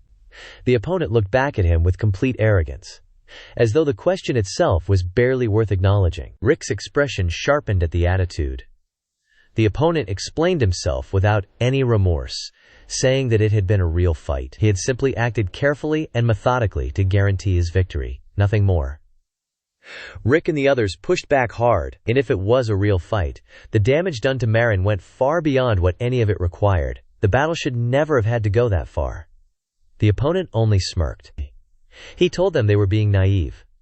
Fighters of the West Wing did not show mercy to their enemies. Their approach was simple. Crush the enemy completely. That was all there was to it. Laika stepped forward. Her expression had darkened considerably, and she looked directly at the opponent and asked whether this level of brutality was an actual official order. He dismissed her without concern. He told her it did not matter, and that if they disliked it, they were welcome to leave. He pointed out that the referee had never stopped the fight, and suggested that everyone in the arena should already understand what that meant. Marin had shown the will to keep fighting, so he had broken her. In his mind, it was the most logical conclusion to a real battle. Laika's anger burned quietly behind her eyes as she listened to every word of it. The opponent turned away with that same arrogant posture and walked off, remarking coldly as he went that continuing to talk to them was very annoying. He added that they should worry about themselves before worrying about their colleagues, because every single one of them was going to go through the same thing before this was over. Then another figure arrived. He stepped into the space with the calm, unhurried confidence of someone who had never once questioned his own standing. He declared that this was simply the way things were. Then, with a slow smile, he looked toward Rangis and suggested that if he wanted, he could retire right there. His name is Lekkening. Rangis went still at the sound of his voice. Lifton turned that confident smirk directly on him, and reminded him plainly that people like Rangis did not get to say his name casually. Then he pushed further, asking whether Rangis was not going to back down. The nervousness in Rangis deepened visibly. Leighton kept smiling. He told Rangis he would not stop him if he wanted to be beaten the same way that woman had been. Then he paused, as though something had surfaced in his memory. His tone dropped into something colder and more deliberate, as he asked whether Rangis wanted him to do the same thing he had done back when they were in the village. He called him insignificant Rangis. Those two words landed like a blow. Rangis lowered his head. His expression darkened as he absorbed the humiliation in silence, enduring it without reacting, pressing it down somewhere inside himself. Laika could not take it anymore. He stepped forward sharply and shouted at Leighton, demanding to know what nonsense he was talking about. Rangis quickly reached out to stop him. He told Laika that it was okay, and then he said something that made Laika pause. He said that before Leighton, he was not going to run away. Laika looked at him, confused.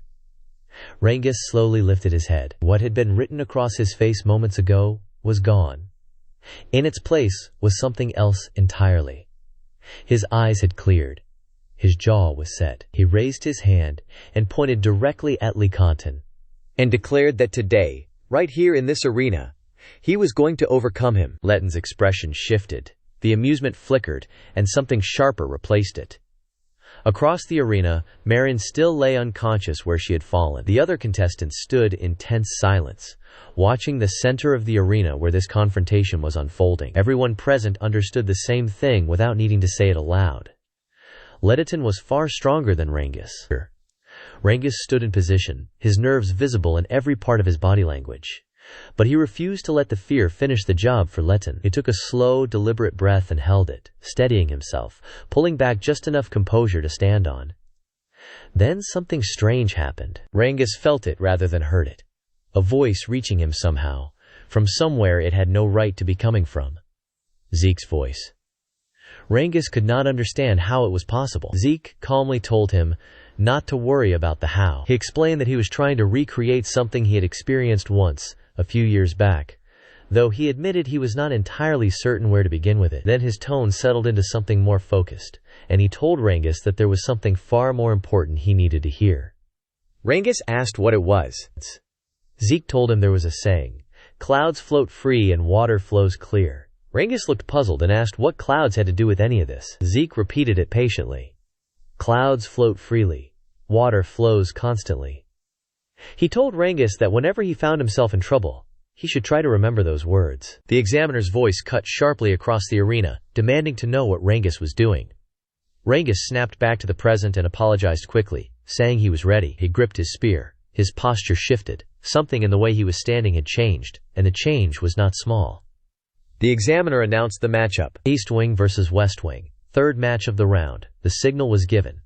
Rangis moved the instant the match began. He stepped forward and activated the cloud and water spear technique, launching directly into the move known as piercing water. The force behind it was immediate and genuine. Letton's eyes registered a flash of surprise at the power of the opening strike. He tried to block it with his bare hands and quickly realized he could not. He drew his sword. A fierce, purple aura erupted from the blade the moment it cleared the scabbard. Letton countered with the snake attack sword technique, unleashing assault piercing, and as he did, he screamed at Rangis, calling him filthy, mocking him for thinking this passed as bravery, and repeating that word again, insignificant. He accused Rangis of talking endlessly despite having nothing behind it. Rangis threw himself into blocking the counter with everything he had. The pressure was immense. He held his ground, barely, muscles straining against the force Li Ten was pushing through the blade.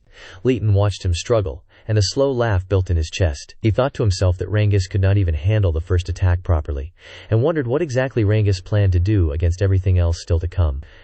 He announced that another attack was on its way. He came again with the snake attack sword technique. Rangis stepped back to avoid it. Leighton did not give him a single moment to breathe. He launched straight into the next move, the snake cut, swinging his sword with tremendous force. The aura radiating from the blade was so overwhelming that the pressure of it alone was difficult to stand against. Rangis felt it pressing into him from the air before the blade even came close. Leighton closed the distance instantly and attacked again. Rangis panicked internally. He told himself that he had blocked the last one, and frantically hoped that this new strike had shifted direction. Letton looked at him with that smirk, and told him to go ahead and counterattack if he actually could. Rangis gritted his teeth, and held Letton's blade back with his spear.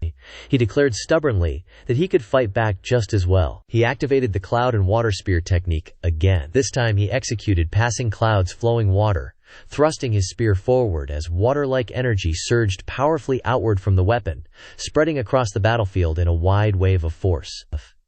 Letton did not flinch. He swung his sword and launched a full counter without hesitation, telling Rangis to take it if he could.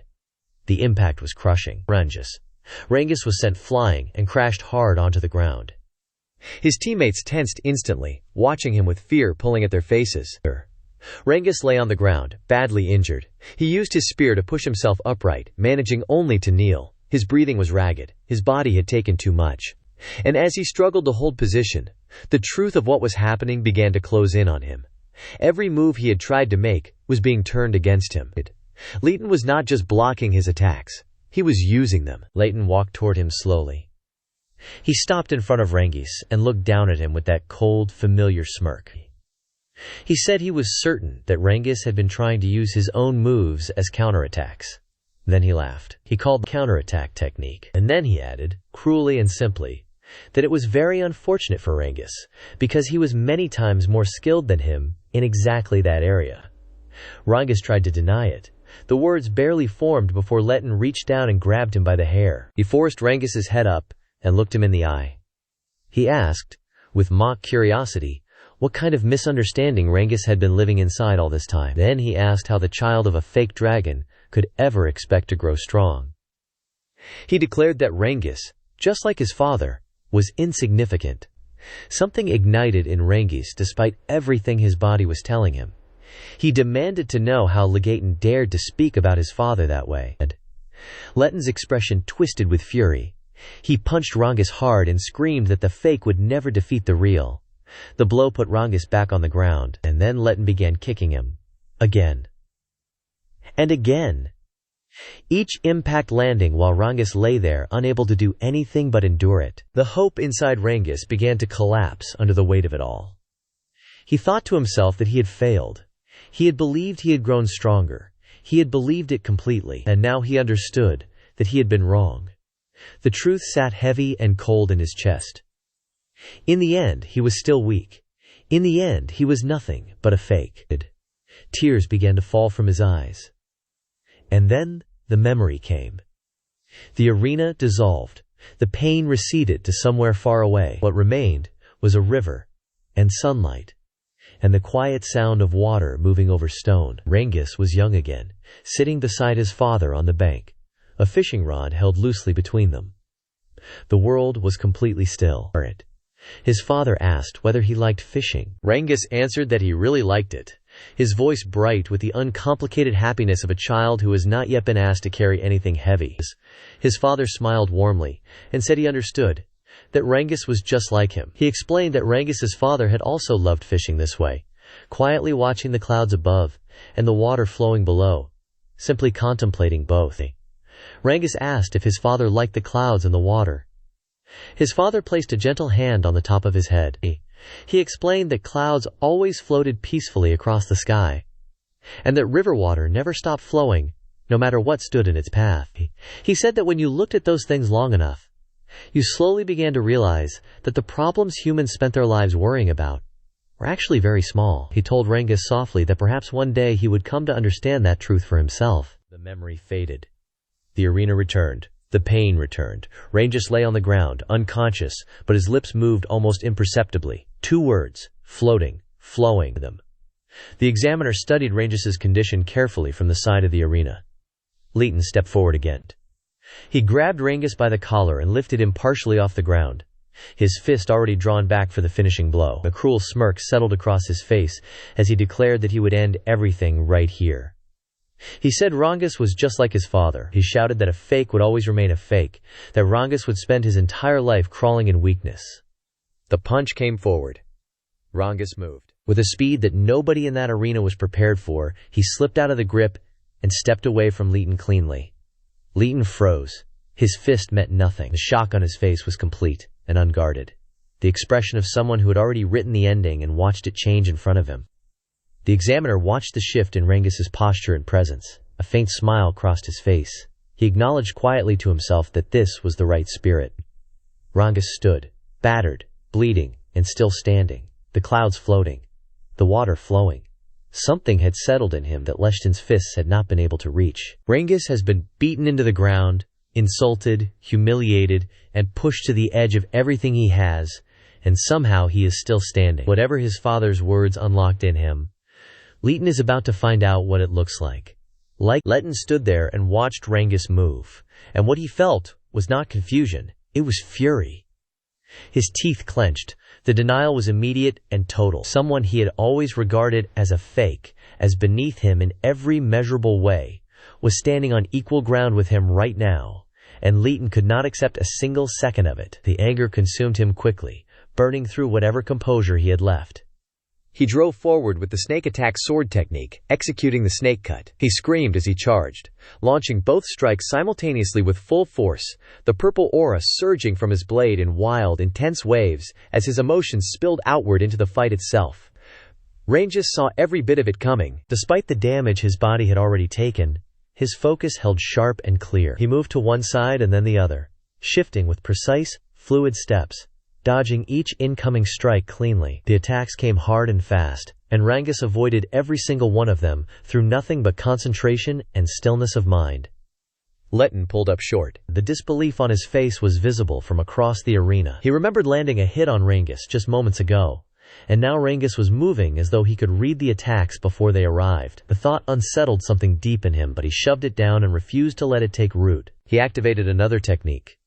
The snake attack sword technique, this time the disturbing attack of the chaotic snake. His blade erupted with even greater intensity, multiple attacks combining and launching toward Rangis in an overwhelming surge of energy. Leighton threw. Rangis flowed around every strike. His movements were not desperate or strained, they were fluid, natural. He moved the way water moves around a stone in a river, not resisting the force, but simply no longer being where the force intended to land. Each dodge carried an ease that made the whole thing look almost effortless, and that ease was what shattered Leighton completely. His jaw dropped. The shock was open and unguarded. Fear began threading itself through the anger, and for the first time Leighton had no immediate answer for what he was seeing. From a distance, Leica and Zeke watched everything unfold. Leica could barely process it. She stared at Rangis moving across the arena, and struggled to reconcile what she was seeing with the person she knew. Zeke, standing quietly beside her, began to explain his head. He told her that Rangis had moved closer to something fundamental, something deeper than technique. Laika looked at him, confused, and asked what he meant. Zeke described it the way it had always existed in the world around them. Clouds drifting peacefully across the sky, water flowing endlessly without stopping, regardless of what stood in its path. Something soft and flexible, he said, that constantly changes shape, absorbs incoming force, and lets it pass through without resistance. He added that he himself had demonstrated a small portion of this principle in a previous battle, but that Rangis had now surpassed that level entirely, right here in this fight, without anyone teaching him how. Laika stared at him in silence for a moment. She could not understand how anyone could reach something like that in such a short span of time.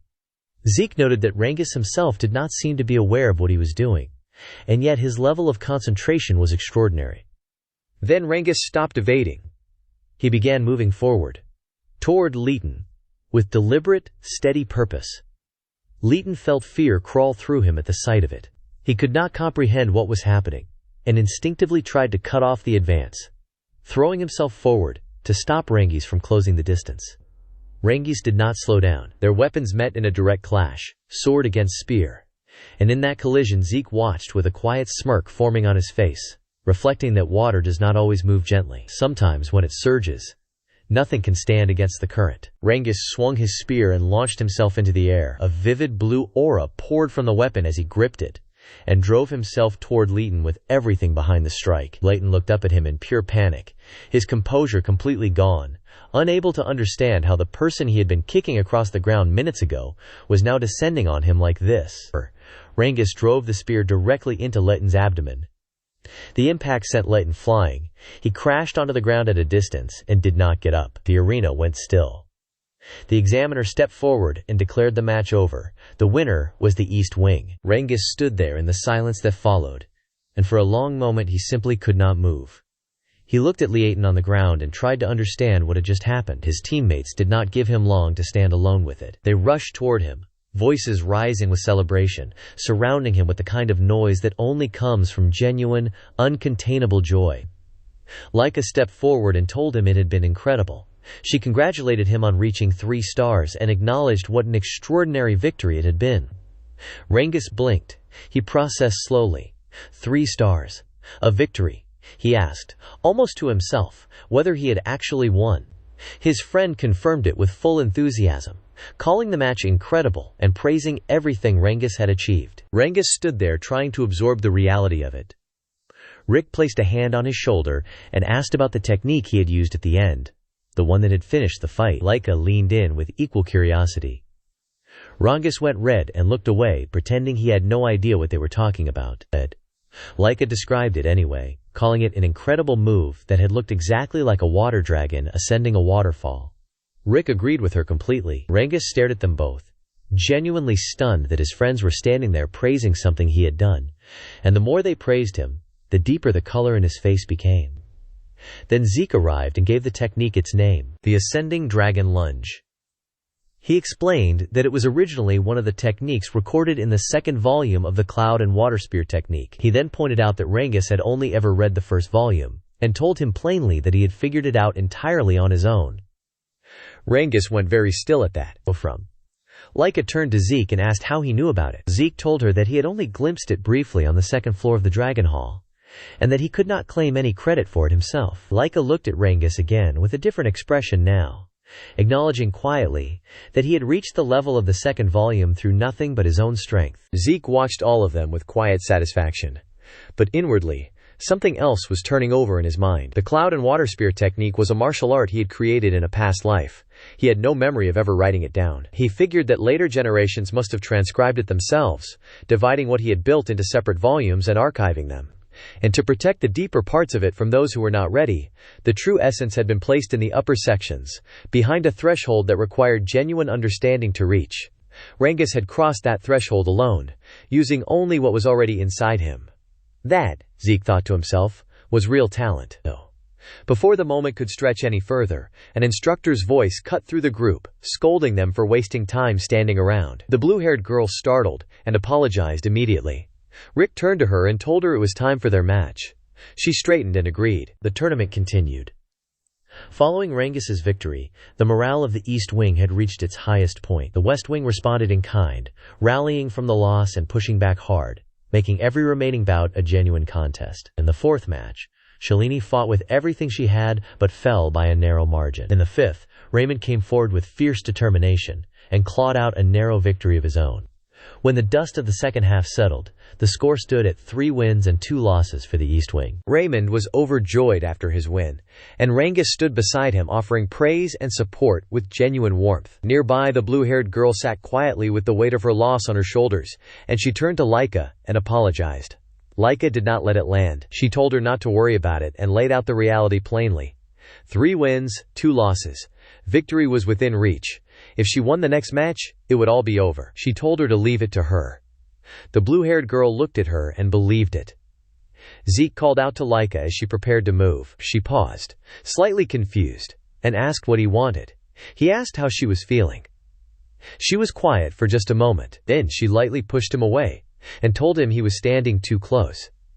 She said there was no need for him to worry, because she was going to win. Zeke said nothing. Rangis called out after her with encouragement, telling her to give it everything she had. Laika walked toward the arena floor, turning back one last time to reassure her team that she would definitely win. Zeke watched her go, and his expression did not follow the mood of the people around him. It had gone very serious, very still. Something was wrong. He could feel it clearly. A strange and dangerous presence surrounding Laika. Something that had not been there before. Something that posed a real threat to her. She kept walking, unaware, and the feeling did not leave him. Laika's opponent drove a powerful kick into Rick's stomach before the match had even properly begun, and she looked down at him with open disappointment. She called him completely useless, brushed the moment aside with cold indifference, and told herself that if she won this fight, everything would return to normal. Rick was thrown back by the impact and hit the ground at a distance. He pulled himself up, pointed his sword toward her, and signaled that he was ready. Laika met that with a confident smirk. She told her opponent plainly that what she believed was impossible, because Laika was the one who was going to win. The examiner announced the 6th match between the East Wing and the West Wing. The battle began. Laika activated her thunder sword the moment the fight started. Electricity surged and crackled around her as she launched herself forward with a swift, sharp attack. Her opponent barely managed to get out of the way. The speed alone told the whole story. Laika was a thundering power user who surpassed even Sandy. And her opponent understood in that instant that if Vananiel had not intervened when he did, she could have already lost the fight before it found its footing. Laika clenched her teeth and prepared to end it. A powerful thundering aura began radiating from her body, intensifying with every second, her presence filling the arena with crackling energy. Then Vananiel moved from the sidelines. He released a dark aura, quiet and deliberate, and it reached across the arena and suppressed Laika's thundering energy entirely.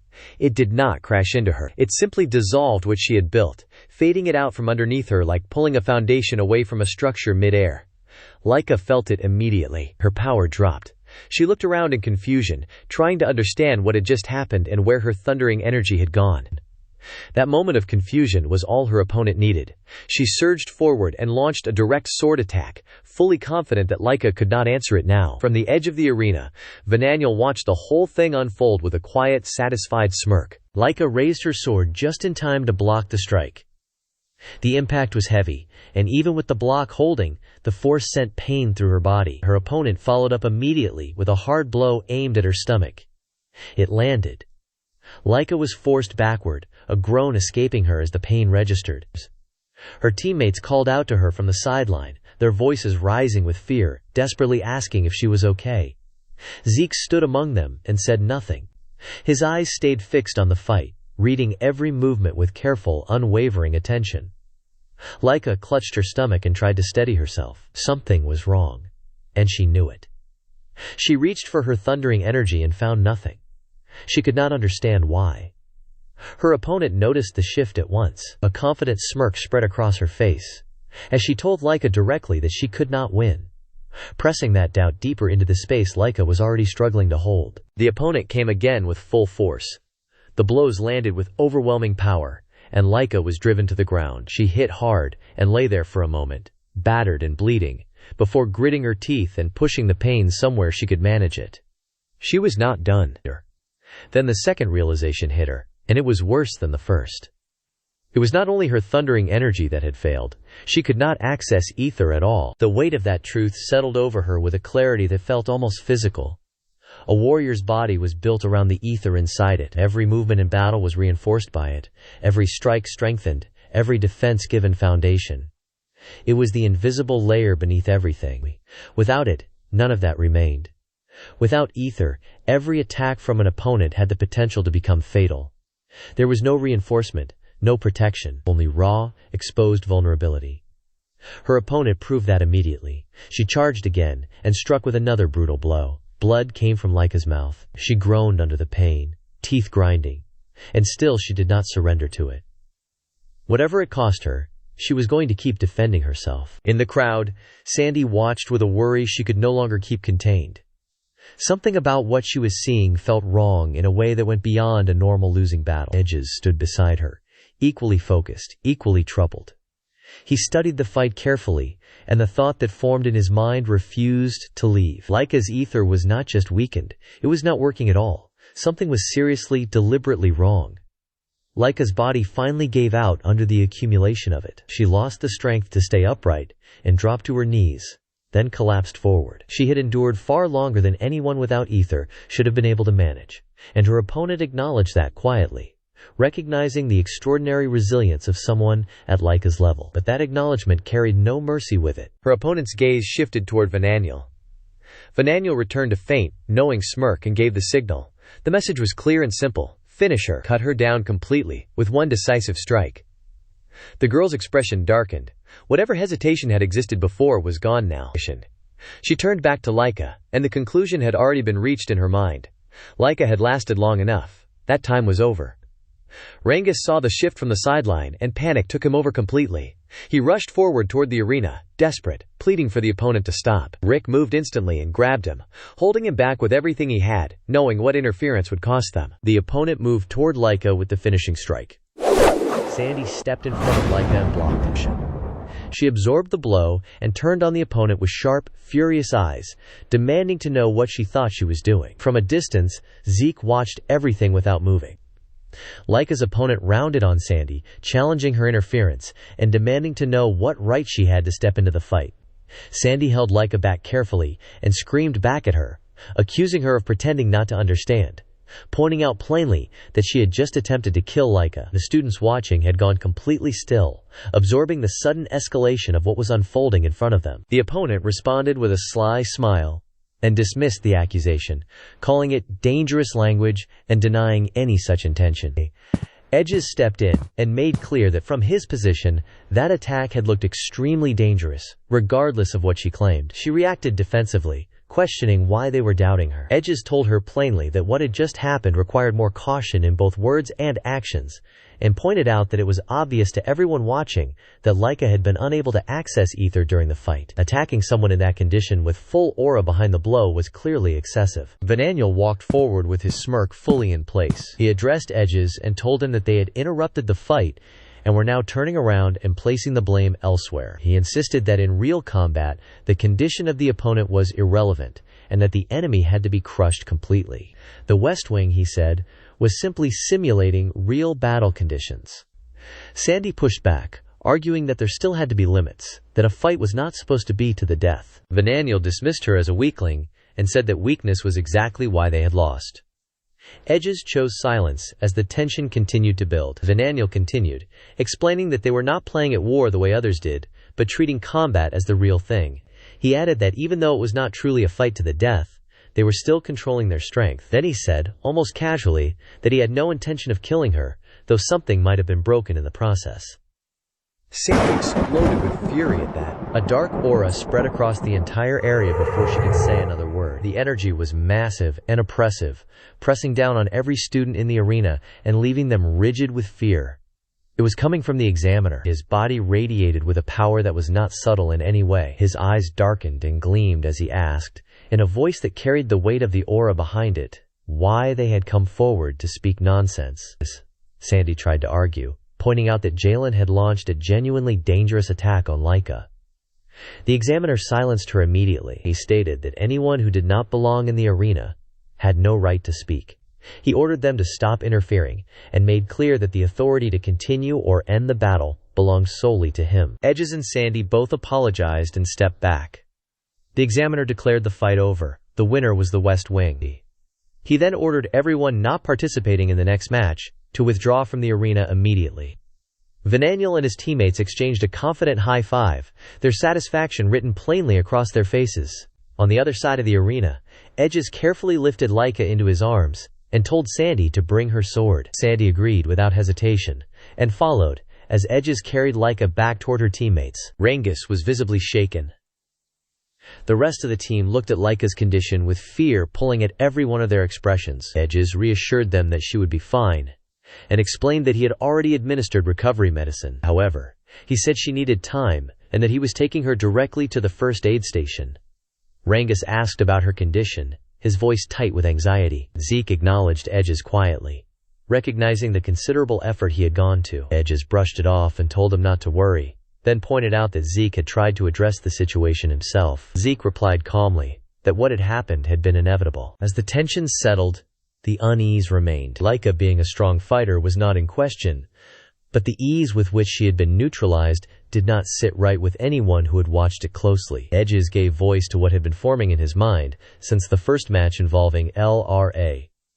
Something had felt wrong from that point, he said. The opposing side was hiding something. He told Zeke directly to stay cautious going forward. Laika lay unconscious in Edges' arms as Zeke looked at her quietly, his thoughts turning inward. He thanked Edges for the concern and acknowledged that the situation was unfortunate. Nearby, Vananiel's smirk had not left his face. He declared that Zeke had no chance of defeating him and that his defeat was already certain. Zeke did not respond to a single word of it. He simply turned his attention to warming up, his calm indifference settling over him like armor. It irritated Vananiel visibly. The examiner announced the 7th match between the East Wing and the West Wing. The battle began. Vananiel shouted across the arena, demanding to know how long Zeke intended to maintain that irritating attitude of his. He did not finish the sentence. Zeke moved. A single instant. A single punch, driven forward with total precision and total commitment, and it landed directly on Vananiel. Blood spilled from his mouth on impact. The force sent him flying across the arena, and he crashed hard onto the ground at a distance. The arena went silent. Every student standing there stared in stunned disbelief. Even the examiner's eyes went wide. Nobody had been prepared for that. Not the speed of it, not the finality of it, not the fact that Vananiel, who had spent the entire tournament carrying himself like the outcome was already decided, was now lying on the ground with blood on his face before the fight had taken a single breath. Zeke looked across the arena at him and allowed himself a faint smirk. He pointed out that for someone who talks so endlessly about real combat, Vananiel had been completely defenseless. He said that this moment, right here, was exactly the kind of real combat Vananiel had been so proud of claiming to understand. The dust settled. Vananiel lay on the ground, and the fight had barely started. Zeke pointed his finger directly at Vananiel and told him that since he wanted to fight like it was real, then Zeke would oblige him. He asked, in a tone that carried genuine weight, whether Vananiel was truly certain he would not regret that. Vananiel responded with his usual mockery, implying that Zeke would be the one doing the regretting. Zeke looked at him with quiet disbelief. Then he clenched his fist and told him that they would see. The punch came immediately after. Full force. Vananiel was sent flying and crashed hard into the distance, his teammates screaming at the sight of it. Zeke watched the whole thing without any particular tension in his body, as though he had simply confirmed something he already knew. Vananiel had hit a wall. The impact was strong enough to crack it. His body was covered in wounds, blood running from his nose and mouth, and still he somehow pulled himself upright, groaning through clenched teeth. He was overwhelmed. The thought forming in his mind was one he had no framework for. Even if he launched a counterattack at maximum speed, Zeke had remained completely untouched. Zeke stepped in front of him and identified what he was working with. Vananiel was using ether with wind properties. That meant he belonged to one of the 4 great families of the moon. It was the special ether carried by his bloodline. Vananiel gritted his teeth and cursed at him in raw fury. Zeke remained calm. He remarked, almost conversationally, that he had only slightly adjusted his own strength downward to match Vananiel's level. The comment landed like a second blow. Vananiel erupted with insults. Before the last one left his mouth, Zeke was already behind him. He fixed him with a deadly glare and said quietly that this was the second time. A powerful strike landed on Vananiel's back. He was sent flying again, crashing to the ground and groaning through the impact, his mind reeling as he tried to understand why this was happening so easily and so completely. Before he could find an answer, Zeke was already rushing toward him again. He closed the distance in an instant, stood directly in front of him, and criticized his mindset. He told Vananiel that his overconfidence was the real problem in a genuine fight. Then he drove a punch hard into Vananiel's stomach. Blood came from Vananiel's mouth. He collapsed onto the ground. Zeke looked down at him and noted, almost casually, that this was the third time. Vananiel coughed and stared upward, struggling to make sense of what was being said to him. Zeke pointed his finger and told him he did not seem to understand. He explained what he meant by the count. The first time was when his face had been exposed. The second was his neck.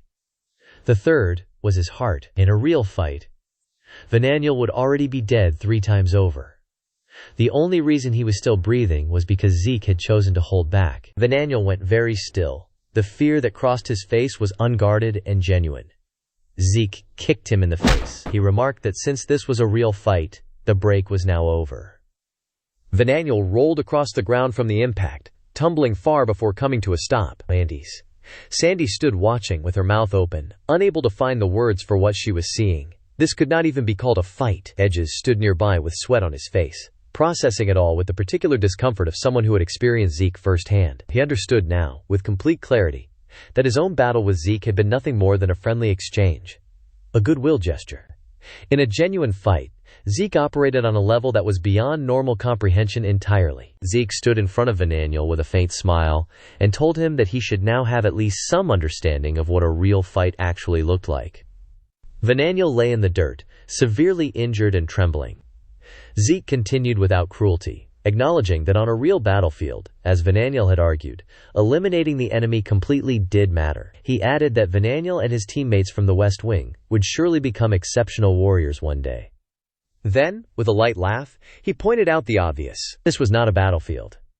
They were under instructor supervision with recovery potions available. By the standards of actual combat, this environment was indulgent beyond measure. Vananiel told him to shut up.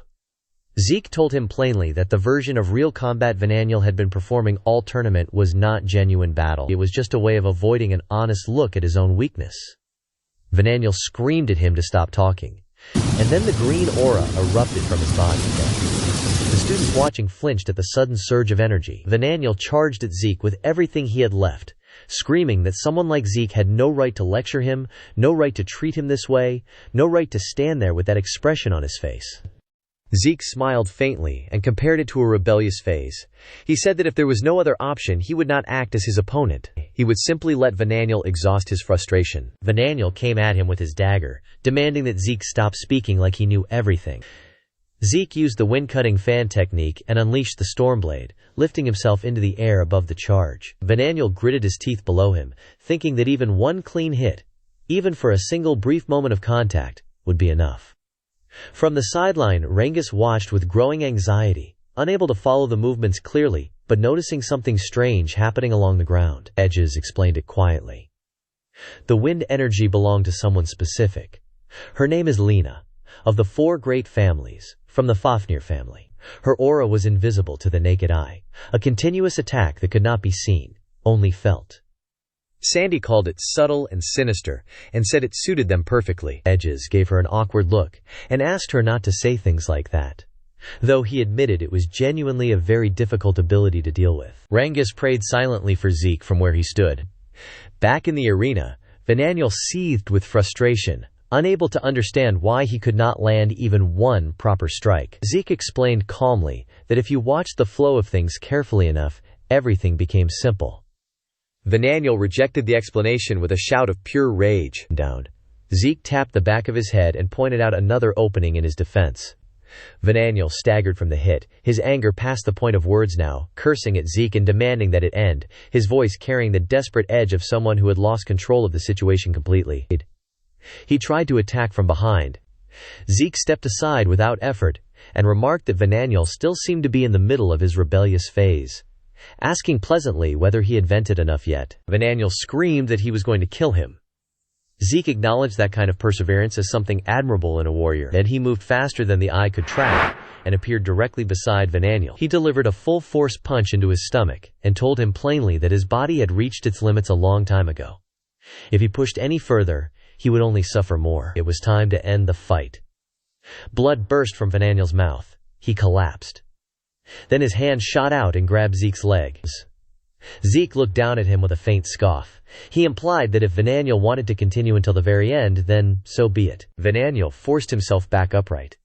A dark purple aura began rising from his body, and then he started laughing, loud and unhinged, the kind of laugh that comes from someone who has been holding something back and has finally decided to use it. He raised his sword forward, and a powerful aura surged from the blade. His smirk widened as he declared that it was over, that Zeke was finished. Zeke registered a flicker of genuine surprise at the shift. Vananiel activated the wind-cutting fan technique and unleashed the wind gulp projectile. The attack was overwhelming in scale. Zeke could not block it. He was sent flying far across the arena and crashed down hard. Rick and Rangis both reacted with shock and alarm, watching Zeke hit the ground. Edges observed the scene carefully. He noted that something about Zeke had changed. Someone nearby agreed with the observation immediately. The blue-haired girl looked around confused, trying to understand what they meant. A voice came from behind the group.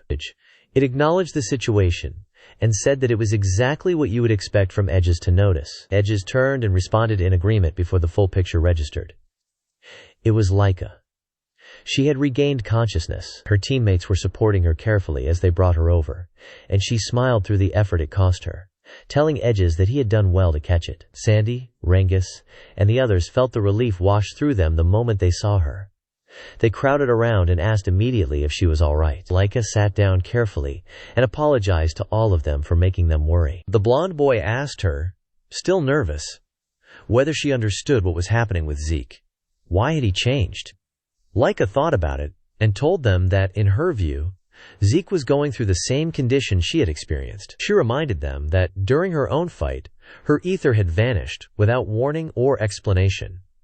Rangis stared at her in shock. Rick could not accept what he was hearing, unable to understand how something like that was even possible. Laika admitted she did not know the exact reason, but she pointed to the pattern. Lena, who had fought in the first encounter, had also behaved strangely. LRA had been in an unusual state as well. If that thread held, then Zeke was most likely experiencing the same thing right now. Rangis felt the implication land fully. Zeke might currently be unable to use his ether at all.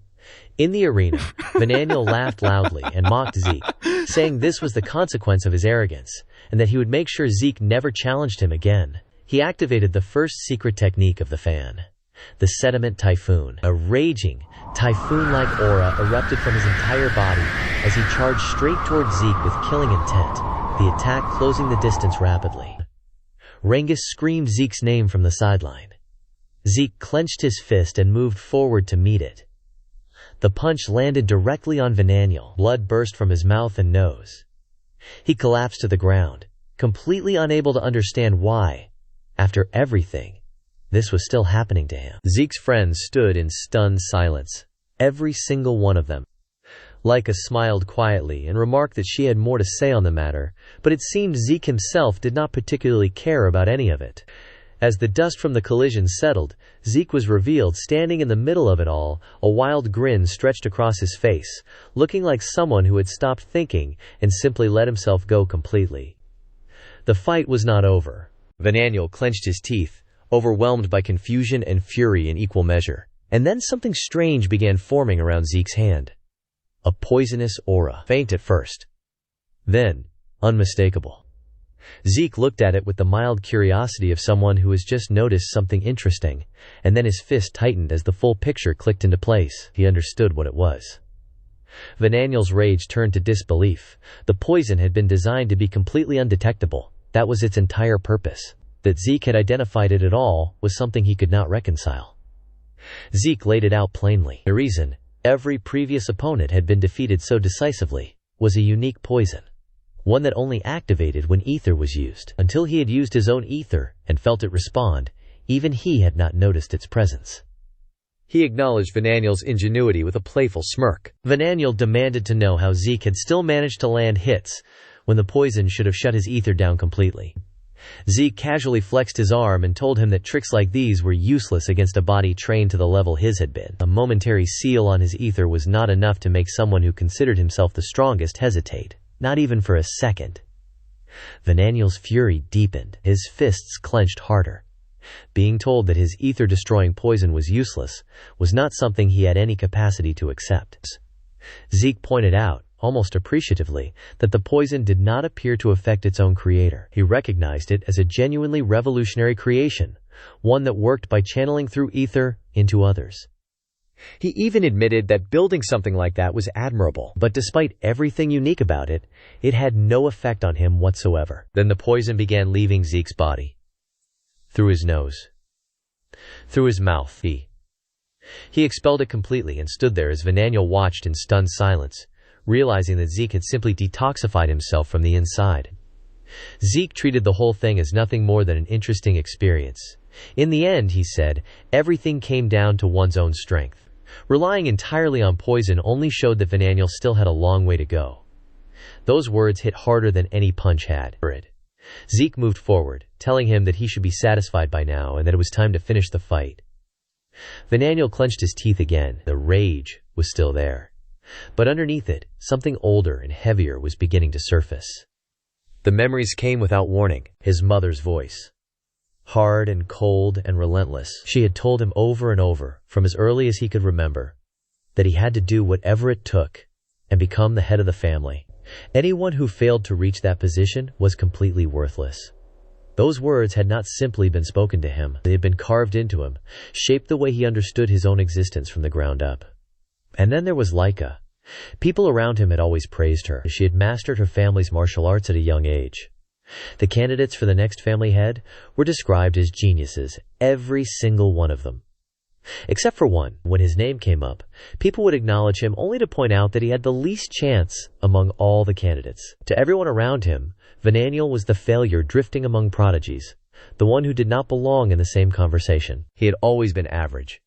No matter how hard he pushed himself, that lack of talent would eventually be exposed. He could not even perform basic magic, and for that, his mother would punish him, scold him, tell him how useless he was. But then he found it. Poison. Not swordsmanship, not magic, not any of the noble skills the others carried so easily. Poison, the ability to create it, to use it, to build something with it that no one else had thought to build. In his mind, that was enough. With poison, even he could fight. With poison, he could rise. He became convinced that through this one ability, he would become the head of the family. And if he achieved that, his mother would finally see him. But something inside him had twisted along the way. The dark aura pouring from his body now was the evidence of it. Years of resentment and pressure and comparison had built into something that no longer had a clean shape. He screamed. He told Zeke that no one understood him, that every single day of his life he had been measured against geniuses and found lacking. No matter how hard he tried, he could never match their talent. And still they kept comparing him to Laika again and again and again. He declared that he had to fight with everything he had, and that no one had the right to speak as though they understood his struggle. He attacked like a mad dog, reckless, driven by rage rather than reason. Zeke caught his hand without effort. The dagger slipped from Vananiel's grip and fell to the ground. Then something happened that nobody in that arena was prepared for. A massive amount of poison began flowing out from Zeke's body, the very poison Vananiel had created. It poured from him in waves, filling the space around them. Vananiel stared. Rangis stared. Laika, Rick, the entire team stood frozen. Sandy could not find words for what she was seeing. Edges watched in complete silence, careful and still, choosing observation over reaction. Zeke used that same poison to surround Vananiel entirely. The toxic aura closed in around him, trapping him within the very thing he had built. Rather than breaking him, it pushed him further into frenzy. His breathing turned ragged. His movements became erratic. His expression went feral. He embraced the chaos and shouted that relying on poison was exactly right. As long as he won, nothing else mattered. He had no talent for combat, but with poison he had something he could call his own. With poison, he believed, he could never lose. Then a smirk appeared on his face. He admitted that he had not wanted to use this particular poison, but to win, he had no other choice. Hidden within the deadly smoke were poison needles so dangerous that even he, who created them, would struggle to counteract their effects. He had already inhaled some of the smoke himself, and still he believed this would secure the victory. Zeke looked at him with a cold, piercing stare and asked what exactly was going through his mind. Why was he smiling in a situation like this? Vananiel's eyes found the answer before he could speak it. Zeke was holding one of the poisonous needles between his teeth, completely unfazed, wearing a calm smirk as he indicated that had been the last attack. The confidence shattered. Vananiel's body gave out beneath the weight of it, and he collapsed to the ground. Zeke spat the needle out casually, as though it had been nothing more than a minor inconvenience he had nearly forgotten about. Then he stepped forward and extended his hand toward Vananiel. The gesture alone was enough to frighten him. Vananiel could not comprehend what kind of person was standing in front of him. Zeke gripped his shoulder firmly and told him to listen. He said that Vananiel was wrong about one thing. Vananiel waited. Zeke told him that becoming strong did not require talent in martial arts. It did not require talent in manipulating ether. What truly mattered was the will to win. The burning, relentless thirst for victory. That desire, when it was real and when it would not be extinguished, was what drove a person toward genuine strength. Vananiel sat with that in silence, unable to immediately process it. Zeke's tone shifted. Firmer now, closer to a teacher correcting a student who had been making the same mistake for too long. He addressed what Vananiel had said about having no talent in martial arts, and rejected it outright. The problem was not a lack of talent, he said.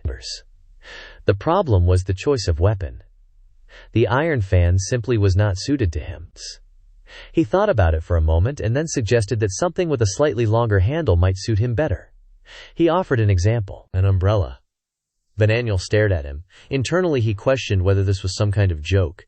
Zeke told him plainly that it was not. An umbrella, like the iron fan, carried history and tradition as a weapon. From his perspective, almost anything in the world could become a weapon if the person holding it understood how to use it correctly. Vananiel went quiet. Something was shifting in the way he was thinking. Slowly and reluctantly, but shifting nonetheless. He began to wonder whether the problem had never been himself at all, but whether the tools he had been forcing himself to use were simply wrong for him from the very beginning. His mother's voice came back again. Anyone who cannot become the head of the family has no value. Zeke gently patted his head and observed that Vananiel seemed to grieve his lack of combat talent. Then he reframed the entire picture. From a battlefield perspective, he said, Vananiel was actually more of a warrior than most people in that arena. Vananiel looked up at him, confused. Zeke continued. On the battlefield, as Vananiel himself had always insisted, winning was everything, but focusing only on warrior pride would prevent a person from protecting anything that truly mattered. To win and to protect what was important required using every possible means available. From that angle, Vananiel's way of thinking was not wrong. What was wrong was where and how he had chosen to apply it.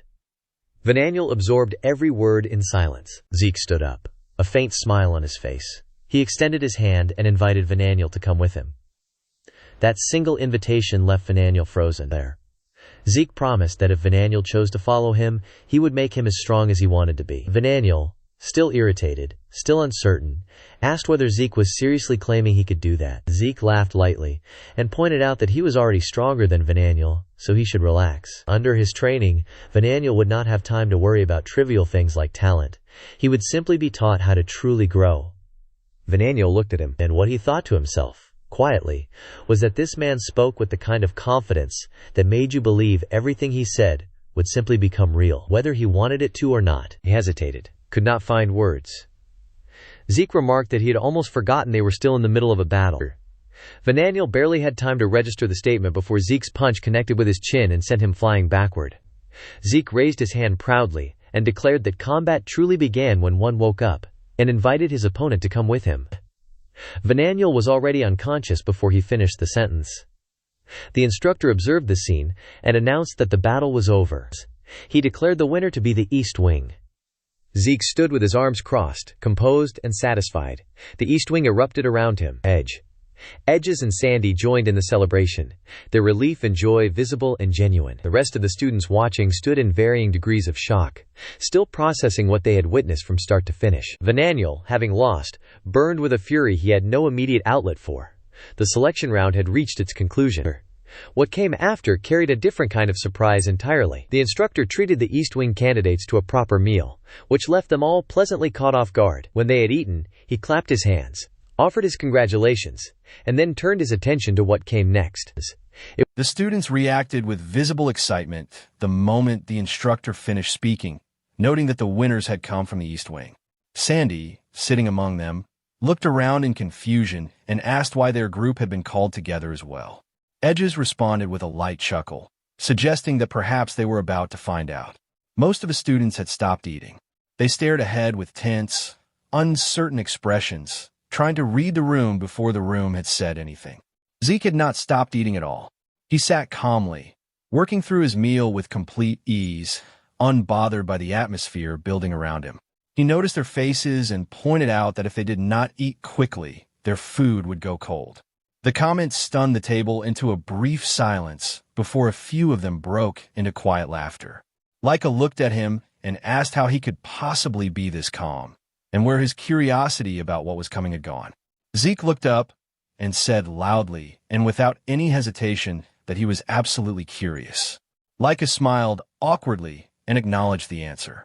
The instructor apologized for the delay and encouraged everyone to continue eating, noting with a pointed look that one person had already gotten ahead of the rest. He explained that the meal had been prepared as a reward for the strength demonstrated throughout the 66 lesson trials, specifically recognizing the achievement of reaching 86 strength. The students from the West team received that praise with a mixture of happiness and sheepishness. Then the instructor announced that it was time to explain the details of the special mission. Edges quietly asked whether their group might also be permitted to listen. The instructor smiled and said yes, adding that there was a possibility they might be involved as well. That single sentence was enough to stop Edges completely. The weight of it settled across the room like a change in weather. The instructor stood firm and began to explain what he called the situation referred to as does.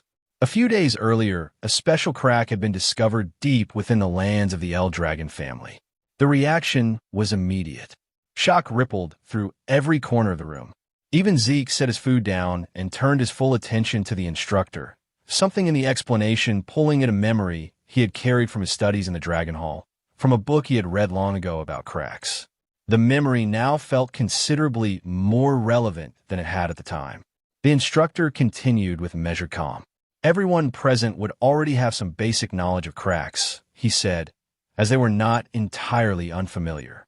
But what they were dealing with now was something different, something far more unusual, a special crack.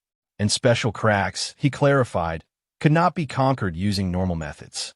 They were unpredictable, dangerous in ways that ordinary cracks were not. Laika tried to process the distinction and admitted she did not fully understand what made them so different or why the usual approach would not work. The instructor elaborated. This particular special crack came with strict, unavoidable limitations. Only 7 individuals at 3-star level or lower were permitted to enter. That restriction was absolute. There was a 97% certainty that anyone with 4 stars or above who attempted to enter, or any group that exceeded the permitted number, will be immediately expelled by the crack itself. No exceptions. Not even the head of the family could bypass these conditions. The students from every wing listened without a sound. West, east, north, south, all of them absorbing the weight of what was being described. The instructor continued. While there were 3-star warriors among the El Dragon soldiers who technically qualified, the recent surge in crack appearances had stretched the family's available personnel thin. There simply were not enough people to cover everything at once. That was why their attention had turned to the students. The responsibility, unexpected and significant, had landed on the people sitting in that room. Then came the detail that changed everything. Within this special crack, the instructor said there was a very high possibility that magic water existed, the kind necessary to awaken magical power. The shock that followed was of a different quality entirely. Rick looked confused and asked what magic water actually was. Zeke's reaction was the opposite. His thoughts aligned immediately with something he already knew, and recognition moved across his face with complete certainty. The instructor explained. The key was something called AGI. By drinking the magic water, A person would gain the ability to convert ether into magical power, a transformation that allowed the human body to properly handle and use magic in the first place. Zeke could not contain it. The excitement that broke across his face was unguarded and genuine, his eyes bright, his earlier composure replaced entirely by the pure enthusiasm of someone who has just been told that something they have wanted for a very long time might be within reach. He celebrated the idea of magic openly, with no attempt to hide how much it meant to him. The instructor shifted to the broader context. The world, as everyone knew, was governed by the 8 families, collectively known as the 8 gates of the hegemonial, and the El Dragon family was among them. But El Dragon carried a crucial disadvantage that none of the others shared. While every other family possessed Lena, the magical fountain from which magic originated, El Dragon was the only one without such a source. That absence was the reason magic water held such immense importance for them. It represented something rare, a genuine opportunity that could not be manufactured or replaced. The objective, the instructor summarized, was clear: conquer the special crack and recover the magic water. The mission carried the highest level of importance, and failure was not a consideration. There was one more complication. The crack had appeared dangerously close to the territory of the Cerberus family, another of the 8 gates. It was highly likely that the Cerberus family would move to claim the crack as well, which meant the mission carried the additional weight of potential conflict from outside. With that, the purpose of the selection trials became fully clear. Every fight, every bout, every match that had taken place had been designed to identify individuals who were 3 stars or lower, but possessed the ability and strength to take on something this dangerous. The full picture had finally assembled itself, and it rested on the shoulders of the chosen few sitting in that room. Edges processed everything quietly before turning to Sandy and telling her that he understood now. From what he had gathered, it seemed the 7 members of the East Wing who had won would be placed in charge of the conquest mission. Sandy smiled and acknowledged his conclusion without confirming it entirely. The instructor added an important clarification.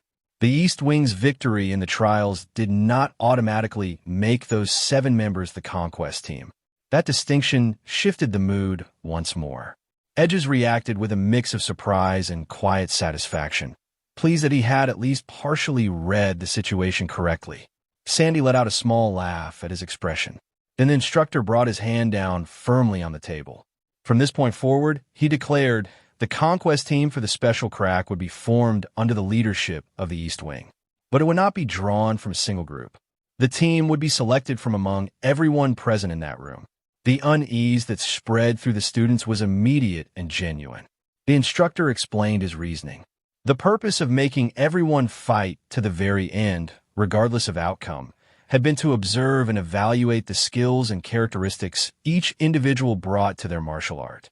Through that process, they had established proper criteria for building the most suitable team. He acknowledged, however, that some individuals had not been able to fully demonstrate their true potential. As he said it, his gaze shifted deliberately and landed on Zeke. With full authority, the instructor declared that Zeke would be the one to select the members of the conquest team. Zeke choked. Food nearly left his mouth as the weight of the assignment hit him without warning. He struggled to compose himself and looked at the instructor with genuine disbelief. The instructor pointed out that there was no reason for such a reaction, given that Zeke was the representative of the East Wing. Zeke hesitated, fumbled for words, and then turned immediately toward Laika and tried to hand the entire responsibility to her, insisting that she should be the one to make the decisions. Laika froze. She had not been prepared for that at all. Zeke kept going in his usual unpredictable fashion, acknowledging that his own participation in the mission was mandatory while simultaneously questioning whether the arrangement made any sense. Then, with a shift in tone that surprised everyone at the table, he declared that if he were allowed to choose freely, he would simply form a one-man conquest team and handle the entire mission by himself. Laika stared at him. She admitted that while the suggestion sounded completely absurd, knowing Zeke, it was not entirely beyond him to attempt something like that, which made it somehow worse. Zeke, apparently pleased with that response, continued in a scattered but confident way, telling her to consider the situation carefully, evaluate the top individuals, use her own knowledge and judgment, and make the call. Then he concluded simply that everything seemed fine and handed the position of representative over to Laika entirely. The instructor paused and asked whether Zeke was truly certain. He reminded him that leading the conquest team would bring him one step closer to becoming the next head of the family. Zeke said without any hesitation that he had no intention of becoming the family head. The room went still. Vananiel could not hide his shock. Edges immediately questioned how anyone could turn down a position like that. Sandy reacted with open disbelief. Laika, however, confirmed quietly that Zeke was being completely genuine. Zeke explained himself. The position held no real value for him. What mattered to him was his own path, his own goals, the things he was pursuing that existed outside of titles and authority. Edges pushed back, pointing out that becoming family head would mean control over the entire El Dragon family and immense power to go with it. Zeke dismissed it without breaking stride. He had no need for any of that. There was only one thing he was actually after. He said it clearly, with the quiet conviction of someone who had known it for a very long time. The ultimate end of martial arts. The absolute pinnacle of strength and mastery. The room fell into complete silence. Every set of eyes in that space turned toward him, drawn by the weight and certainty in those words. Zeke's expression softened into a confident smile. He turned to Laika and told her not to worry about him. He shifted all of his focus onto her, urging her to concentrate on what was in front of her and choose the members she would bring on the mission. Laika felt the full weight of the responsibility land on her. She stood slowly, gathered herself, and accepted it. Her expression settled into something serious and purposeful as she prepared to announce her choices. Then the scene shifted entirely. Somewhere else, in a place that carried a different kind of authority, a powerful figure sat in a commanding position. Beside him rested a terrifying two-headed wolf, its presence radiating menace into the surrounding space. The figure sat calmly, smoking, when an assistant approached and delivered urgent news. He reacted with sharp, immediate interest. He asked whether what he had just been told was accurate. The assistant confirmed it without hesitation. A special crack had been discovered within the forest of the Abundant Dog. A slow smirk spread across the figure's face as he processed the information. He noted that the El Dragon family, whom he referred to with contempt as lizards, had already begun making their move. But his tone shifted quickly to irritation as he demanded to know why he was only hearing about this now. The tension in the room became visible instantly. Everyone around him went stiff. The assistant bowed deeply and apologized, explaining that they had been skillfully deceived, which had caused the delay. The figure returned to smoking, the smirk finding its way back as he reflected on what he had been hearing about those lizards operating in the forest of the Abundant Dog. Their behavior had apparently been strangely provocative lately. Now that provocation made sense to him. He acknowledged their plan as clever. Then he wondered aloud whether there was something particularly valuable about this specific crack, given the lengths they were going to. The assistant explained that it was highly likely the crack contained Caglia Magical, something of considerable significance. The figure absorbed that calmly. It was no surprise, he said, that the other side would want it at any cost. He asked about the conditions for entering the special crack. The assistant explained the limitations. 3 stars or lower. A restricted number of participants. The figure smirked and noted that those conditions did not sound particularly difficult to meet. But he also recognized that the El Dragon side had taken the lead and would likely occupy all available positions before anyone else could act. The assistant added that El Dragon did not have enough trained soldiers to send, so they were reportedly dispatching young trainees who had not yet reached proper rank levels. The figure looked genuinely surprised at that. He found it difficult to believe that they intended to conquer something this important with a group of students. The assistant asked carefully what course of action they should take, suggesting whether they should immediately begin assembling their own team of 3-star fighters or below. The figure considered it. He acknowledged that forming such a team from scratch at this stage was already too late. But he pointed out something that the assistant had not accounted for. When rare opportunities like special Lenacracks appeared, the heirs of the El Dragon family would certainly be involved. That realization hit the assistant visibly. The figure turned his attention elsewhere and asked how many deception bracelets remained in their possession. The assistant recalled quickly. Approximately 4. A dangerous smirk settled across the figure's face. He issued the order without hesitation. He did not care if all 4 were used. He commanded the assistant to go and eliminate the young trainees. Every single one of them. The assistant hesitated, visibly shaken, pointing out that they did not know when they would be able to acquire more deception bracelets and questioning whether this was the right call. The figure dismissed the concern entirely. There is no point in being careful with resources that were otherwise sitting and used in storage. Better to spend them all at once in a moment that actually mattered. As he continued, his tone darkened, almost amused, as he imagined the look on the El Dragon leader's face when the consequences of this order came to light.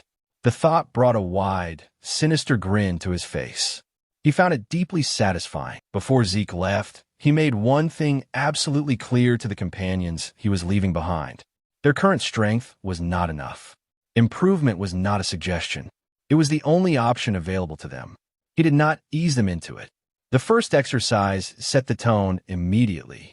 They were made to perform push-ups with enormous boulders pressing down on their backs, the weight so crushing that every repetition became its own small battle. Zeke offered no relief and showed no sign of offering any. The training escalated from there. Rangis and the others were driven into endurance runs at full speed while dragging massive stones behind them. Their bodies pushed further than comfort had any jurisdiction over.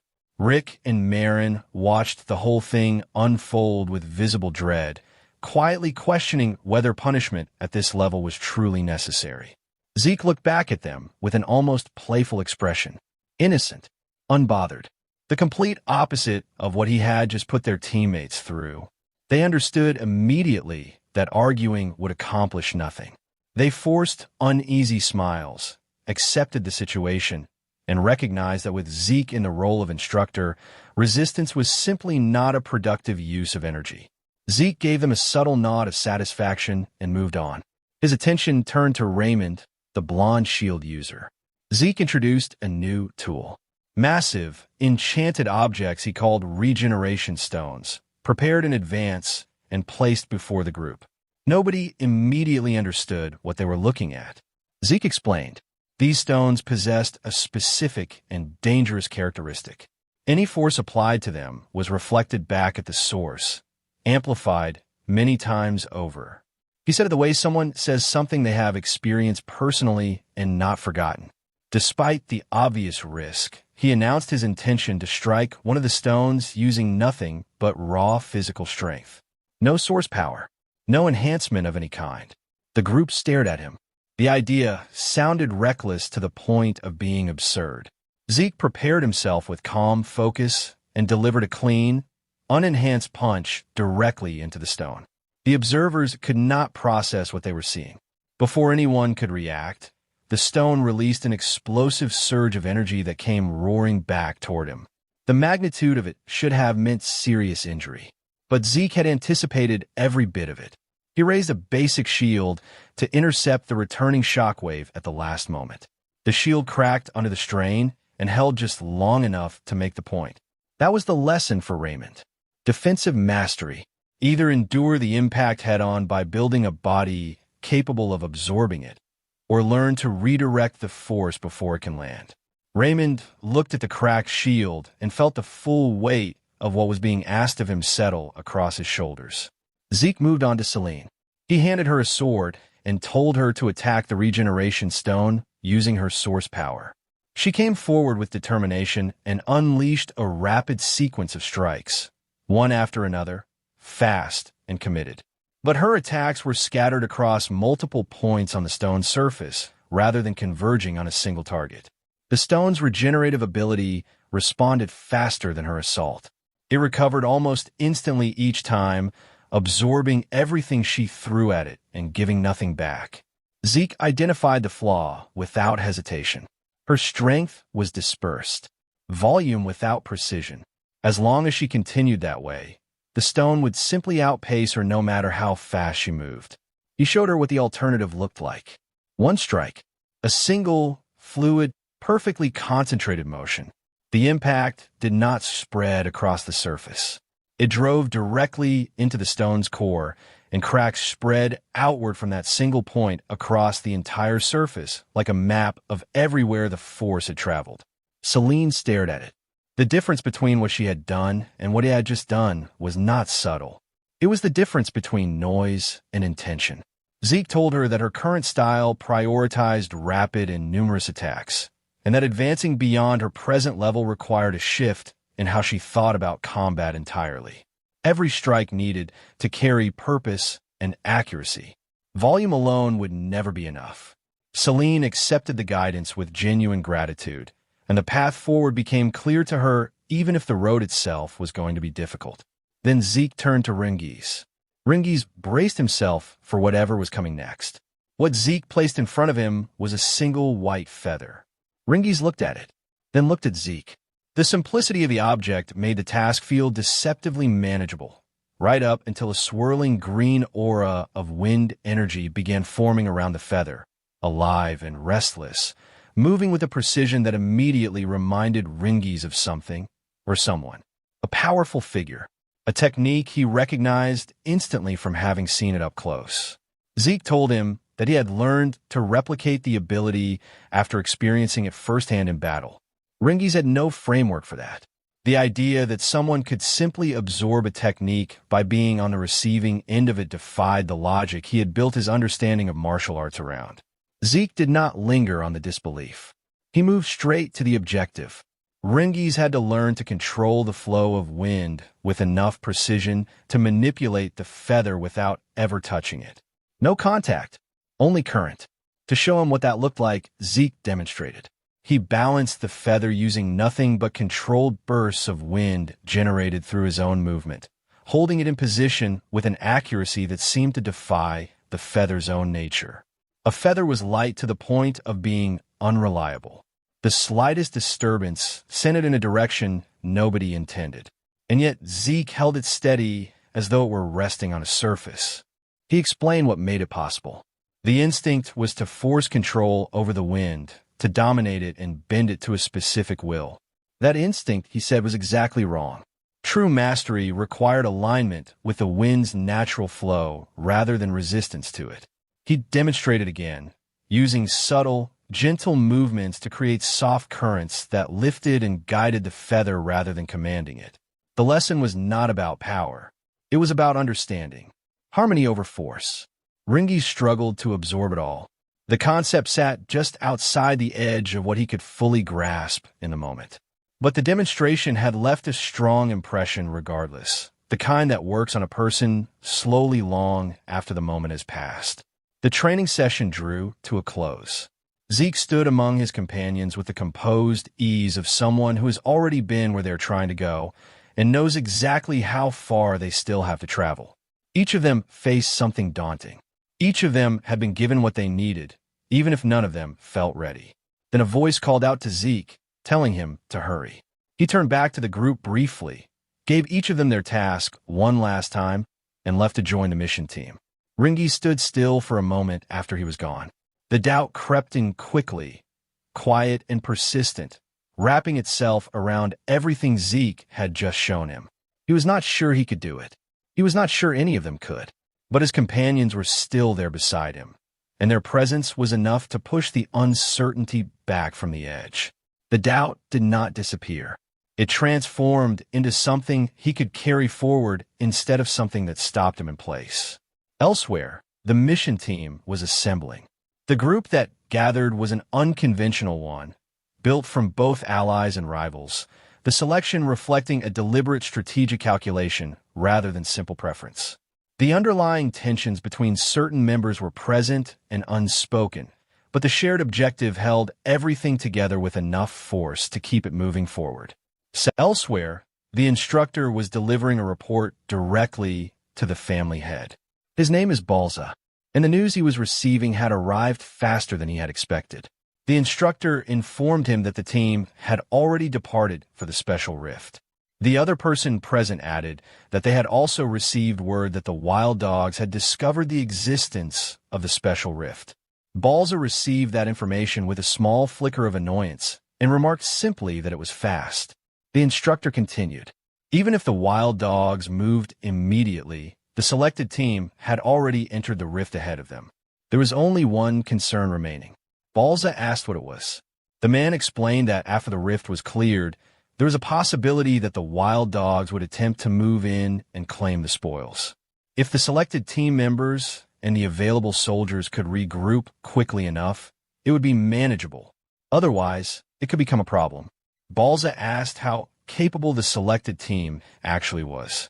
The instructor answered with the steadiness of someone who had thought carefully about the question before being asked it. The selected members were among the strongest at the 3-star rank. They should be able to clear the rift without difficulty, and even if the wild dogs showed up, they should be able to hold their ground. Balza asked, with something almost playful in the question, whether that held even with a 2-star mixed into the group. The instructor smiled and said that yes, or rather, Lord Zeke alone would be enough. Both Balza and the other man reacted to that with visible surprise. The instructor continued, telling them what he had seen for himself. Among all of Lord Balza's children, Lord Zeke was the first one whose true limit he had been unable to see at all. The other man pressed back. He pointed out that Zeke was still only at 2-star rank. How could that be? The instructor acknowledged it. That was technically correct. But after watching Lord Zeke, he had come to understand something he had not fully believed before. The number of stars did not determine strength. Not in every case. Not in this one. The other man looked unsettled by that.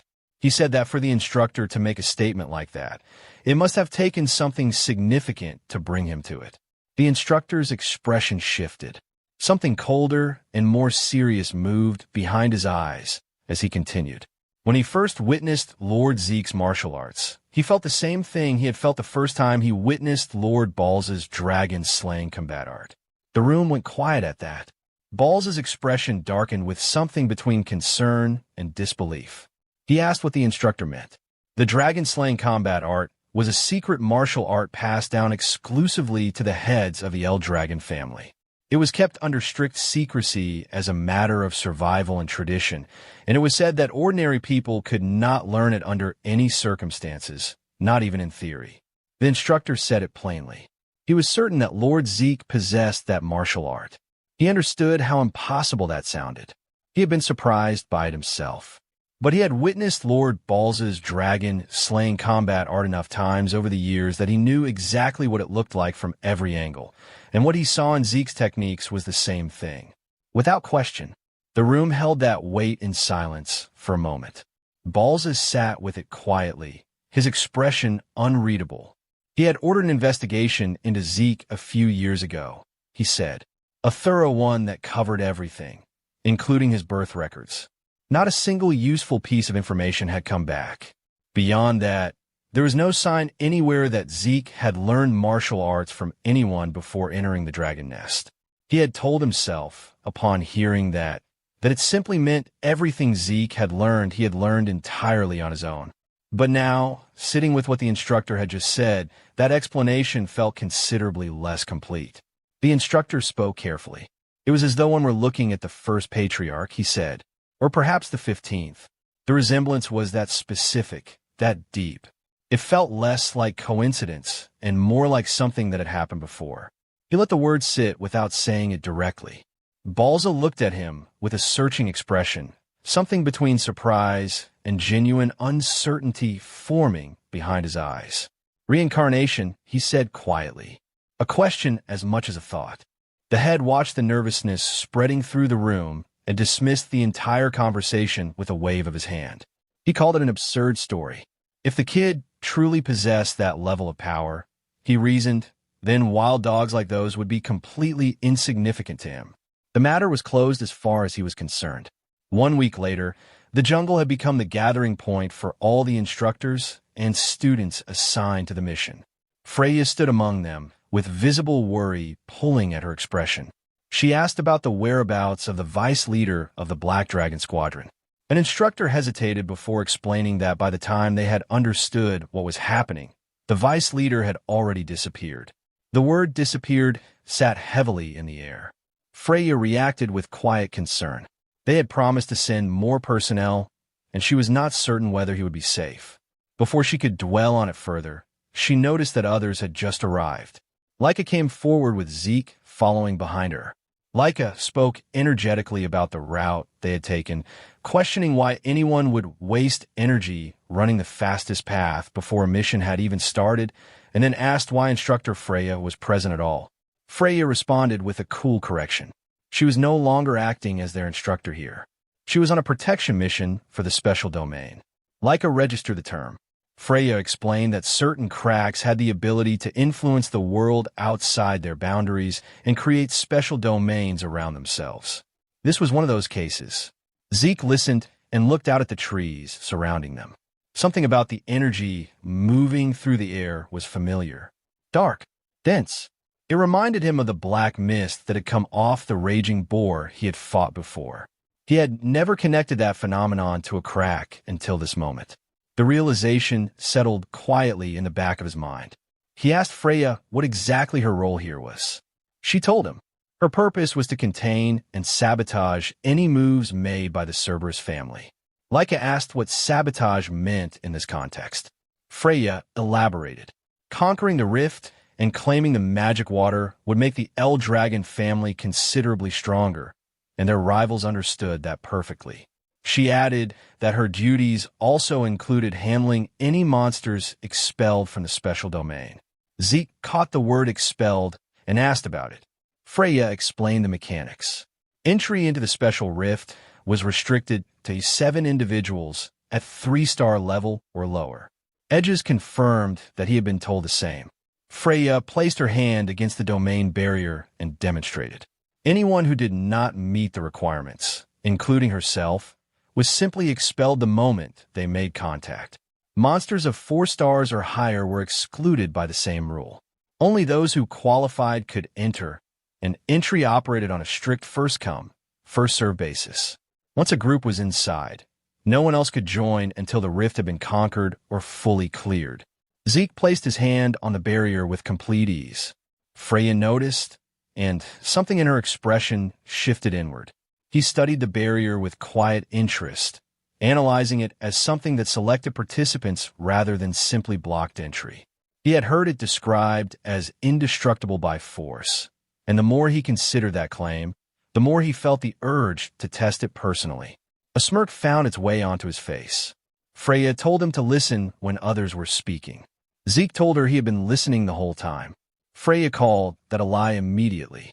She moved on and warned the group that they had no way of knowing when the Cerberus family might arrive, which meant they needed to move quickly.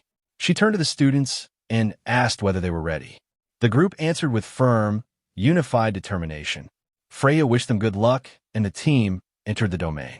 They did not have long to find their footing before a herd of massive deer came crashing toward them, their enormous antlers lowered and their movement fast and coordinated. Venaniel stepped forward and eliminated the entire herd in a single, clean strike. His companion praised the performance with genuine admiration. Venaniel said nothing. He stood quietly and looked at the weapon in his hand, something unresolved sitting behind his expression. The sight triggered a memory for Edges. He had seen it happen, quietly, before the mission began. Zeke had pulled Venaniel aside and handed him a weapon. He told him to take it, reminding him that he always followed through on his promises, and that this mission would involve real combat. The weapon was a staff.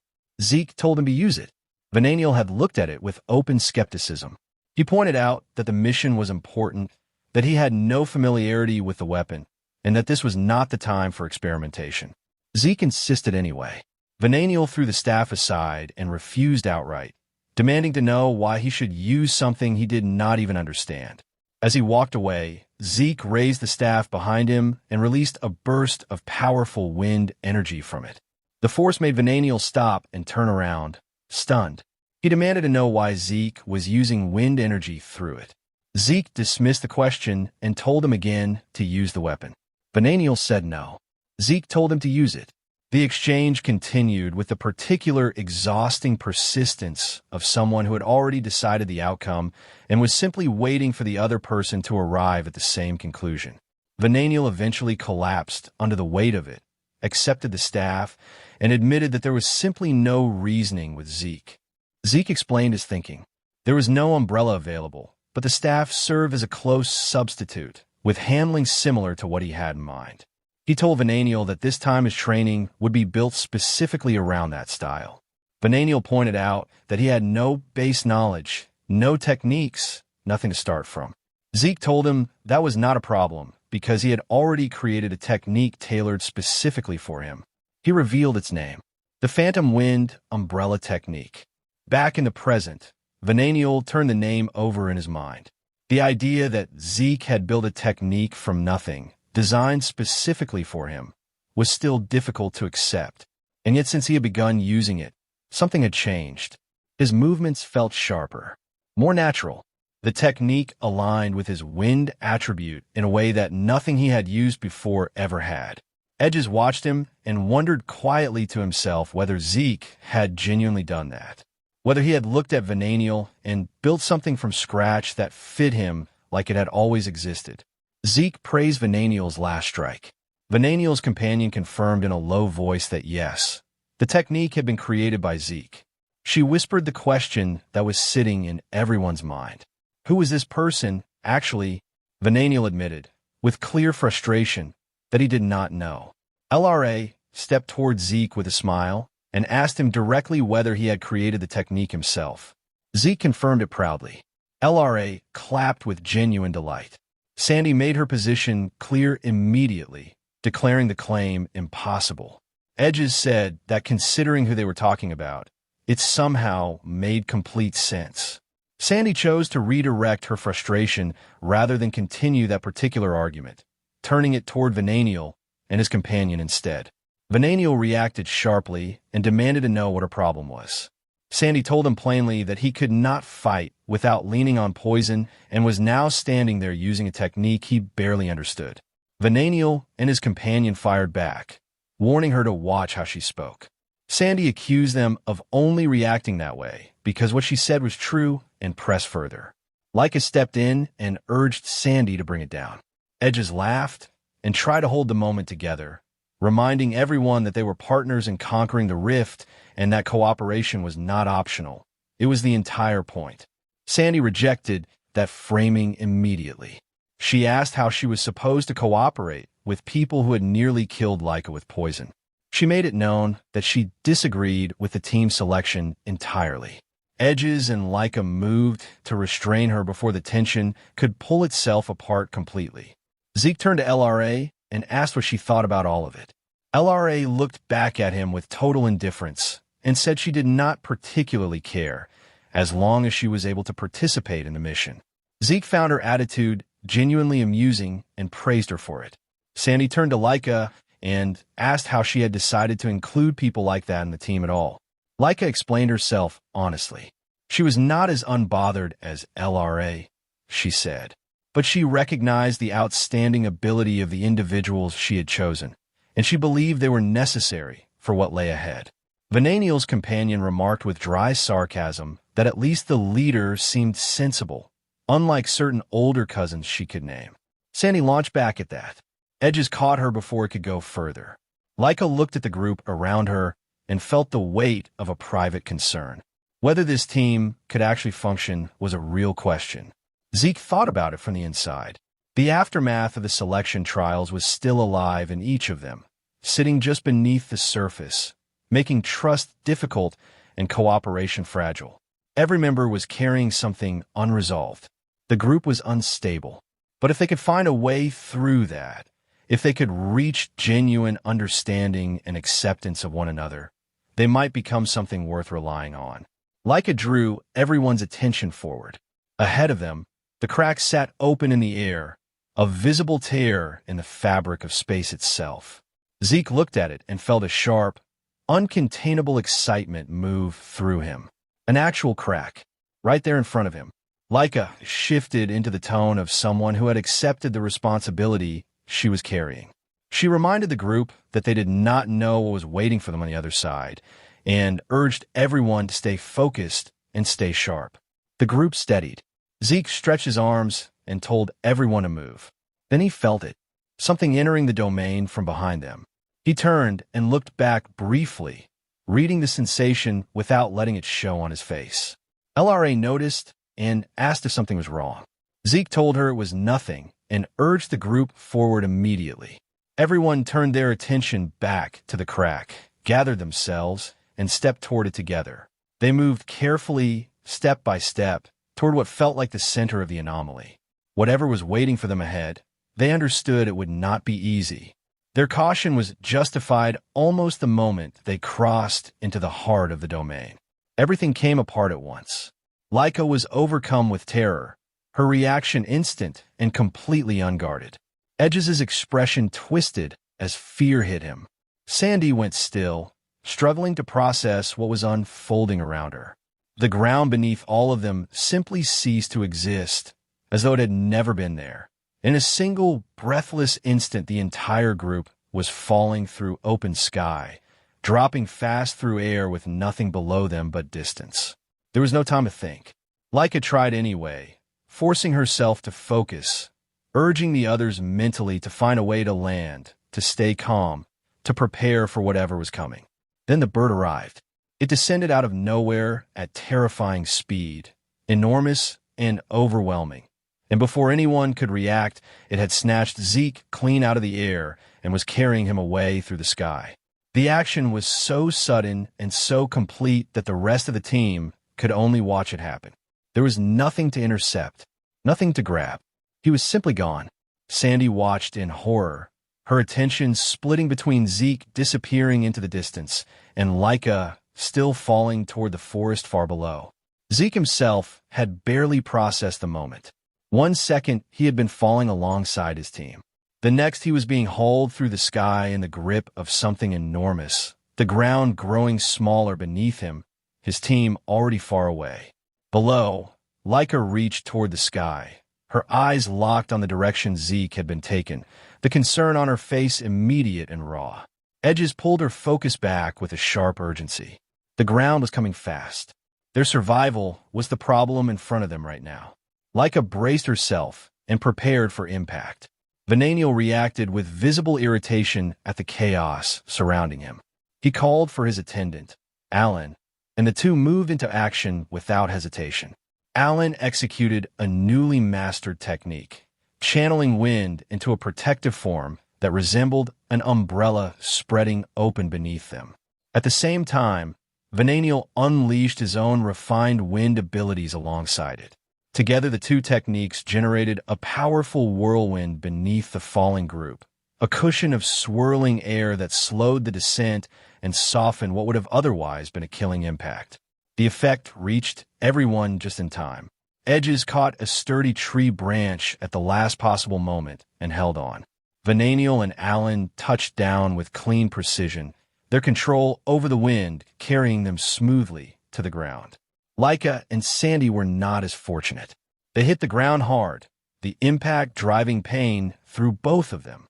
Sandy voiced her frustration immediately, shaken and unimpressed. Venaniel offered nothing in response, dismissing the situation with the particular coldness that had become his default setting. Edges stepped in quickly and pointed out that without Venaniel and Alan's intervention, the outcome would have been considerably worse. Laika pushed herself upright slowly, acknowledged the pain, and confirmed she could continue. The group took a moment to breathe as Edges scanned the environment around them. It was unfamiliar and unsettling, unlike anything they had moved through before. He suggested they use the pause wisely and take whatever healing resources they had while the opportunity existed. With the immediate crisis behind her, Laika turned to Venaniel and Alan and expressed genuine gratitude. They had saved the team, and she wanted them to know it. Venaniel received it with distance. He framed his actions as a necessity for the mission's success rather than any kind of goodwill, and left it at that. Sandy exhaled with mild exasperation, wishing for even a small acknowledgement. Alan redirected the group's attention to the more pressing question hanging over all of them. Where was Zeke? And what were they going to do about it? Vananiel's answer was immediate and blunt. Move on without him.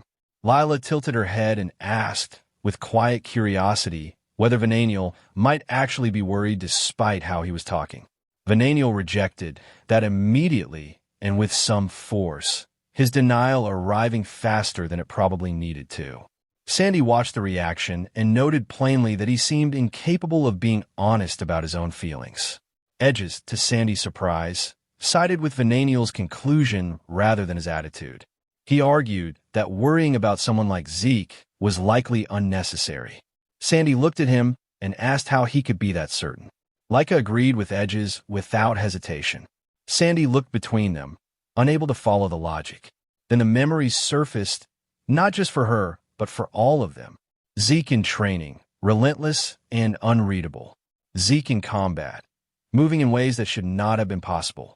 The weight of his presence, the scale of what they had watched him do. Each recollection added to the same quiet conclusion forming in all of them. Whatever Zeke had been dropped into, he was not in danger the way an ordinary person would be. He was something else entirely. Sandy found herself beginning to question whether her perception was the outlier in the room. Edges brought the conversation back to what actually needed solving. Regardless of what they believed about Zeke's capability, they still needed to find him. The question was where to start. Lila offered the answer. During the fall, she had caught sight of something unusual in the distance. A distinct pillar of light rising above the tree line. Alan expressed skepticism that anyone could have maintained that kind of awareness during the chaos of a freefall through open sky. Lila remained completely confident. She pointed in a specific direction through the dense forest, certain of what she had seen and where it had been. She explained that she had briefly surveyed the surroundings mid-fall and committed the location to memory before impact. Sandy stared at her with open admiration. Leica did not waste time. She formed the plan quickly and decisively. The bird carrying Zeke had been moving in the same direction as the pillar of light. That connection was enough. Rather than moving blindly through unknown terrain, they had a direction and a reason for it. The group agreed without much debate, recognizing that if anything in this place was going to draw Zeke's attention on its own, it was something as strange and unexplained as a glowing column of light rising out of nowhere. They began moving. Far away from the others, our boy Zeke was experiencing the situation in his own particular way. He was not panicking. He was not even especially unsettled. Being snatched out of the air by a massive creature the instant he entered the rift was not something he had anticipated, and yet he turned it over in his mind with curiosity rather than alarm. An attack originating from another dimension entirely. That was genuinely new. Even the shock of it had not lasted. He was already treating it as something worth learning from, a rare encounter that most people would never have the opportunity to experience at all. As for his team, he felt no particular concern. They were capable. They would manage. The bird flew on for a long time, powerful and purposeful, carrying him through the sky above the rift. Then its behavior shifted. Something subtle changed in the way it moved, and Zeke read the change for what it was. They were nearing the end of the journey. Without ceremony, the creature released him. He was falling again. Alone this time, with nothing around him but open air and the ground rushing upward from below. He looked down and understood the situation immediately. A massive nest sat perched on a jagged mountain peak, crudely built but enormous, constructed from materials that looked like they had been gathered from across the entire rift. Inside it were 3 large, restless chicks, each one alert and hungry, their attention locking onto him the moment he came into view. Their excitement was unmistakable. They had been waiting for a meal, and as far as they were concerned, one had just arrived. Whatever had happened with the chicks played out off-screen, but the result was clear enough. The danger had passed. The hatchlings that had looked at Zeke like a meal minutes earlier were no longer acting aggressive. The one that had come closest to tearing into him now trembled in a corner, sweat running down its tiny body, whimpering in the particular way of something that has just realized it picked the wrong fight entirely. Zeke brushed the dirt from his clothes and reflected briefly on how close he had come to being bird food the moment he arrived in this place. He looked around. The world inside the rift was nothing like the one he had come from. Everything about it felt hostile and wild, untouched by anything that could be called familiar. His attention drifted toward the enormous bird family nearby, the massive creatures that had brought him here. Up close, they were not what the word chaos monster suggested. They were large and fluffy and, if he was being honest with himself, oddly adorable. He reached out and touched the mother bird gently, finding her feathers surprisingly soft beneath his hand. Then he looked more carefully, and the softness gave way to something else. Her condition was poor. Her feathers were tangled and dull, her body far too thin for a creature her size, and every movement she made carried the weight of something that had been running on empty for too long. She flinched under his touch, the small reaction revealing how much pain she had been concealing. Zeke studied her and confirmed what he already suspected. She was badly weakened, likely injured as well. He stood there wondering what could have brought a creature this massive to such a miserable state. The answer came before the question had fully formed. He had been sensing something approaching for a while now, a presence stalking them from a distance, and it was closing in fast. Then the sky told him everything he needed to know. Far out, the light darkened beneath a massive, surging swarm. Countless insect-like monsters moving through the air in formation, wrapped in a purple aura that radiated pure hostility from every direction. The mother bird saw them, and panic took her immediately. She pulled back behind Zeke without thinking, placing him between her family and the swarm as though some part of her had already decided he was the only thing standing between them and death. Zeke understood everything in that moment. These insects were the real chaos monsters. The bird family had not been hunting. They had been prey, and the swarm had come back to finish what it started. He assessed the enemy calmly. The smaller locust-like creatures were around 3-star level, dangerous in numbers, more dangerous in a swarm this size.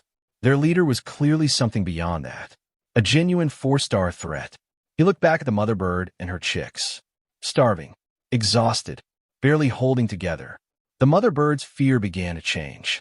For a moment, she looked ready to run, as though escape was the only rational response to what was descending on them. But then she looked down at her trembling chicks, and something shifted behind her eyes, something older and fiercer than fear. She spread her wings wide and positioned herself over her young, every last bit of her exhausted body arranged into a shield, preparing to fight to the end, even if the end was already decided. Even the tiny chicks puffed out their chests and chirped beside her, defiant and ridiculous and somehow completely sincere. A faint smile appeared on Zeke's face. That spirit made the decision for him. The swarm descended with killing intent filling the air, and the mother bird lunged forward to meet it. Zeke moved alongside her without hesitation, driving straight into the incoming horde. One of the smaller locusts rushed at him first. He caught it by the head, held it for a fraction of a second, and crushed it with a single punch. The insect's skull gave out instantly, spraying green across everything within range. Zeke stood there covered in it, his eyes gleaming with the particular excitement that combat had been producing in him more and more lately. The swarm did not slow. The 4-star leader and the massive insects behind it kept coming as though the death of one of their own registered as nothing at all. Behind Zeke, the mother bird stared with her beak open, struggling to process the kind of strength that could make that look effortless. Then our boy Zeke decided to stop holding back. A blood-red aura erupted from his body. Dark energy radiated outward in waves, and his eyes took on a glow that turned the air around him heavy. The atmosphere itself seemed to lock up under the pressure he was releasing. And then, high above the battlefield, a gigantic draconic eye materialized in the sky, ancient and vast and utterly without mercy, staring down at the swarm from above. Every insect in the formation froze. The paralysis was total. Not a single one of them moved. The crushing pressure of dragon dominance had found them all at once, and the message it carried needed no translation. Retreat now, or face complete annihilation. The swarm broke. Every insect turned and fled into the distance in complete, unorganized panic, abandoning the hunt without a second pass. Zeke watched them go and remarked casually to himself that they had terrible taste anyway.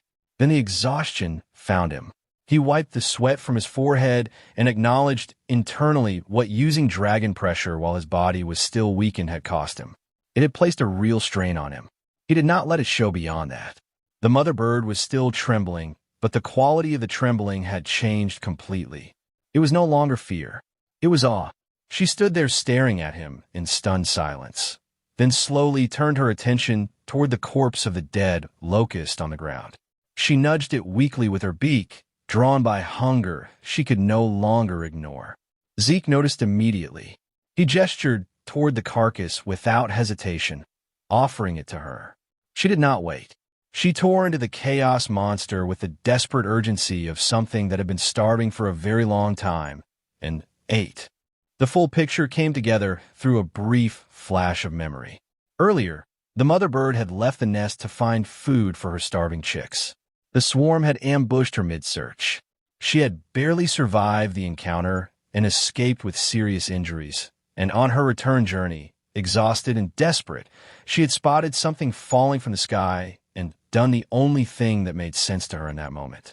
She had grabbed it and brought it home. That something had been Zeke. Back in the present, the chicks slept. Their small bodies were sprawled out in the nest with full stomachs, drool trailing from their beaks in the boneless contentment of creatures that no longer had anything to worry about for a while. Zeke looked at them and thought about how close he had come to being their dinner when he first arrived here. Somehow the whole thing felt less like an accident and more like something that was supposed to happen. That feeling made his next decision easy. The mother bird lifted her head and looked at him with quiet confusion as he turned toward her with a new kind of focus in his expression. He had seen how desperately this family needed to be able to feed themselves, and he had made up his mind. He was going to help transform this weakened creature into a real predator. Something powerful enough that she and her chicks would never go hungry again. He flexed his arm with visible enthusiasm. The hunt was about to begin. Deep in the forest below, something else was beginning as well. A sharp blade slid through the corpse of a chaos bug and came out clean on the other side. A group of men in formal suits and fedoras stood surveying the scene around them with a composed detachment of people who had seen worse and found it beneath comment. These were men of the Cerberus family, and they did not look like fighters so much as they looked like a very specific kind of problem arriving in a very specific kind of packaging. Their leader examined the remains of the battle around him, dismissed the rift and the dead insects as insignificant distractions, and gave the word. In unison, the men drew sleek katanas from their sides. The blades caught what light existed in the dark forest and held it briefly before the movement continued. The leader stood among them with his own blade gleaming and announced that the true mission could now begin. The lizard hunt had officially started. Zeke's smirk did not waver for a second. The Cerberus family members stood there looking at it and found themselves unsettled, unable to understand why he was reacting as though he had been expecting them all along. Sandy and Edges were equally thrown by it, but Edges was already moving past the confusion and into calculation. He recognized the danger the moment it materialized, identified who these people were, and tightened his grip on his sword. He also remembered the rule. Only 7 individuals with fewer than 3 stars were permitted inside the rift. No one outside their group should have been able to enter. What was standing in front of him directly contradicted that. The answer came without being asked for. Immense mana began pouring from the bodies of every Cerberus family member in the room, and one of them explained calmly that the method they had used to enter must have seemed strange. They raised their wrists. Strange bracelets sat on each of them, and the sight confused Laika immediately. The bracelet of deception. By wearing it, the rift itself could be tricked into ignoring entry restrictions entirely. The rules simply did not apply to them. Edges absorbed that with visible disbelief. The idea that such an item even existed had not occurred to him. Venial shouted in frustration, demanding to know why the enemy would hand over something that important so freely. One of the Cerberus members removed his bracelet, set it aside with complete calm, and told them it did not matter anymore. Everyone present was about to die. Zeke's eyes widened. He read the incoming attack before it arrived and shoved Leica behind him in a single motion. The Cerberus members unleashed blazing fire mana directly from their hands. The attack hit Zeke head-on and sent him crashing backward. Leica screamed his name. In the same moment, several members broke toward Leica with their swords already raised. Venial stepped in front of her before the strike could land, catching the assault with considerable effort, his body straining against the combined force of their push. He told her not to lower her guard and ordered her out of the way. Then he released a burst of mana and drove the attackers back. They did not retreat. They activated the Bala de Roca technique simultaneously, extending their fingers and launching a barrage of blazing firestones toward every student at once. Explosions erupted across the ground as the group scrambled to avoid them. Before anyone could recover, the Cerberus members followed the ranged assault with Thunderstick mana and charged forward together. Leica saw them closing in and forced the fear out of her mind. Sandy called out to Edges and declared they needed to meet the enemy directly. Edges assessed the battlefield quickly and kept his composure, understanding that the priority was buying enough time to reunite the group. He also understood, with quiet certainty, what the Cerberus family was actually after. The magic water. That was the real objective behind all of this. One of the Cerberus members told him coldly that he had nothing more to say. The two sides locked eyes across the battlefield as the weight of what was coming settled over everything. Leica pulled her focus together and forced herself to analyze rather than react. These opponents were all 4-star level fighters. She understood what that meant. 4 stars was not simply a higher number on a scale. It was a different category of existence entirely. No matter how hard an ordinary person worked, 3 stars was the ceiling most people would ever reach. 4 stars belonged only to those born with genuine talent, and the gap between the two was not something effort alone could close. Then she looked at the leader standing behind them all and arrived at an even more troubling conclusion. He was most likely a 5-star fighter. Even if she somehow managed to get through the opponents in front of her, the moment that man decided to move personally, it would be over before anyone could respond. She also recalled the strange event from earlier and concluded that he was almost certainly a high-level magic user on top of everything else. The leader gave the order. His voice was cold and flat, and the command it carried was simple. Finish everyone off. Every Cerberus member began summoning at once. Enormous wolf-like monsters materialized around them, savage and massive, their presence alone changing the atmosphere of the entire area. Leica felt genuine fear move through her at the sight of them. Edges stared and acknowledged to himself that they had actually summoned monsters. Sandy looked at the nearest creature in open disbelief, unable to reconcile the size of it with anything she had faced before. Venial's companion quickly assessed the nearest one and concluded it was a 3-star monster. The situation had gone from desperate to something beyond that. Then Zeke appeared. He was holding an enormous stone in one hand, lifting it with the casual ease of someone picking up something they found on the ground. The Cerberus members stared at him. They could not understand how he was upright at all after taking that fire mana attack directly. Before any of them could process it, he threw the stone straight at them. They barely managed to scatter out of the way, and the terror on their faces was genuine even as they landed. Zeke reached down and picked up another stone. He bounced it once in his palm with an arrogant ease and then told them, with real disappointment in his voice, that he had expected magic to be something impressive. He had genuinely looked forward to finally seeing it for himself. What they had shown him had not come close to meeting that expectation. Leica saw him standing there, and the relief hit her all at once. Zeke glanced at her and made it clear there had never been any reason to worry about him. He threw the second stone. This time the target did not move fast enough. The impact sent the Cerberus member flying, and he did not get up from where he landed. Zeke looked at the rest of them and told them plainly that if their magic was nothing more than throwing things around, then he could do exactly the same without any of the ceremony. The leader of the Cerberus family watched his subordinate crumple to the ground and said nothing. But the look in his eyes when they found Zeke carried the particular quality of someone who has just been humiliated in a way they're not going to forget. Seeing Zeke standing there completely unharmed and wearing a smile was apparently the last thing the Cerberus family head had been prepared for. He clenched his teeth and admitted that the resistance had been unexpected, but he made it equally clear that none of it would change what was coming. The outcome, he insisted, was already decided. He activated invocation mana. Summoning magic spread across the battlefield, and monsters began appearing one after another, materializing out of the energy pouring from him. Zeke watched them arrive, and his reaction was not what anyone on either side had anticipated. His eyes lit up. He realized there was magic capable of summoning monsters, and rather than dread, what moved across his face was pure, undisguised excitement. The Cerberus family had stared at him and genuinely could not understand the attitude.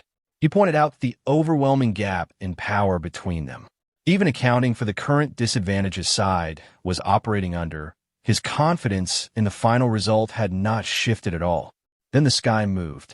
The giant birds descended from above without warning, their enormous shapes cutting through the air and landing on the battlefield with a force that shook the ground beneath everyone's feet. The arrival shocked every person present on both sides. Zeke turned toward them and greeted them warmly, reaching out to pet the nearest one as they landed. He noted that they had come at exactly the right moment and asked, with genuine curiosity, whether they had already eaten.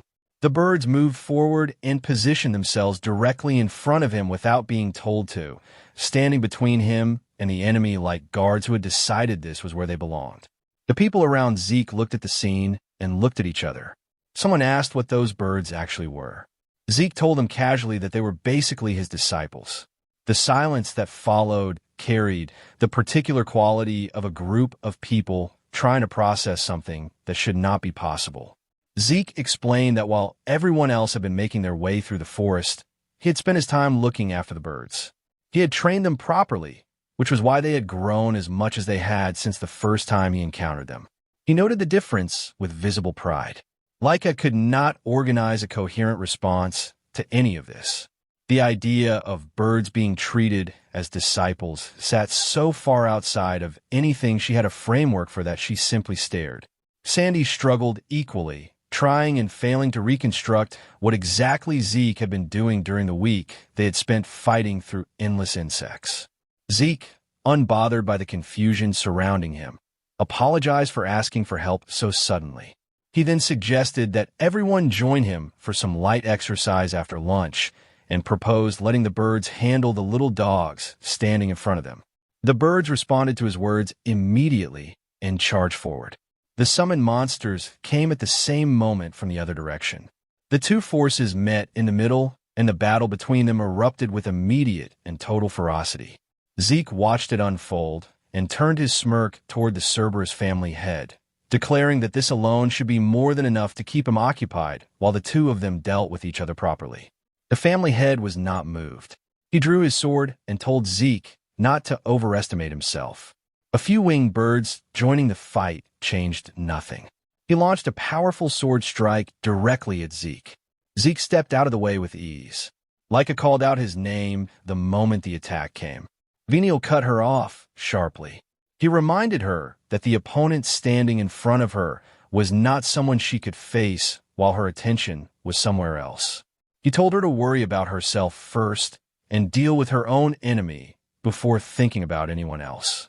Leica caught herself, apologized, and pulled her focus back to what was directly in front of her. Across the battlefield, a Cerberus family member turned his mockery on Leica. He pointed out that her friend was supposedly about to die and asked why she was not going to him. Leica told him without breaking her stance that she would help Zeke after she had finished with him first. The Cerberus member's patience snapped. He called her a foolish brat and declared that defeating him was not something she was capable of. He activated the Earth Dog sword technique and came at her directly. Leica moved to meet him head-on. At the same moment, Venial stepped in beside her and activated the Ghost Wind umbrella technique. A powerful wind gust tore across that section of the battlefield, creating the opening they needed. Leica followed it immediately with the Great Thunder sword technique. A bright, violent flash of thunder erupted forward, and the combined force of both attacks struck the Cerberus member and sent him crashing hard across the ground. He got back up. He was smirking as he rose, dusting himself off with the composure of someone who had taken the hit and found it insufficient. He recognized what he was looking at now. A long-range wind attack paired with a thunder slash. He identified the two standing before him as children of the family head, his tone carrying the particular weight of someone who has just decided the situation is more interesting than he initially gave it credit for. Venial clicked his tongue. After watching how little real damage their combined strike had produced, he admitted that this opponent was going to be troublesome to deal with. Leica agreed that he was strong, but she did not lower her guard or her certainty. She looked at Venial beside her and declared that as long as the two of them were fighting together, victory was still possible. Edges moved first. He drove a sword strike toward the Cerberus member in front of him, aiming clean and direct. The opponent read it just in time, slipped out of the way, and immediately countered with the Bala de Roca technique, pushing Edges into a defensive struggle that left him no room to breathe. Lila entered the fight and activated the Celestial Sound technique. A massive surge of purple aura erupted from her weapon as a sound impact wave tore forward. The Cerberus member caught it on a wall repeal and held. He did not give them a moment to regroup. He turned his focus toward Venial and launched a sequence that moved without pause, the Earth Dog sword technique flowing directly into Earth Avalanche Cut, then the style of 1,000 katana, then brilliant choja, each strike feeding into the next without a gap. Venial did not step back. He pushed into it instead, forcing the opponent out of his rhythm, making him uncomfortable. The pressure worked. The Cerberus member struggled to find his footing and took a cut across the side of his waist in the exchange. It was not enough to stop him. He gathered mana through his fingers, launched another strike, and declared that Venial was nothing but a weakling even after catching him like that. Lila came back in from the front, activating the wave resonance stick technique and following it into Euphali before Ichikudon Dasi. Before she could connect fully, the opponent responded with soil tasting, raising an earth wall around her that cut off her movement entirely. He converted his mana into a concentrated blast through his fingers and sent her flying backward with overwhelming force. Edges screamed her name as she hit the ground. The Cerberus member fighting Edges did not let the moment pass. He came in with Earth Avalanche Cut, then spun condensed oil into a tornado and launched it directly at Edges in a wide, destructive arc. Edges caught it on his guard and held, teeth clenched under the pressure of it. The Cerberus family head observed the struggle and remarked that they were still managing to endure that level of power. Then he stopped talking and moved. He activated La Guha de Rokai. Sharp soil spikes erupted from the ground and began forming a cage around Edges, closing in to trap him completely. Then a kick came from somewhere inside the formation and disrupted the technique at the critical moment, creating a gap just wide enough. Edges moved through it as the earth cage sealed shut behind him. He caught his breath and acknowledged what he was dealing with. 4-star strength. Dangerous and deliberate. Lila agreed with his assessment from where she had steadied herself. Edges turned the earlier wound over in his mind, trying to understand it. The cut had felt unnatural. He suspected the opponent was enhancing the blade with magic, and that was what made it so difficult to read. On top of that, their own weapon was approaching its limit. Lila asked if he was okay. He told her he was fine for now. She warned him again about the sword. He acknowledged it and admitted he was not sure how much longer they could hold out. Then something settled across Edges' face. A plan. He smiled. The Cerberus family had noticed and smirked back at him. He asked what their little strategy discussion had produced. Edges returned the expression without explaining it. The head asked what was so amusing. Edges told him calmly that nothing was wrong, only that he believed they could still turn the situation around, and that perhaps the opponent had grown a little too comfortable with his own confidence. The head erupted. He launched a furious assault at Edges, shouting at him to disappear, mocking him for the arrogance of a 3-star fighter daring to speak that way. He combined soil and fire mana together into a destructive mixed assault and drove it forward with everything behind it. Edges moved to dodge the pressure. At the same moment, Lila broke from above and came down using the wave resonance cane technique, targeting the family head from overhead. The head turned. He had already seen her coming. He said as much, his eyes finding her before she had fully committed, telling her he had warned them he could track their movements. That was the opening Edges had been building toward. The moment the head's attention shifted to Lila, Edges threw his sword forward and declared that he could do it too. The move caught the opponent completely off guard. Edges activated the style of a 1,000-leaf katana and unleashed the secret technique. Extreme Katana. 5 blades. The attack landed directly on the Cerberus family head's chest. He was thrown backward and crashed to the ground.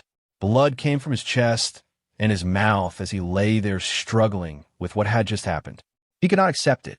He said aloud that it was impossible for someone with only 3-star strength to do this to a 4-star fighter. Lila ran to Edges and asked if he was all right. He told her he was relieved they had found the opening.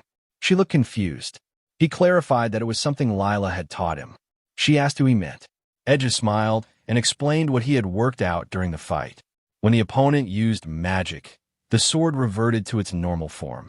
The upgrade activated through magic, but it also disabled something in the process. The opponent could not use magic and sword technique simultaneously. That meant there was always a brief transition point between the two, a moment where neither was fully active. A weak point, short and predictable once you knew it was there. Edges had simply waited for that exact moment and hit it. Lila clapped and called him a genius. Edges denied it entirely and said the credit belonged to her. With the fight turned in their favor, he prepared to move and rejoin the others. Elsewhere on the battlefield, Sandy and Venial's companion had found each other and thrown themselves into a coordinated assault against another Cerberus member. Together, they launched Flash of Thunder and Wind Gold Projectile in combination, using speed and range pressure to corner their opponent. Mid-attack, Sandy complained that he had nearly dragged her into the blast radius. The companion fired back immediately, arguing that his hesitation during the exchange was the real problem. Sandy demanded to know what she meant by that. The Cerberus member got back up before they could finish the argument. He observed them with something like amusement and noted that they seemed extremely close based on the way they were talking to each other. He attacked again. The companion reacted with Wall of Wind, deflecting the strike and creating space. Sandy acknowledged that 4-star opponents were considerably harder than expected. The companion agreed, then complained that because of Sandy's timing, her own attacks were failing to connect properly. Sandy snapped back that her interference was the reason his strikes were going wide. The argument escalated. She insisted she was constantly the one covering for him when he dropped his guard. Sandy countered that she did the same thing. Neither of them stopped fighting while they were doing it. The Cerberus member used the opening.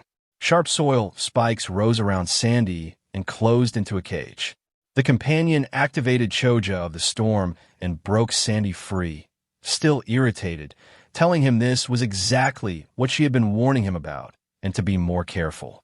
Sandy shouted back that he already knew that. The Cerberus member looked at the two of them and shook his head. He mocked their coordination, called it immature, and told them plainly that children like these could never defeat him. Sandy opened his mouth to argue and then stopped. He admitted it. The teamwork was immature and neither of them was going to deny it. But hearing it from this particular person was especially irritating. The companion clicked her tongue and reluctantly agreed with that assessment as well. Then Sandy looked at the opponent more carefully and pointed out that among the 4-star fighters on the opposing side, this one seemed to be among the weaker examples. He believed they could take him. The Cerberus member's face went red. He cursed them for being insects who could not comprehend the true difference in power between them.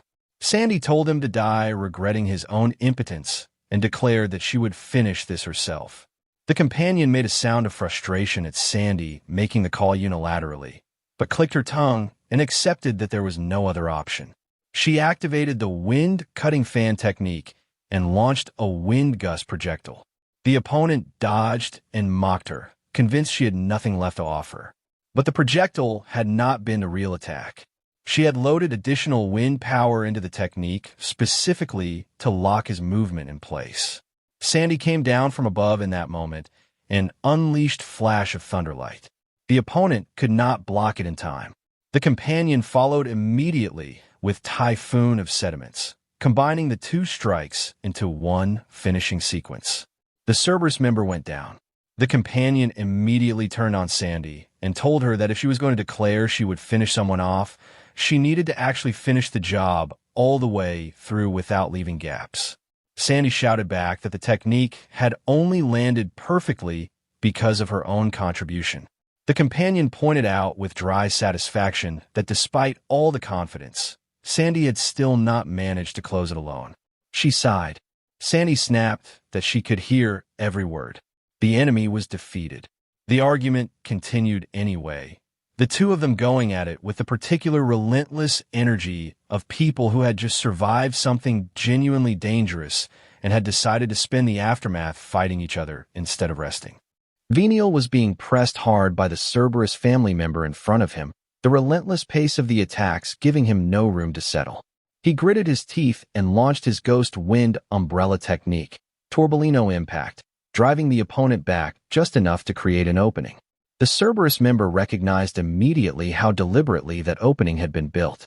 The moment his attention shifted toward Venial, Leica moved. She came in with her great Thunder Sword technique, the first secret technique, Celestial Thunder, the strike carrying everything she had behind it. The Cerberus member caught the movement instantly. He raised his sword and blocked it head-on, mocking the speed of her attack even as he absorbed it. Her slash crashed into the ground instead of him, tearing the earth apart and sending stone fragments exploding outward across the battlefield. He had not moved an inch. He activated his Earth Dog sword technique, union of the sword and the earth. The ground beneath them began to shake violently as his power fused directly into the earth itself, rising with overwhelming force. Leica felt the surge before she saw it, and the scale of it caught her completely off guard. The two attacks collided. Thunder against earth, directly, without compromise. He barely registered the impact. Leica took the full weight of it and came away badly injured. Still, she refused to fold. She gritted her teeth, realizing her lightning had simply been redirected straight into the ground beneath him, absorbed and dissolved before it could do anything.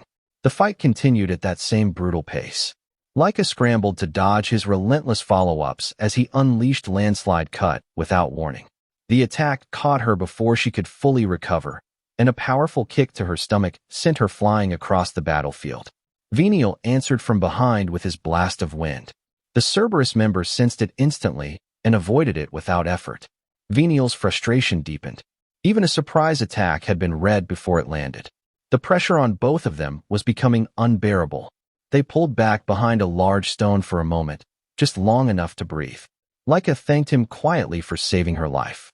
Venial rolled his eyes and brushed it off, telling her to simply take advantage of any mistake the man made, however small. Leica smiled, a little awkward, a little grateful, and let it go at that. From behind the stone, she studied the battlefield carefully and understood, with growing clarity, exactly how dangerous their opponent was. He ranked well above the average 4-star fighter, and the technique that fused his sword with the earth made him essentially impenetrable to her thunder. On top of that, he carried something specifically designed to wear down enchanted weapons over time, which meant he left almost no real openings to exploit. The only weakness she had managed to identify came during the brief transition when he switched between magic and martial technique. That window was far too short to use. He had clearly spent years training to eliminate exactly that kind of vulnerability from his style. Her own combat approach leaned heavily on speed, and even that was not fast enough to catch the gap he left behind. Venial's patience finally broke. He admitted that fighting this way, the two of them were never going to bring this man down. Leica had already reached the same conclusion and was searching for another option. She asked whether he had any poison or hidden method left to use. Venial told her that Zeke had taken all of it before leaving. According to Zeke's reasoning, it would not count as proper training if Venial had poison to lean on in a real fight.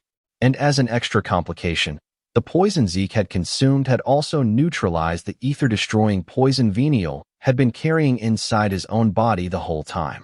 Laika could only stare at that information, helpless in the face of it. It meant fewer tools, fewer angles, fewer ways to find the opening they needed. Then Venial said there was still one option left.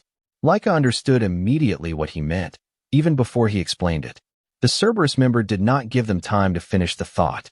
He attacked again, mocking the fact that they were standing there calmly discussing strategy in the middle of a fight. Both of them barely dodged it. Mid-evasion, Laika demanded to know what exactly Venial was planning. He told her to hit the man with the fastest technique she had. Laika hesitated, unsure if her speed alone would ever be enough. Venial told her calmly that he would handle the rest. The unspoken question underneath, that was simple. Did she trust him? Before he could even finish the thought, Laika moved to shield him from another incoming strike. As she did, she said it plainly. She trusted him completely. With that settled, Venial started running forward, and Laika fell in close behind him, covering his approach from the enemy's attacks. The Cerberus member watched them advance and smiled with total confidence, certain that no matter what they attempted, the result would not change. He activated Rocket's needle. Countless sharp spikes tore up from the ground and rushed toward them. Venial intercepted it with whirlwind impact. The Cerberus member responded immediately with another wave of Rocket's needle, telling them arrogantly to just give up. Venial had already prepared for this. At the precise moment, he called out for Laika to move. She responded instantly. The Cerberus member, realizing what they were doing, erupted with fury and swore he would turn Venial into something full of holes. Before the attack could land, Laika stepped in front of it and refused to let it through. Then both of them charged him together. Even under their combined assault, he kept pouring mana into his techniques without slowing down. Venial unleashed Torbellino Impact and called for Laika to execute the plan they had built together. The Cerberus member watched their movements sync up and felt a flicker of genuine shock, but he held on to his belief that it would all end the same way regardless of how many times they tried. Laika and Venial pushed forward with full force and total intent. Venial activated his Phantom Wind Umbrella technique. Laika unleashed her Great Thunder Sword technique at the same moment. The two merged into something stronger than either alone, and Laika poured everything she had left into flashing thunder, the combination of all three techniques converging directly on the Cerberus family member. He went down.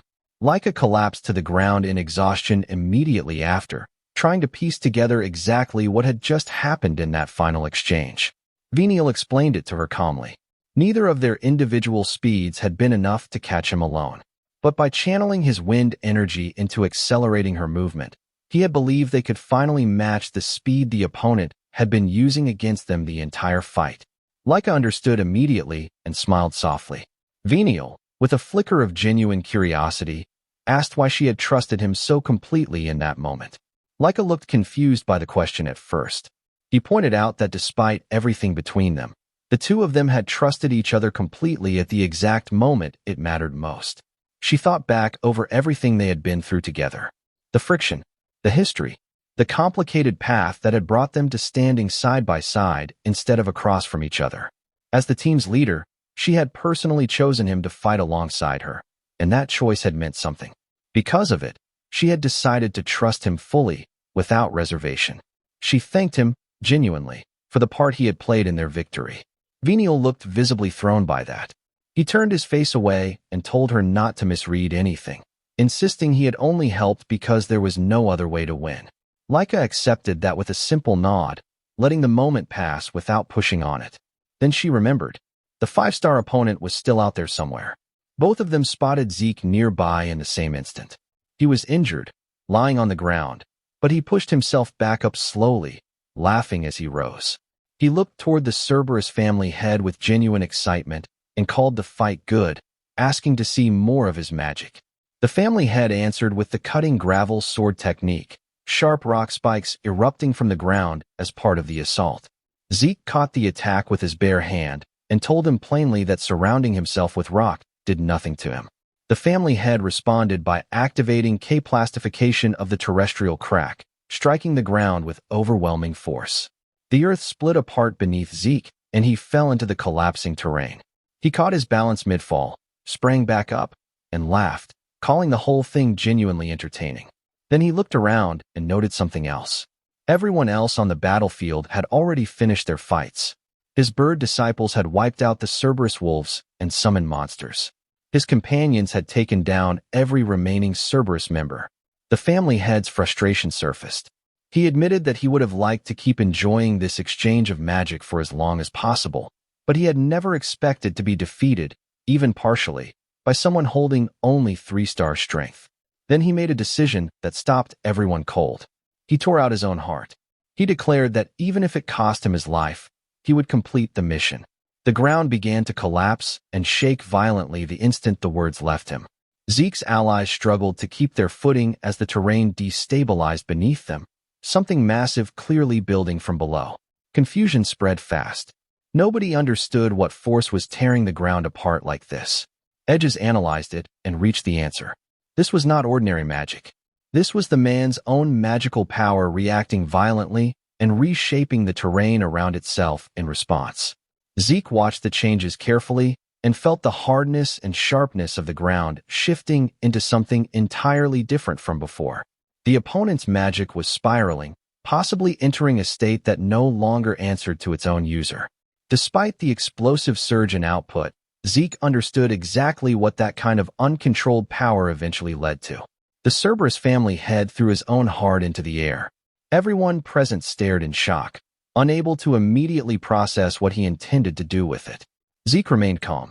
A faint smirk crossed his face, the kind that belongs to someone who has already worked out a response to something nobody else in the room has finished reacting to yet. The moment everyone noticed the stone hanging in the air, shock and panic spread through the battlefield instantly. Sandy understood the danger first and felt genuine terror at the thought of what would happen if it dropped. Edges cursed under his breath as he ran through the situation in his head. There was no escape route left, and if this continued, the Chaos Stone itself would eventually break apart. Lila pointed out that the Chaos Stone was supposed to be destroyed anyway. That was the mission. Edges corrected her. The moment the stone shattered, the crack connected to it would begin closing. Sandy's panic deepened immediately as the implication landed. Once the crack closed, everyone standing here would be trapped inside with no way out at all. Her screaming grated on Venial, who covered his ears and told her to stop wasting time panicking and focus on stopping the enemy actually causing this. Sandy knew that was the only real option. She also knew she was completely helpless to act on it. No matter what she tried, she could not close the distance to interfere. The Cerberus family head broke into laughter. With total confidence, he declared that it was already too late. Everyone present was going to die right there. Laika went still at the certainty in his voice. Without hesitation, he activated Ikeda of the Star. The technique that followed left every person watching stunned by the scale of it. Zeke activated his own power in response. Laika understood there was no more room to hesitate and called on everyone to throw everything they had at the rock. Edges stepped forward first and unleashed the style of a 1,000-leaf katana secret technique. Extreme 5-blade katana. Lila activated the celestial sound technique, secret technique sky-piercing sound.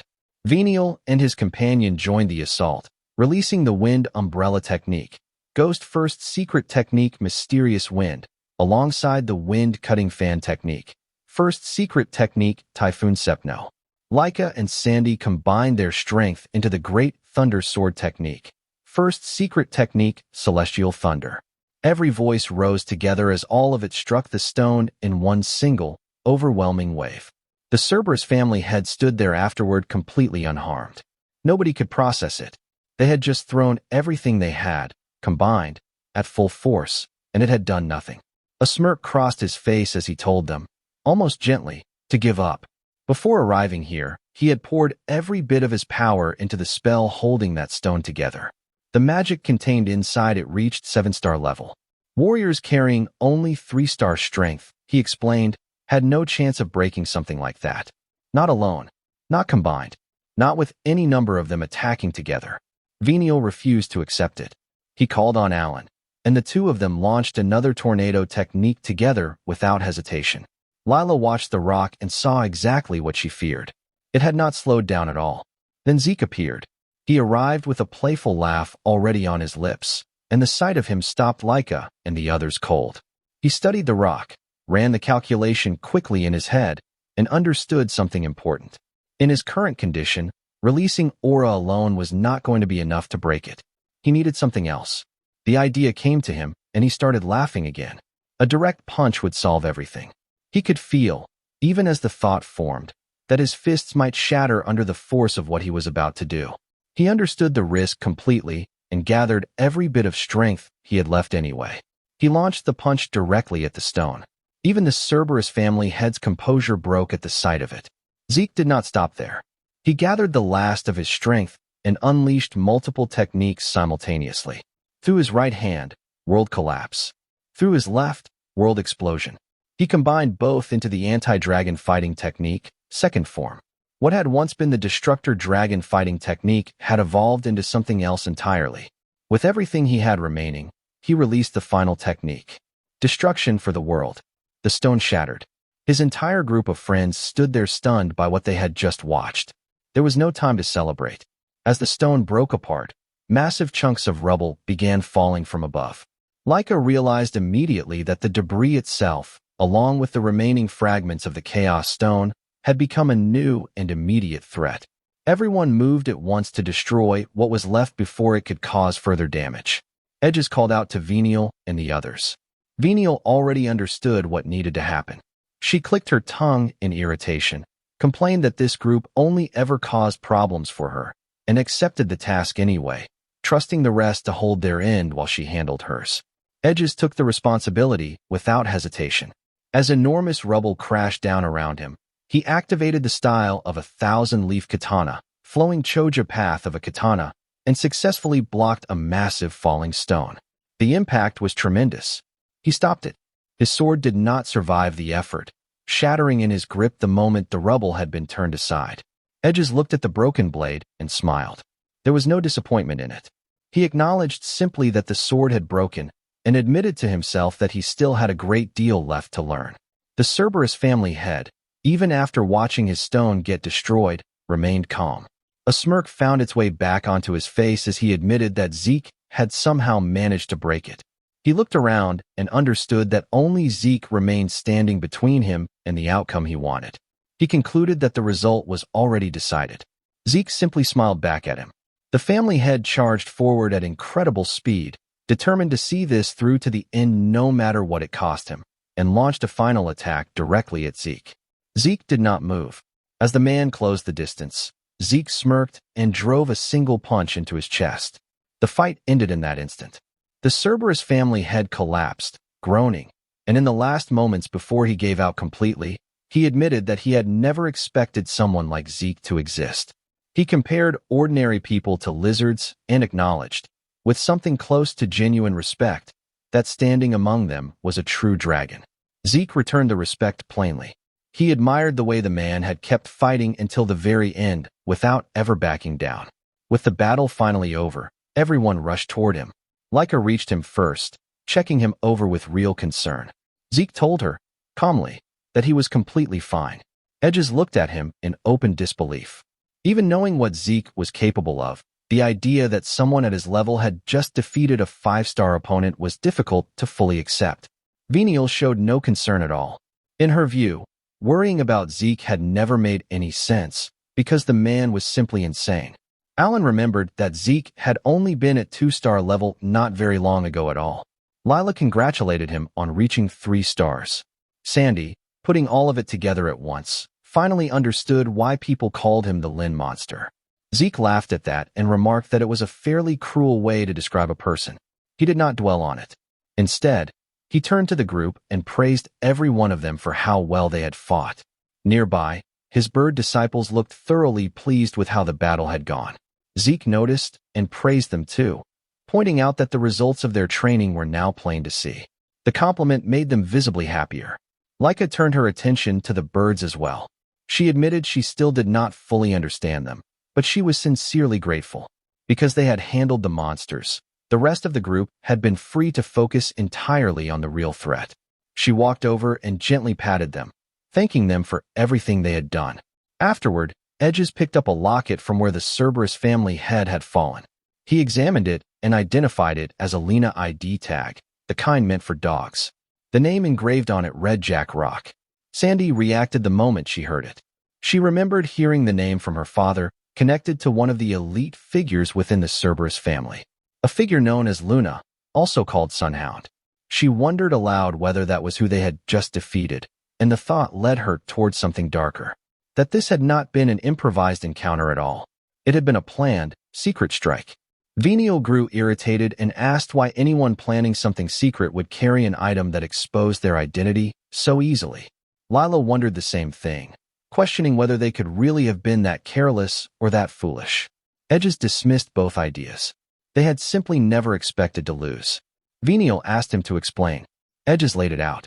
The mission, as far as anyone knew, was meant to only involve 3-star opponents.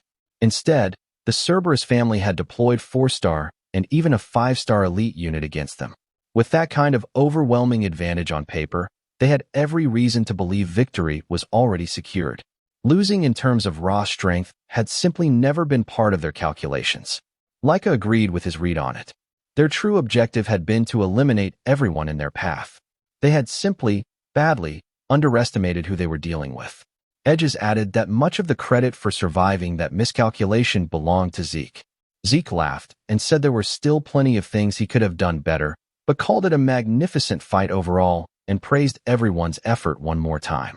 The bird disciple seemed just as pleased with the outcome as he was. He pulled them into something like an embrace and asked if the hard part was finally behind them. His friends watched the whole exchange in stunned silence. Venial remarked, almost to herself, that Zeke was the kind of person who simply crushed complicated strategy under sheer brute force, and that this probably made him the single worst kind of opponent anyone could face. Leica brought the conversation back to the practical question hanging over all of them. After everything that had just happened, how were they even supposed to get back? Zeke told her to wait. There was still one more thing left to do. Leica looked at him, confused, wondering what could possibly still be missing after all of this. Zeke told her plainly. They still needed to drink the magic water. That the entire mission had been to retrieve the magic water and bring it back. Leica agreed and pointed out that drinking it was precisely why it should never have even entered the conversation. Zeke calmly reminded everyone that he had not forgotten the mission. He knew they were there to recover the magic water and seal the rift. And then he pushed back on the assumption everyone had been operating under without examining it. No one had actually decided they were forbidden from using it. They had come here on a mission, yes.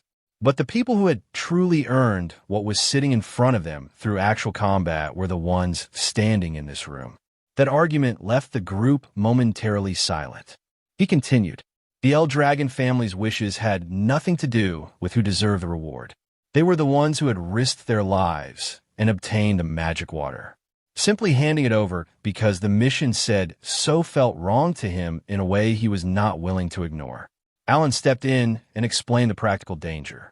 The magic water was an extraordinarily valuable resource precisely because it could produce more mages for the El Dragon family. Acting on their own initiative without authorization could bring down the family head's wrath.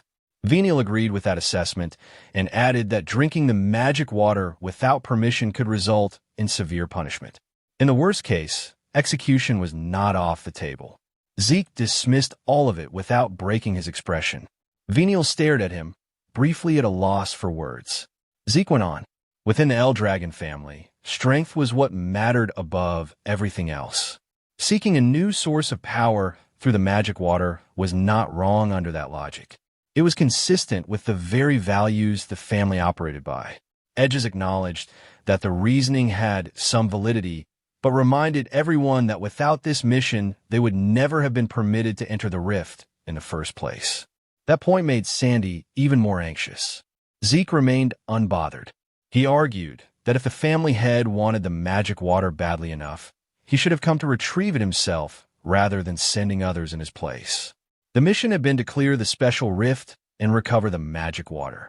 And yet the family head had been unable to even pass through the special domain.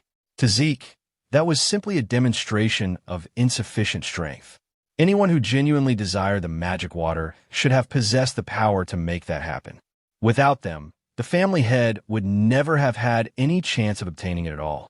Then a confident smirk settled on his face. The mission required them to recover the magic water. Nobody had ever said they were forbidden from drinking it first, and no specific instructions had been given about exactly how the recovery had to be carried out. From where he was standing, drinking it, and then claiming they had recovered, it was a completely reasonable interpretation of what they had been asked to do. Laika looked completely startled by that line of reasoning. Sandy insisted furiously that he was twisting the meaning of the mission entirely. Zeke simply smiled and said that if the El Dragon family wanted to prevent loopholes, they should have explained every detail from the beginning. He even suggested it would serve as a valuable lesson for the adults involved. Then he told everyone not to waste such a rare opportunity and waited quietly for their decision. Laika held the bottle of magic water and sat with the weight of the decision. If they did not drink it now, they might never have another chance to become mages. Years from now, or perhaps never. If they completed the mission and handed it over, the magic water would go straight to the El Dragon elites. But if they drank it here, the family head's punishment could follow them home. She looked towards Zeke. He was watching her with that same quiet, confident smile. In that moment, she imagined what it would mean to become stronger, truly stronger, the kind of strength she had been reaching toward since before she could remember. She made up her mind. She declared that she wanted to become stronger, and she was going to drink the magic water. Sandy panicked and grabbed at her, unable to believe she was actually serious. Laika explained to her, calmly and directly, that becoming stronger was her goal and that drinking the magic water was the only path to it available to her right now. Sandy stared at her, speechless. Edges smiled to himself and admitted that he had always wondered what magic actually felt like from the inside. Curiosity was enough for him. He drank. Lila said the same. She wanted to experience it for herself. She drank too. Sandy looked around at all of them, completely at a loss. Laika revealed the full depth of what was driving her. She needed magic because she was going to become the head of the El Dragon family, and she was not prepared to let anything stand between her and that goal. For that dream, magical power was not optional. It was necessary. Sandy moved to stop her. Before she could, Venial stepped forward. He declared that he would drink the magic water as well. Laika would never become the family head, he said, because that position was his. He was going to surpass every one of his brothers and master magic himself. Alan stepped forward immediately to stand with him and made the same choice. Venial looked at Sandy with a cool smirk and told her that if she did not want to drink it, she was welcome to stand there and watch. Sandy exploded. She reminded all of them, at considerable volume, that if the family discovered what they had done, every single one of them could be killed for it. Laika acknowledged the danger. She understood it fully. She was not going to let the opportunity go anyway. Venial said the same. He understood the risk, and he chose strength regardless. Sandy grabbed her own hair in pure frustration. Then she gave in. She was not going to let Laika and the others walk into that danger without her. Laika smiled when she heard it. Everyone stood together and drank the magic water at the same time. When it was done, Laika checked that everyone had taken it. Lila admitted that she did not feel any different. Zeke smiled and told her that the change had already happened.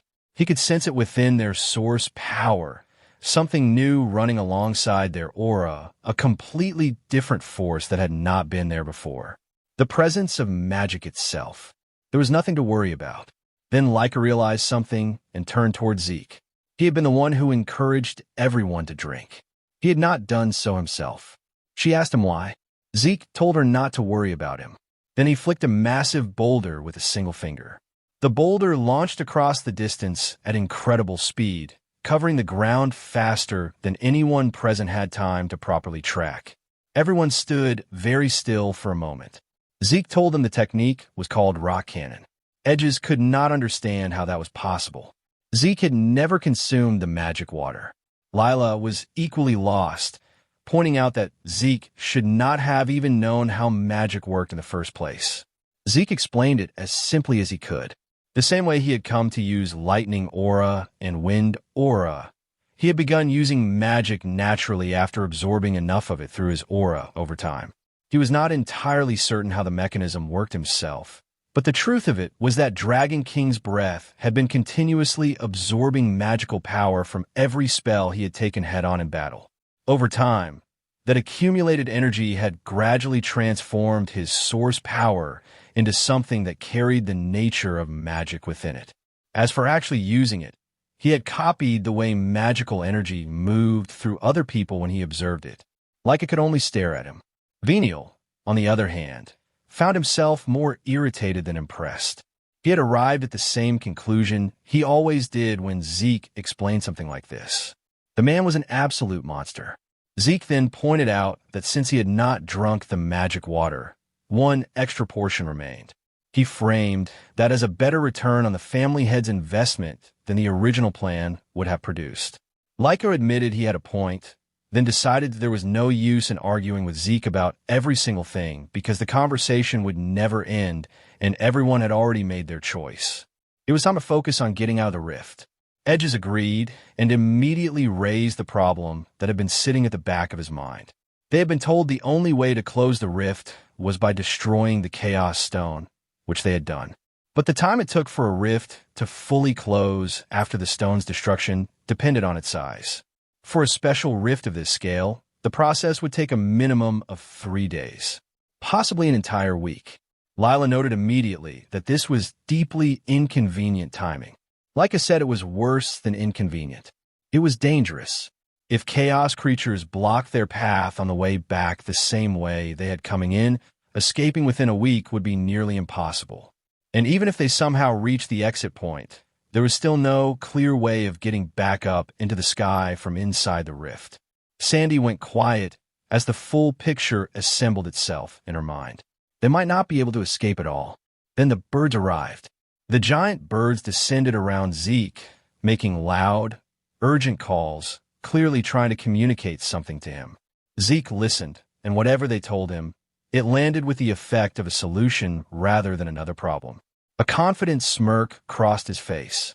A moment later, every single person in the group was climbing onto the back of a giant bird and lifting off into the sky. Sandy screamed the entire way up. The birds were fast, faster than anyone had been prepared for. Sandy could not stop screaming and admitted that lowering her voice was simply not possible given the speed they were moving at. Edges smiled and explained that this was exactly the point. The birds had grown so fast that even the chaos creatures that had been chasing them earlier in the rift could no longer keep up. At this rate, they would reach the exit before the crack sealed completely. Venial found the whole thing incredibly boring and made no effort to hide it. Our boy, meanwhile, was standing on top of his bird without sitting down, arms relaxed, looking like someone who had done this 100 times. Lyko watched him from her bird and quietly concluded that his capacity for absurdity had no visible ceiling. She had not imagined, at any point during mission planning, that the escape route would involve domesticated rift monsters. And yet here they were. Lila laughed and reached out to touch the feathers, calling the birds fluffy and adorable. Lyka shyly agreed that yes, the birds were cute. Then she admitted, more seriously, that this mission had shown her just how extraordinary Zeke truly was. Because of him, they had survived something that should have ended them several times over. Lila smiled and listed it out quietly. Defeated a 5-star enemy. Built an escape route using monsters from inside the rift. Destroyed an impossibly hard chaos stone with a single strike. Absorbed the enemy's undetectable poison and expelled it like it was nothing. Every single one of those things had been Zeke doing what Zeke did, which was making the impossible look like a mild inconvenience. Lyka acknowledged all of it, but one thing still sat heavy. She had been the official leader of this mission, and she did not feel like she had led it. Lila immediately pushed back on that. She told her that without Lyka, the team would never have held together through everything they faced. That was what a leader actually did. Lyka held on to that, pulled Lila into a hug, and thanked her. Inside that moment, quiet and firm, she made herself a promise. She would become strong enough to truly lead. And one day, without fail, she would become the head of her family. Our boy was busy being proud of his birds. He told the mother bird that she had become significantly faster compared to the time she had kidnapped him out of the sky, which he considered impressive progress. The bird disciples reacted with visible excitement at the praise. He looked at the younger ones keeping pace and declared that they all had a very promising future ahead of them. It had the energy of a coach watching his team win a championship and barely being able to contain himself about it. Then something stopped everyone cold. Two powerful auras appeared directly in their path. One glowing yellow, one shining green. Zeke stared at them, trying to understand the source. Then everyone realized simultaneously that both auras were coming from Zeke's own body. Leica screamed. Our boy looked down at himself with genuine confusion, patting his bird disciples on the head as they cried out around him, and told them that their beeping was not giving him the information he needed to understand what was happening. Before anyone could make sense of it, Lila spotted something ahead. The crack leading out of the rift had finally come into view. Venial looked at it and immediately noted that it appeared far too narrow. Alan agreed. The crack was almost completely closed. Edges understood the situation in an instant and knew it had become very dangerous very fast. As they flew closer, the crack kept shrinking visibly, second by second. Leica watched it and felt real fear crawling in. They were approaching the limit, and she could not tell whether they would make it through. Edges did not waver. He said that reaching the exit was no longer a matter of chance. The birds would make sure everyone got through. Sandy immediately understood what he meant and looked horrified. In the next instant, the birds accelerated beyond what anyone had thought they were capable of. With everything they had left, every last reserve of speed and strength, they launched the entire group directly toward the shrinking gap. Our boy reached out and gently patted his bird one last time as they flew. He said he still did not fully understand the mysterious auras that had appeared from his body, but he understood that this part of the journey was ending. The birds responded with emotion that needed no translation. He smiled and told them that as long as they were alive, they would meet again somewhere down the line. Until that day, he told them to keep training, to live strong, to keep moving forward no matter what. The birds cried out happily. He told them to take good care of themselves. Then everyone passed through the crack. They hit the ground hard on the other side, the momentum of their flight carrying them into the impact before they could slow down. When the dust settled, Edges looked around and asked whether they had actually made it. He confirmed it quickly. They were back. Leica looked at the world around her and noticed something. The darkness felt the same. Zeke carefully read the surroundings and corrected her. The black fog that had surrounded the area before they entered the rift was gone. The presence of chaos had vanished with it. The rift was closed. The mission objective was complete. Leica said they needed to move immediately. They were not out of danger yet. Then everyone felt it at once. An overwhelming presence closing in from outside their position. The group went still. Leica recognized the aura and felt her stomach drop. Zeke concluded that the approaching force was almost certainly Cerberus family soldiers. Leica urged everyone to move before it was too late. She tried to take a step and her legs gave out beneath her. Her entire body was trembling and completely refused to respond the way she needed it to. Edges explained it plainly. The recovery potions had closed the wounds. The strength behind them had not come back. Even standing was difficult at this point. Lila finally relaxed now that the immediate escape pressure was gone and promptly discovered she had a swollen bump on her head from the landing. Leica admitted that in their current state, they could not fight anyone. But if they could reach El Dragon territory, Freya and the others would be waiting. Alan pointed out, gently but directly, that escaping in their current condition was practically impossible. Edges agreed that trying to fight here would simply mean dying here. Sandy's fear was visible and immediate. Venial cursed the timing. Our boy assessed the battlefield quietly. Several 5-star and 6-star enemies approaching, accompanied by monsters. Even at full strength, escaping from that kind of force would have been extremely difficult. Exhausted and depleted, it was essentially impossible for the group. He made the decision and announced it calmly. He would stay behind. Everyone else would go ahead. In their current condition, they would be caught regardless of which direction they ran. The only option that gave them a real chance was a decoy, and he was it. He would buy as much time as he could. Edges refused immediately. He had felt the level of the approaching presence and he knew it was on an entirely different tier from anything they had faced inside the rift. Like agreed. She could not accept leaving him behind against something like that. Our boy reminded her of her goal. He told her that a true leader needed to know how to assess their own abilities, understand what deserved priority, and make the right call without hesitation. Her job right now was to complete the mission.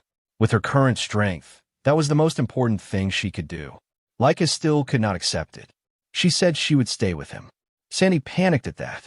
Leica apologized to her and said that no matter how important the mission was, she could not abandon her comrades. She could not abandon him. Sandy watched her with helpless concern as she held her position. Our boy looked at her, remarked that she was incredibly stubborn, and then hit her in the stomach hard enough to knock her unconscious before she could argue further. He handed her carefully to Edges, apologized, and asked him to take her. Edges accepted without hesitation. He asked one more time whether Zeke would truly be all right. Our boy smiled and told him everything would be fine. He urged them all to go immediately. If they wasted any more time, they would fail the mission on top of everything else. He told them to stop worrying about him and move. Edges made him one promise before leaving. He would come back with help as fast as he could. The group moved out together.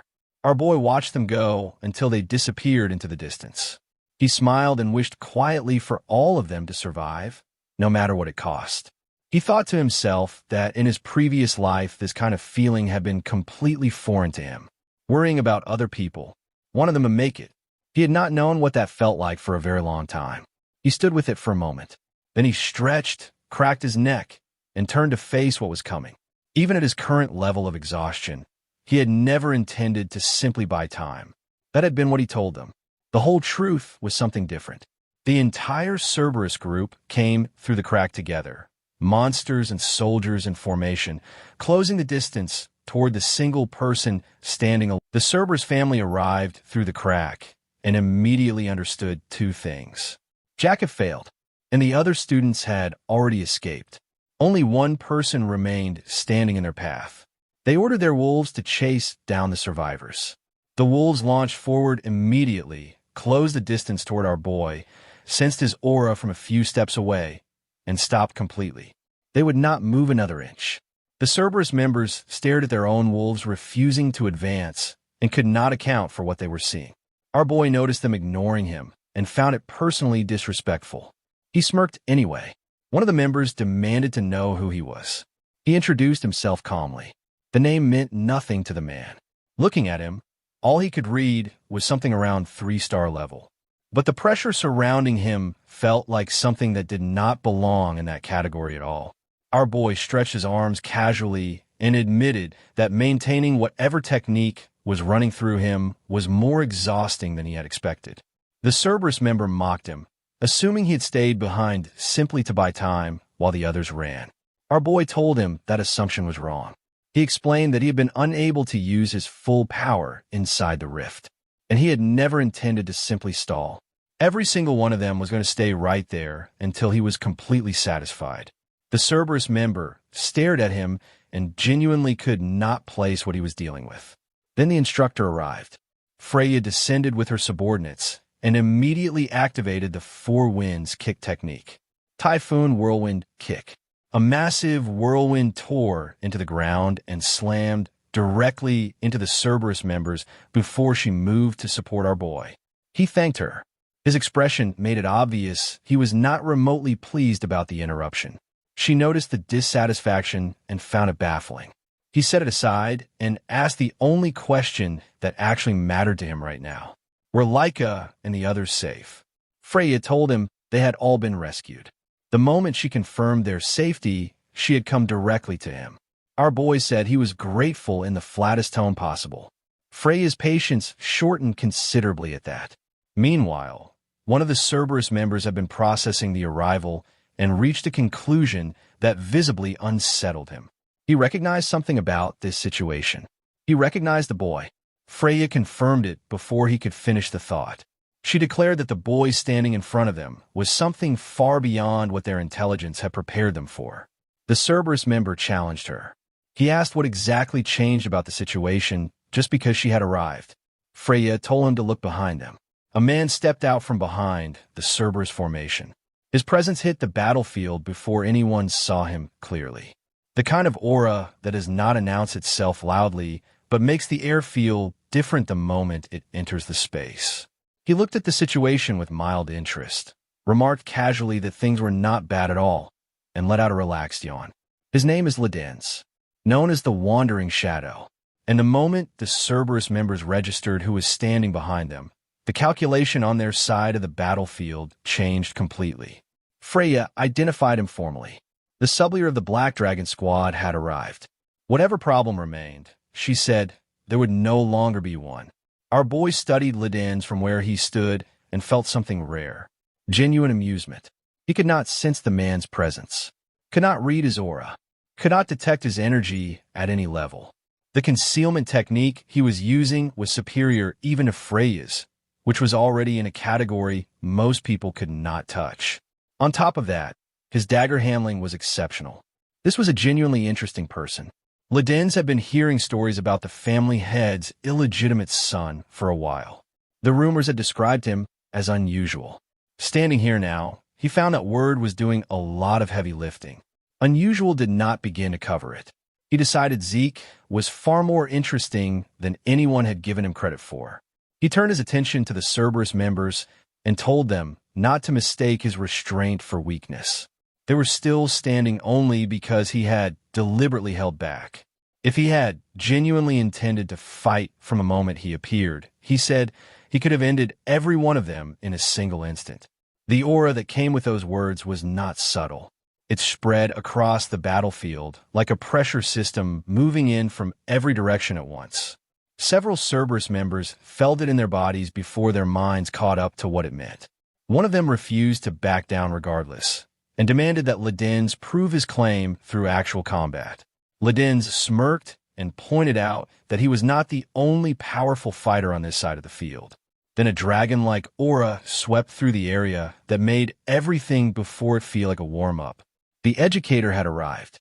Teach Men Trick stepped onto the battlefield, and the Cerberus members went still as the presence of him registered.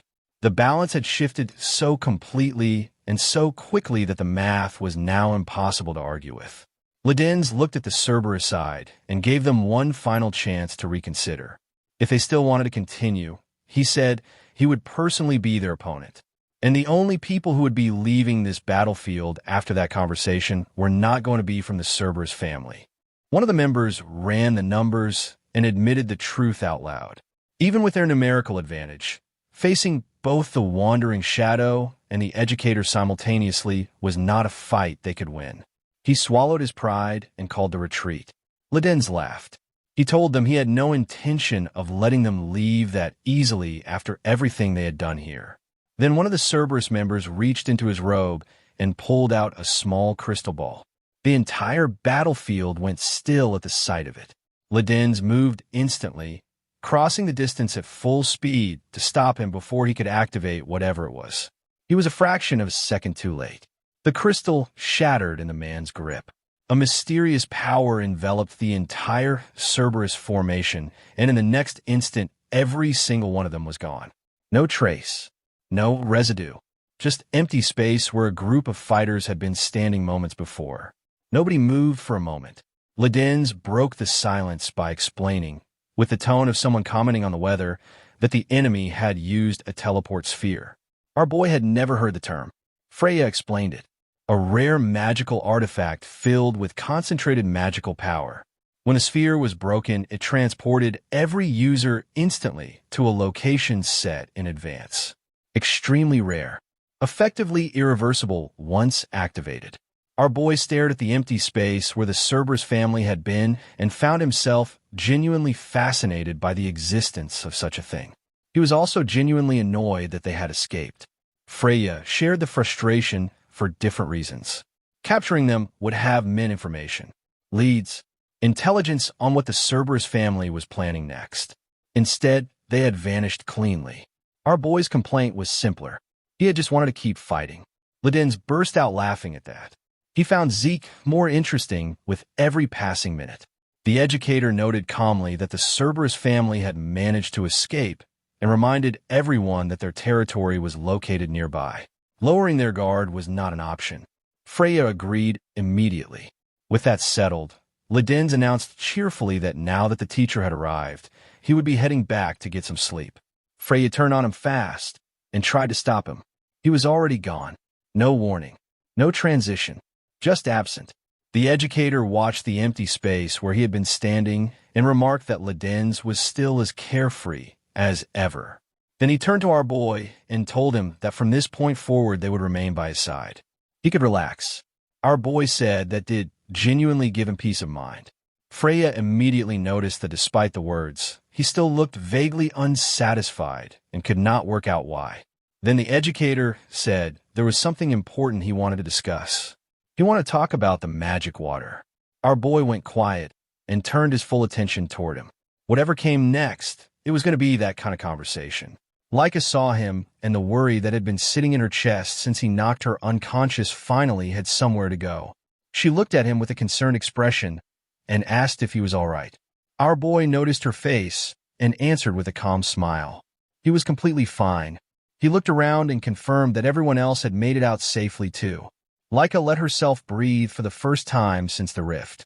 Sandy was not breathing easy at all. She was visibly upset and made no effort to hide it. Our boy had deliberately sent everyone away and stayed behind alone, knowingly walking into danger to buy the group time. Sandy could not wrap her head around why anyone would make that call without a second thought about what could happen to them. Leica felt the same way. The relief and the anger were sitting right next to each other, and the anger was not quiet. She scolded him for the recklessness of it. He did not argue back. He simply smiled and apologized. The apology caught her completely off guard. She had expected a deflection, not that.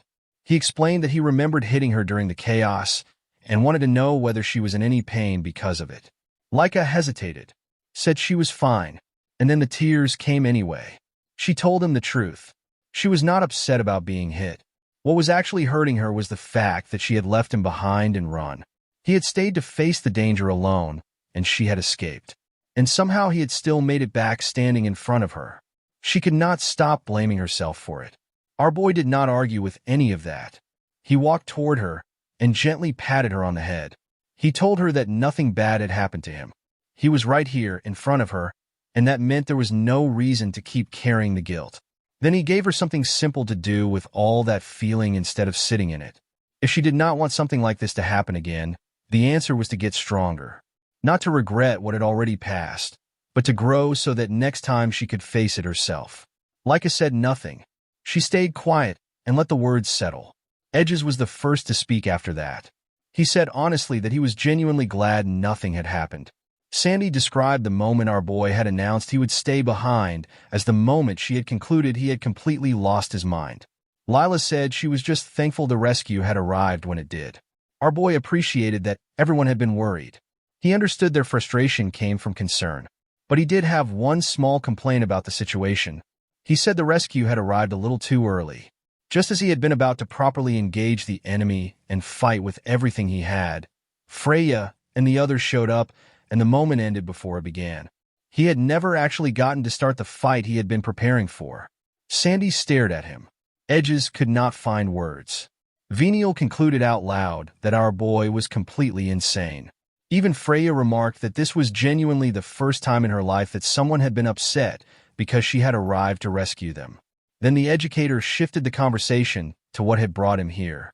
The magic water. Leica remembered immediately that everyone had already consumed it themselves. But before anything else, she confirmed that they had managed to obtain it, took it out, and handed it over. The educator looked at what she was holding and went completely still. This was not ordinary magic water. It was rainbow magic water. Leica did not understand the significance. He explained it carefully. As everyone knew, the color of magic water determined which magical attribute the person who consumed it would gain. But rainbow magic water operated on an entirely different level. It possessed the unique ability to draw out the most suitable magical attribute for whoever consumed it, blooming from within them like something that had always been waiting. Normal magic water was already considered precious. Rainbow magic water was rarer than all of it combined. something so valuable that even the 8 gates of the Supreme Path would want to possess it. Everyone in the room went still after hearing that. Laika felt the weight of it land on her as she realized what they had casually consumed inside a rift without understanding its true value. The educator gave them a serious look. He had already suspected they must have drunk some of it. He confirmed it quickly. He could sense traces of magical power still remaining within their bodies. The proof was already there for anyone at his level to read. Edges said nothing. He had expected this moment was coming the instant they handed the bottle over. Freya turned on our boy and began scolding him immediately. He looked back at her with genuine confusion and asked what the problem was. From where he was standing, drinking the magic water had seemed completely acceptable. The mission had been to retrieve the magic water. No specific method had ever been mentioned. No one had told them it was forbidden to drink it. Freya was furious. She dismissed the explanation as nothing more than a ridiculous excuse. Our boy told her he was not making excuses. Everything he said was simply the truth. He also pointed out that they had brought back an entire bottle alongside what they had consumed.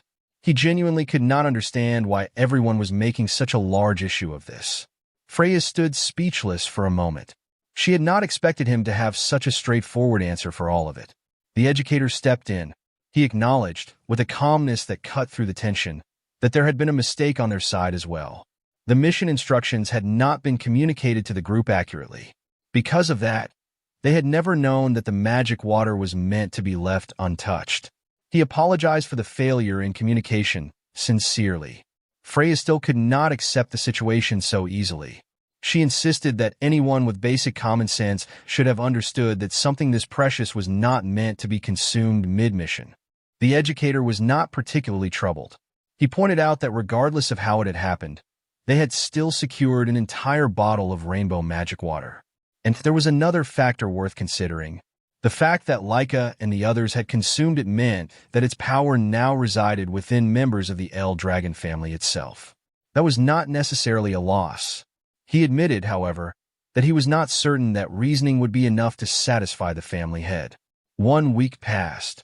When the news finally reached Balza, it carried everything. The mission outcome, the Cerberus encounter, and the detail that Laika and her team had consumed the rainbow magic water themselves rather than simply retrieving it. An instructor stepped forward immediately and took responsibility for the miscommunication, apologizing and making clear that the failure to properly convey the mission parameters had been his error. He also reminded Balza that the mission itself had still been completed.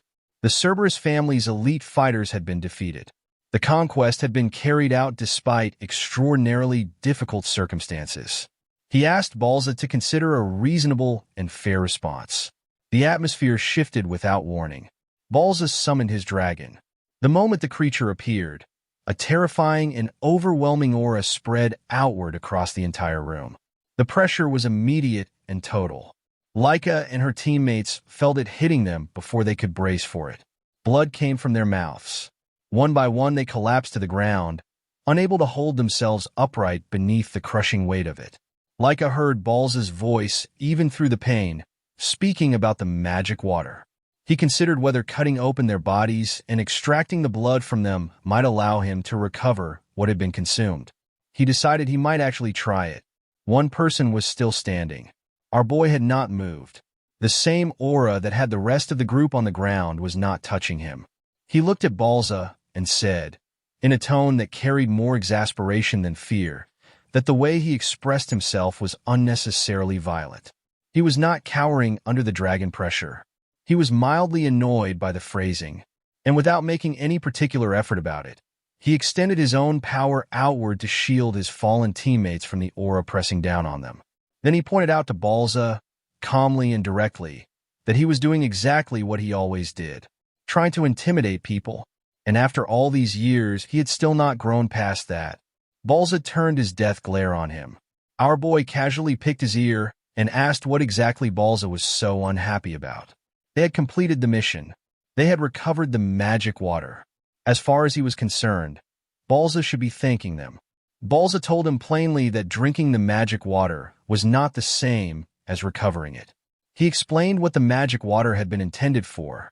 It was meant to go to the strongest and most worthy members of the El Dragon family, those capable of using its power to grow the family further. In his view, Zeke and the others were too weak to have deserved it. Consuming it themselves had been a waste. He looked at Laika and the others on the ground and added that they barely qualified as contributions to the family's future. Our boy pointed out that they had still brought back an entire bottle. A whole bottle. He could not understand why that did not matter. The instructor tried to intervene before the situation pushed further. Balza turned his full attention onto our boy, and the suspicion that had been building in him surfaced openly. He wanted to know who Zeke actually was. Our boy looked at him and thought to himself that this was the same conversation happening again. He smiled and showed no interest in answering. Balza accused him of twisting the mission through absurd logic. He said their actions had interfered with the family's growth and constituted a serious transgression that would not simply be dismissed. There would be punishment. The room went tense.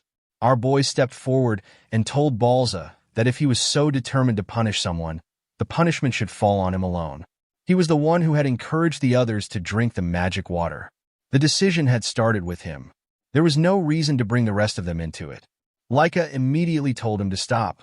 She insisted that consuming the magic water had been a choice they had all made together. Our boy acknowledged she was right, and then turned back to Balza and made the same offer again anyway. He would accept whatever punishment Balza had in mind on behalf of all of them. He asked whether that arrangement would be satisfactory. Silence. Balza agreed. But his version of agreement came with conditions. The punishment would fall entirely on our boy. Laika felt the relief move through her. Then Balza continued. Since Laika and the others had already consumed the magic water, they would be required to prove their usefulness to the El Dragon family going forward. They would be treated as assets that needed to demonstrate value. And if they failed to become useful, they should prepare themselves for the consequences that would follow. The word consequences settled into the room and stayed there. Balza issued his final order. They were to be taken immediately to the second floor of the Dragon Hall. The instructor was visibly shaken and asked if he was sure. Balza clarified that this was not a reward. It was to ensure that the magic water they had consumed did not go to waste. Our boy smirked and quietly wondered to himself whether this counted as being rewarded anyway. He mentioned casually that he had already visited the second floor and even seen the dragon's treasury. Since he was already familiar with it, he suggested that perhaps he should be allowed to visit the third floor instead. Balza grinned. He told him he would not be going to the third floor. He ordered our boy to go to the abandoned Dragon Valley. The room went completely still. Everyone who understood what that place was reacted immediately. Our boy simply smirked, the expression of someone who has just been told he is going somewhere dangerous and has decided that sounds about right, alone in their path. Our boy smirked.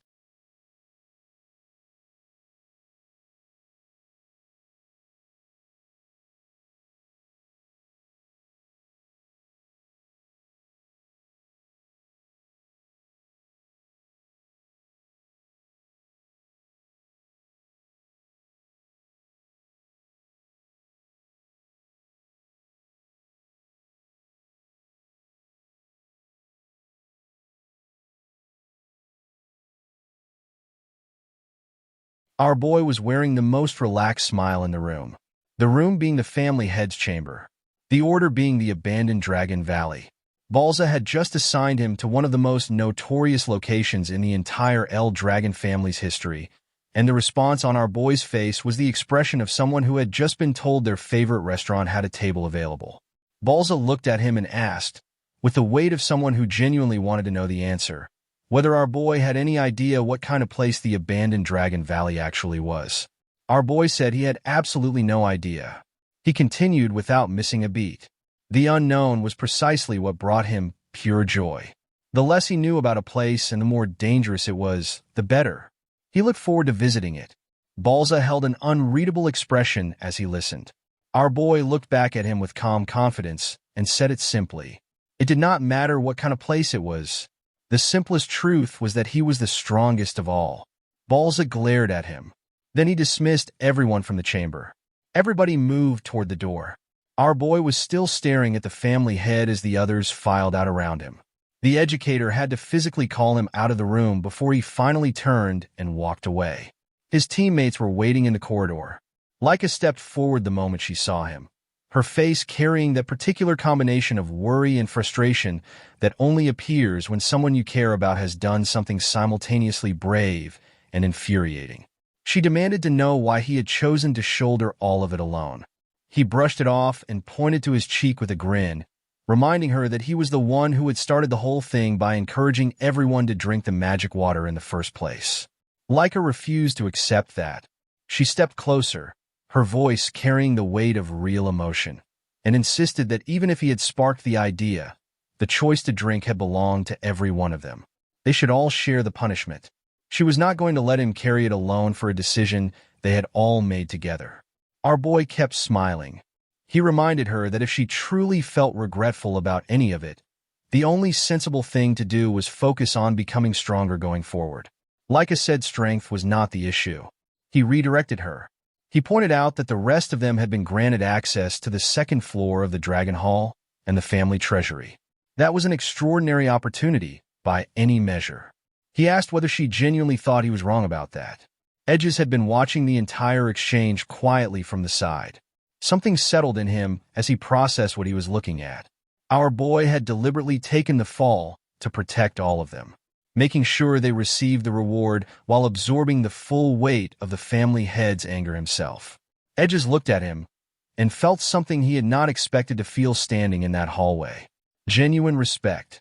He acknowledged to himself, privately and without making a show of it, that our boy carried a natural capacity for leadership that went well beyond anything he had expected from him. While the rest of the teammates were still talking among themselves in the corridor, the educator pulled our boy aside.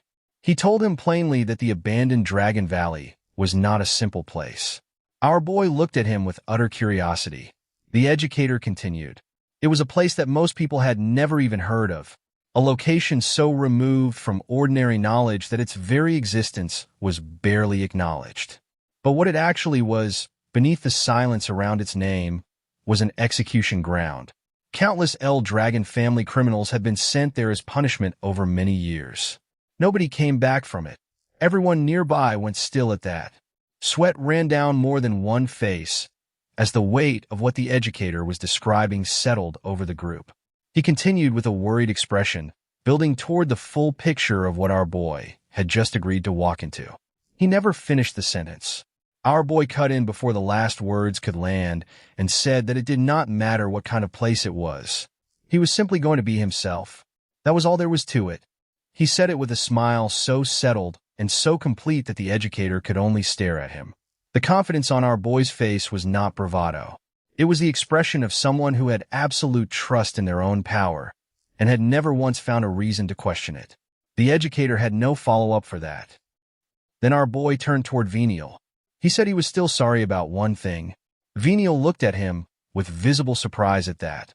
Our boy placed a hand on his shoulder and told him that with this assignment, he would not have many chances to personally oversee his training. Venial's expression went slightly flustered, and he told him it was not like he had wanted his instruction in the first place anyway. Our boy, completely unbothered by that response, told him enthusiastically not to worry.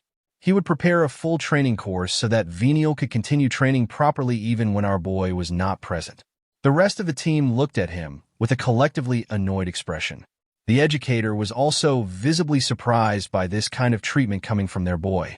He was standing in a corridor having just accepted a potentially fatal punishment, and his follow-up concern was making sure Venial had a training plan.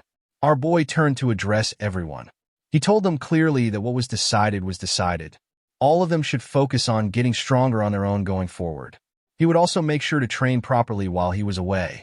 He said it with a smile that carried no performance in it, just a straightforward and genuine certainty.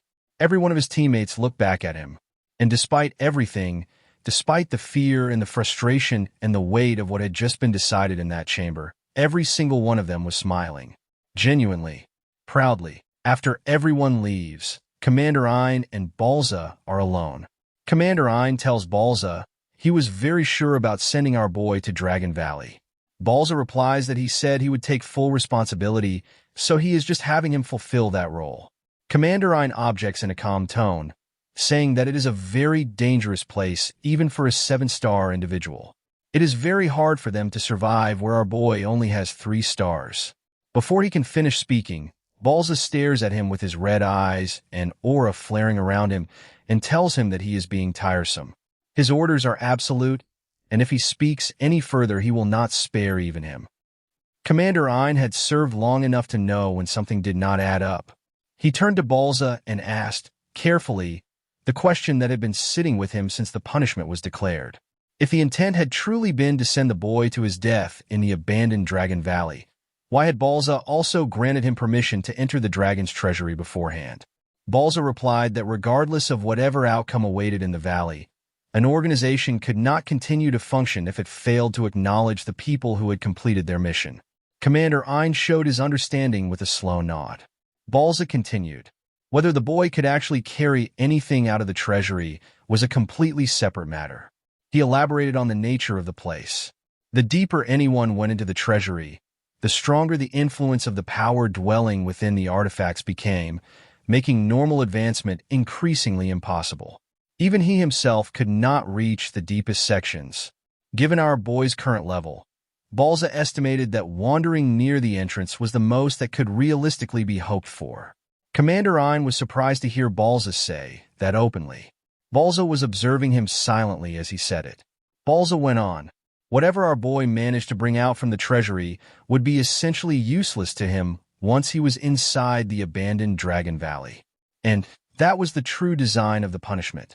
There was a specific despair in possessing something useful, but being entirely unable to use it because of a lack of strength. He wondered aloud, with a quiet, dark curiosity, how a boy who carried himself on the belief that he was the strongest would react when he finally came face to face with that absolute and crushing reality.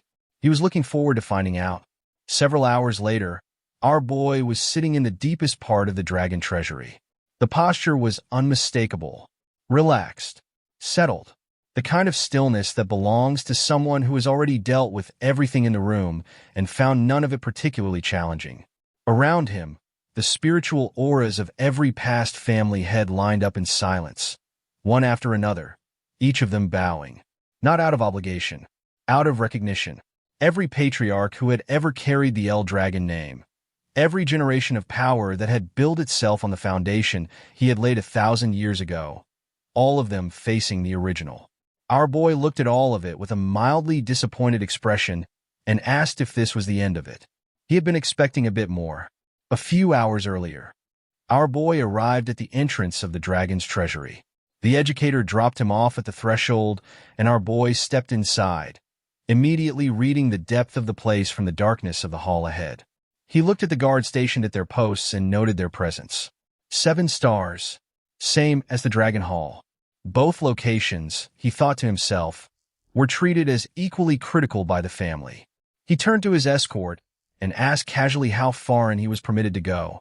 The escort replied without expression that he was allowed to venture as far as he wished. Our boy paused at that, mildly surprised by the lack of restriction. He hummed an acknowledgement and stepped forward. The escort issued one final word of caution before he went deeper. He was permitted to take any single item from the collection of spiritual elixirs and legendary weapons inside. But the guards strongly advised against going too far. The deeper sections housed artifacts once wielded by ancient family heads, objects radiating power so intense that even skilled warriors struggled simply to move within that atmosphere. He suggested selecting the most powerful spiritual elixir available near the entrance and leaving it at that. Our boy nodded politely. The smirk came back the moment he turned away. He told the escort that while he appreciated the advice, what he chose was entirely his own decision. Then he walked in. Based on everything he had been told, he had expected a challenging and thrilling journey. What he found near the entrance was a letdown. Weapons and armor from the past were certainly stored here, but he had no need for any of them. He kept moving deeper. Then he looked back at the wall he had been resting his hand against and stopped. He had not expected this.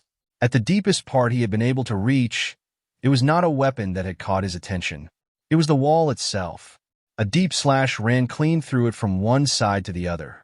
He studied the mark carefully. A sword mark. and it belonged to someone who had been at 9-star level. He touched the deep scar in the surface and felt the nostalgia move through him quietly. If he recalled correctly, this wall was made from Emperor's Stone, the same material he had used for training back when he himself had been at 9-star level in his previous life. He wondered whether the sword mark had been left by a past family head. Then, with a slightly sad expression, he thought that if someone capable of leaving a mark like this had still been alive today, he would have genuinely loved to spar with them. He moved on. He passed tools whose original purposes had been lost entirely to time, elixirs, armaments, objects the family had been collecting for generations. He marveled quietly at how much had been gathered here. Then his expression settled back into mild disappointment.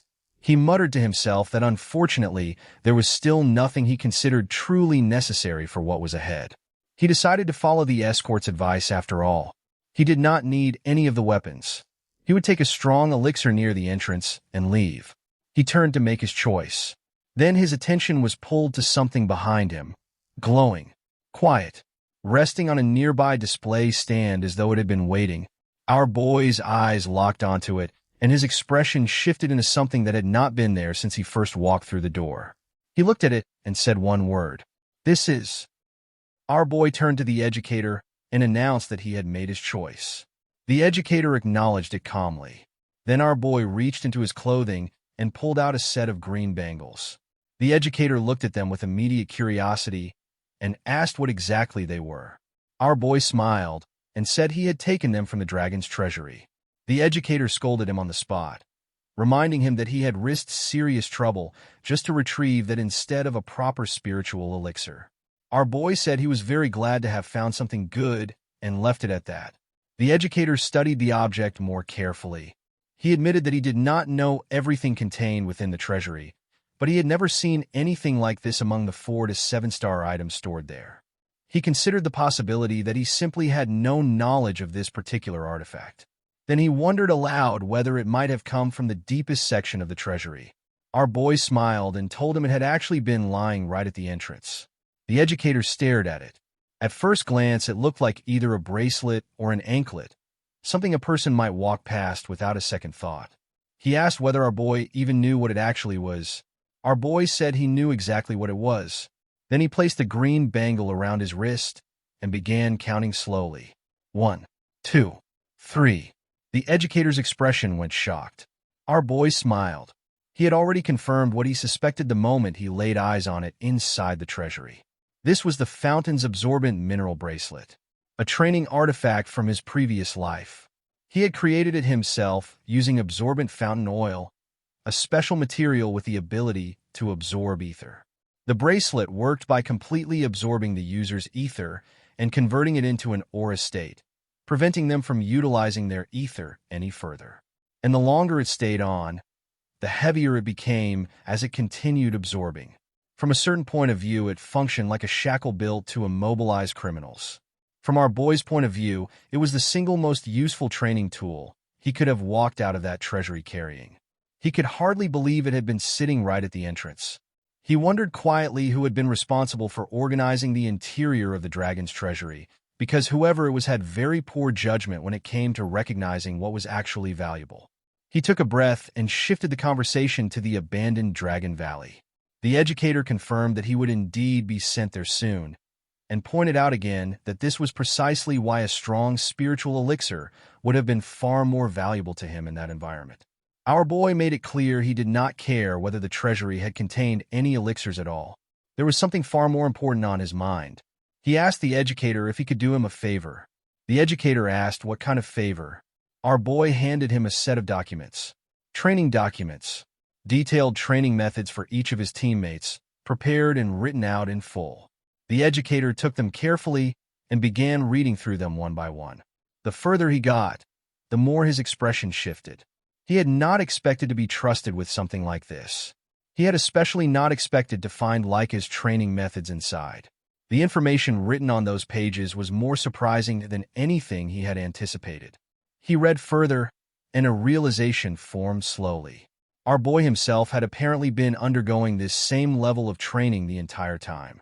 The methods described were so unusual and so demanding that the educator could barely believe anyone was using them voluntarily.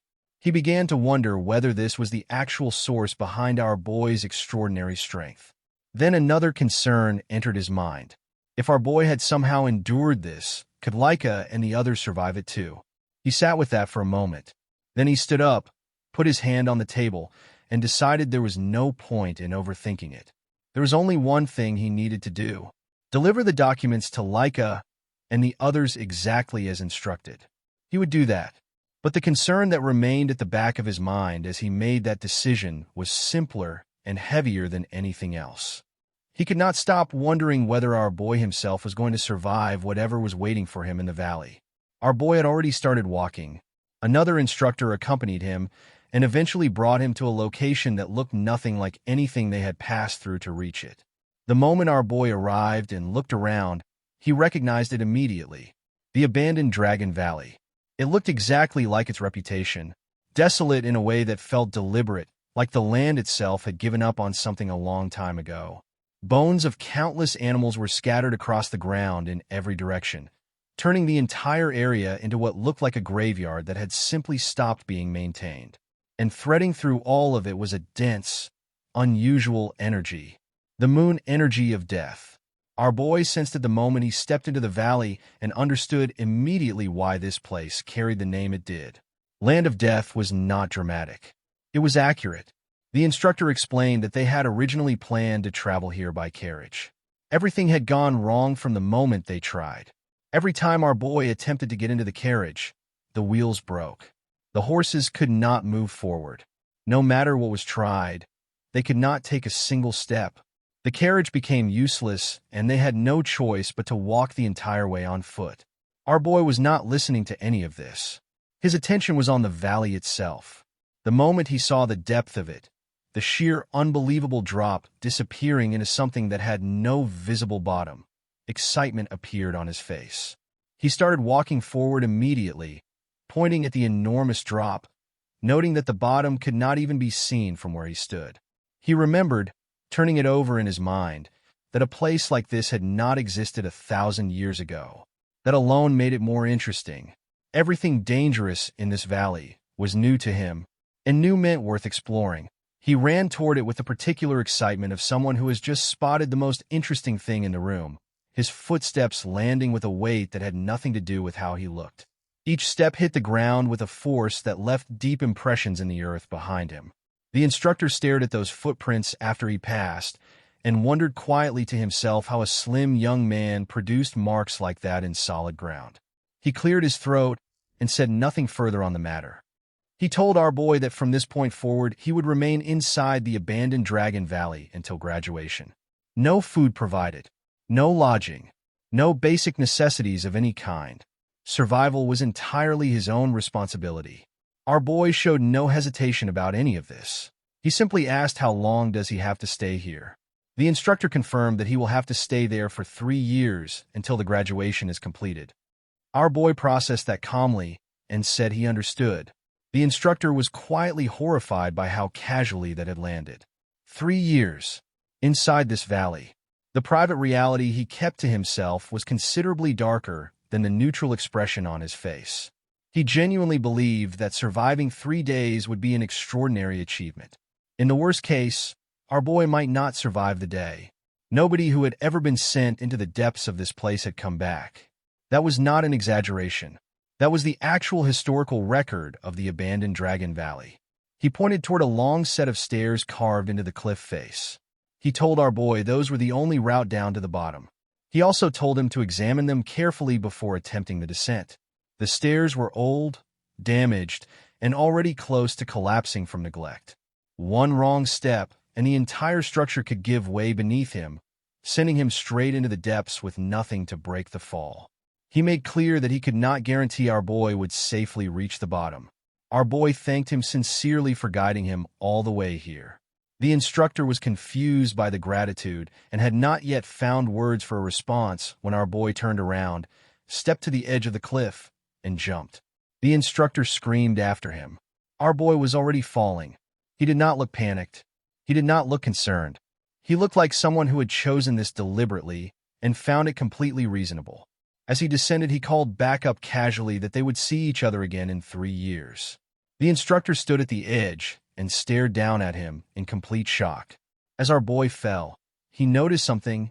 The energy of death around him was getting denser the deeper he dropped. The closer he got to the bottom, the more concentrated it became, thick enough to feel like something pressing against the skin. He was curious about what would happen once he actually landed. He prepared himself and hit the ground with tremendous force. The impact shook the surrounding area. The ground beneath his feet cracked and shattered on contact. Our boy smirked. He was eager to see what this place had in store. He took his first step, and the ground cracked again. He analyzed it as he walked. Part of the impact was coming from the bracelet. Its weight was already contributing to every movement in ways that went beyond what he had expected. He also wondered whether dropping from that height, without using any ether, had been slightly excessive. The force had reached all the way down to his bones. He filed that away and kept moving. The valley floor was a different world from what it had looked like from above. Everything around him felt bleaker, heavier. The atmosphere at the bottom had a particular lifeless quality that sat differently from simply being dark or cold. Our boy admitted to himself that he welcomed dangerous places, but he did not like this feeling. If he had been given the choice, he would have preferred somewhere bright and pleasant. He noted the preference and kept walking anyway. Then something hit him. A massive wave came from nowhere and struck him with tremendous force, sending him flying through the air and crashing directly into the nearby wall. The wall shattered on impact. As the dust settled, the source of the attack revealed itself. A gigantic red dragon. A second dragon circled overhead, watching. It remarked that fresh prey had finally arrived for once. Then it warned the red dragon not to finish him too quickly. The red dragon told it to shut up. It looked down at our boy and dismissed him entirely. A small human, no real threat, would not even be enough to fill their stomachs. The ground shook. Our boy appeared with overwhelming force and drove a devastating punch directly into the red dragon's body. The enormous impact sent it flying backward into the distance. Both dragons went completely still. They stared at the small bleeding human who had just sent one of them across the valley floor with a single strike and was now smiling. Our boy said this place was an excellent location for training. The dragons could not make sense of that statement. The red dragon decided it was time to show this human exactly what kind of place he had walked into. A powerful red aura surged from its body, and the atmosphere around them changed immediately. The dragon told him not to be confused and began explaining. This entire location, everything around them, including the ground they were standing on, was part of something far larger and far more dangerous than our boy had imagined. Our boy's expression shifted as the implication registered. Then movement started everywhere. One after another, dragons began emerging from the depths of the valley. From every direction, rising from the ground, descending from above, filling the space around him until the number of them was simply beyond counting. Our boy looked around at what was surrounding him and finally understood the true nature of the abandoned Dragon Valley. The educator had already delivered what our boy had asked him to. Individual training regimens, one for each person, handed over exactly as instructed. Everyone became confused the moment they received theirs. Alan wondered aloud why our boy had prepared something for him as well. The educator explained that according to our boy, since he was putting together a training plan anyway, he might as well include everyone. That was the instruction. Sandy was equally confused. Lila wondered whether following the plan would actually make them stronger. The educator admitted honestly that he could not say for certain. He had no way of knowing how effective the methods would be for each of them or how far they would take them. But he pointed toward the two people in the room who had already trained directly under our boy. They had become stronger because of it. That was not a theory. That was already visible. Venial remembered something as everyone processed their documents. Our boy had given her a weapon once. That weapon had allowed her to develop even greater power. Despite that, she still carried complicated feelings about him. The two of them had once been enemies. That history did not dissolve quickly, and the feelings around it were not simple. Leica looked up from the documents and asked the educator how long our boy would remain in the abandoned Dragon Valley. The educator told them, 3 years. until the graduation ceremony from the dragon's nest. The room went completely still. Nobody had expected that number. 3 years. Leica sat with it quietly. Venial turned to the educator and asked him to explain exactly what the abandoned Dragon Valley was. He understood it was dangerous, but wanted to know the real reason it carried that reputation. After a brief pause, the educator told him the truth. The abandoned Dragon Valley was the place where dragons who had lost the great power struggles among their own kind had been sealed away.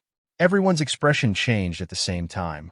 Edges, visibly alarmed, asked what kind of dragons could be sealed inside a place like that. The educator confirmed what they were already starting to fear. Dragons were beings whose mere existence carried extraordinary power.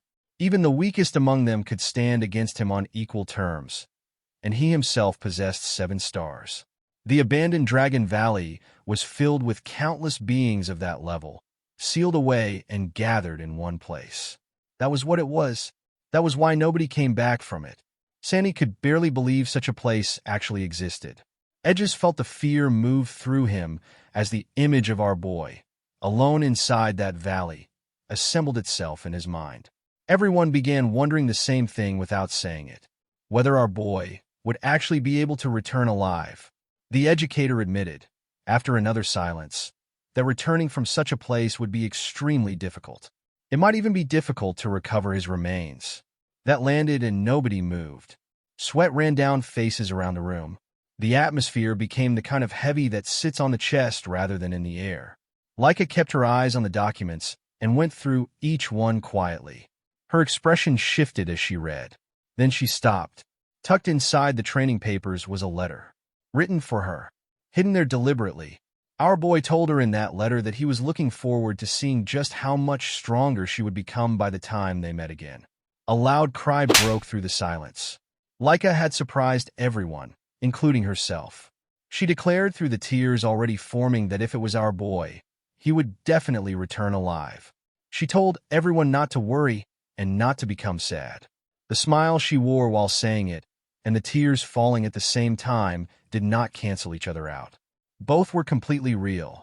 She told them that until the day he came back, they needed to become stronger. Strong enough to surprise him when he walked through the door. Strong enough that he would actually be astonished by what they had become. Edges smiled first. He agreed. Our boy had surprised them too many times to count. He had shown them what determination and strength looked like from someone operating on a completely different level. This time they needed to grow enough to return the favor. They needed to become strong enough to leave him genuinely speechless when he finally came back. Venial stayed quiet through all of it, listening without offering anything. Alan smiled and mentioned casually that by the time our boy returned, they would probably have already finished their time at the dragon's nest. Sandy immediately rounded on her and told her not to throw cold water on the moment. Alan argued back that she was simply stating facts. Sandy grew more irritated. The two of them started arguing at full volume. The educator watched from the side and felt something ease inside him that had been tight since the moment he read those training documents. He smiled quietly. His earlier warning had apparently achieved nothing whatsoever. And looking at the room, he realized that was perfectly fine. Deep in the abandoned Dragon Valley, the scene was something else entirely. Our boy was standing alone in the middle of a vast battlefield completely surrounded by dragons. His body was covered in injuries. He had already taken more damage than most people would survive. And he was laughing, loudly, almost madly.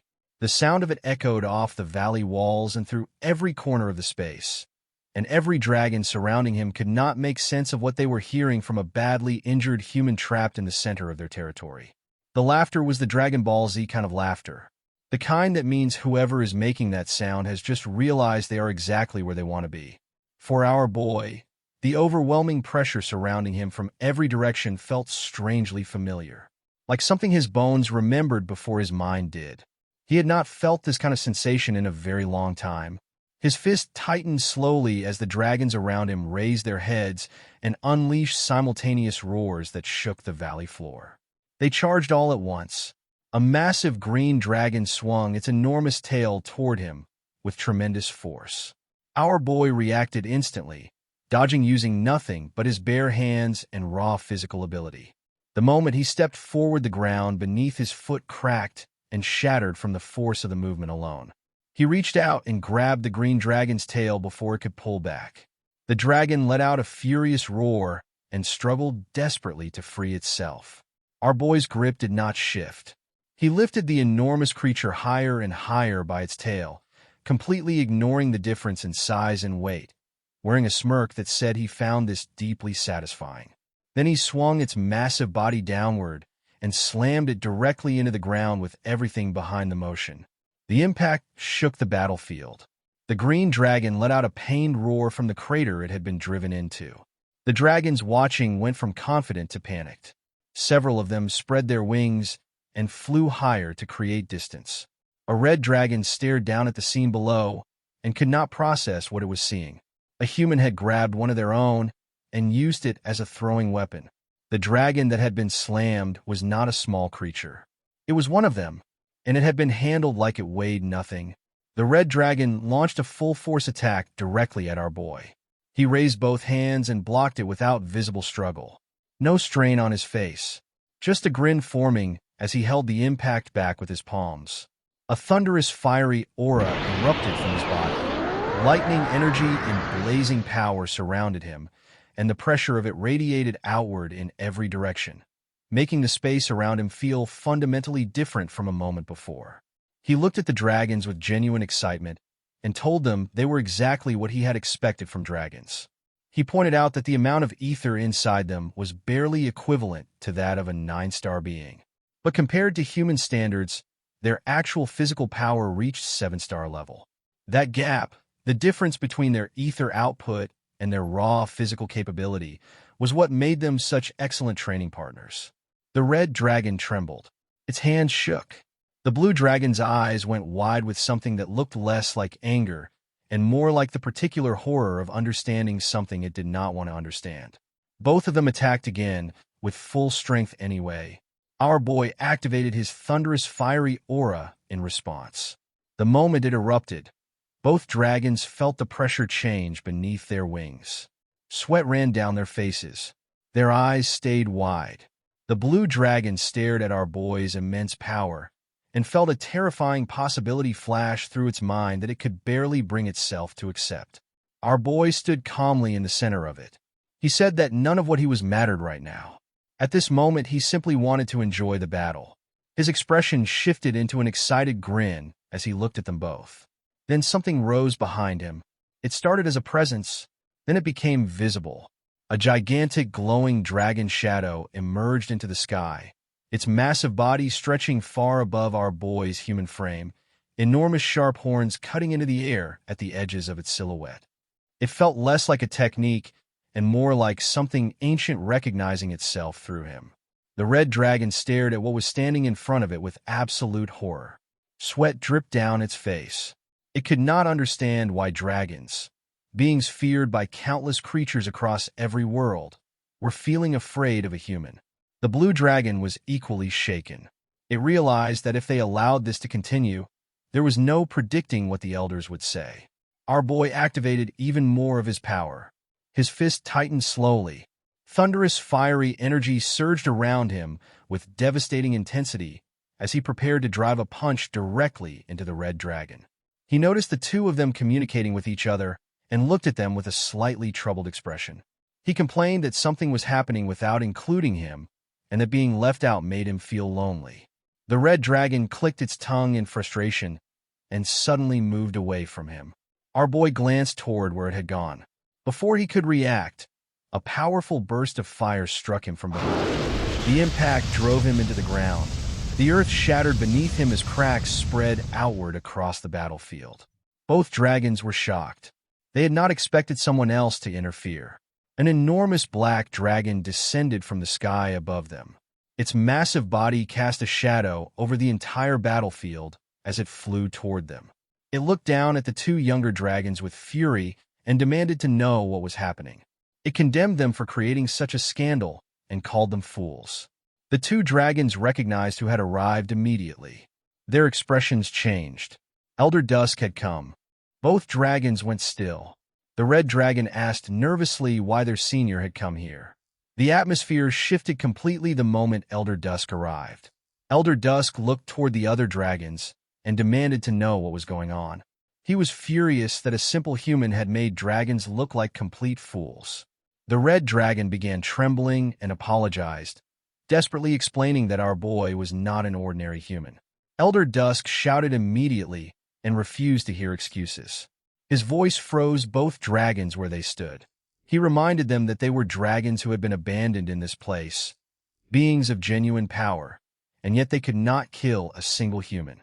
He warned them that their failure risked disgracing the dignity of Lord Lunarex.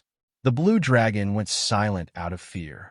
The red dragon lowered its head and assured Elder Dusk that they would never do anything to disgrace Lord Lunarex.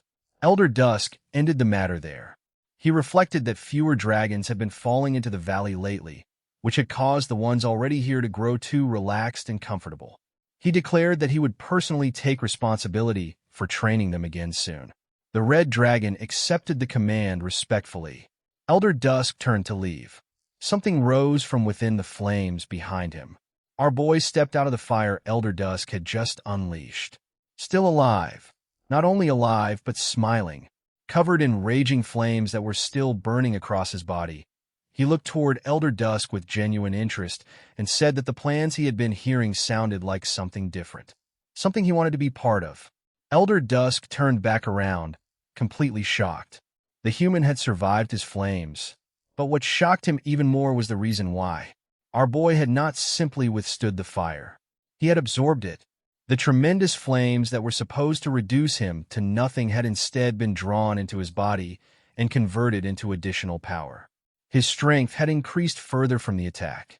He slowly clenched his fist as an even greater force gathered inside him. A bright and confident expression appeared on his face. He made it clear that he also wanted to participate in the training.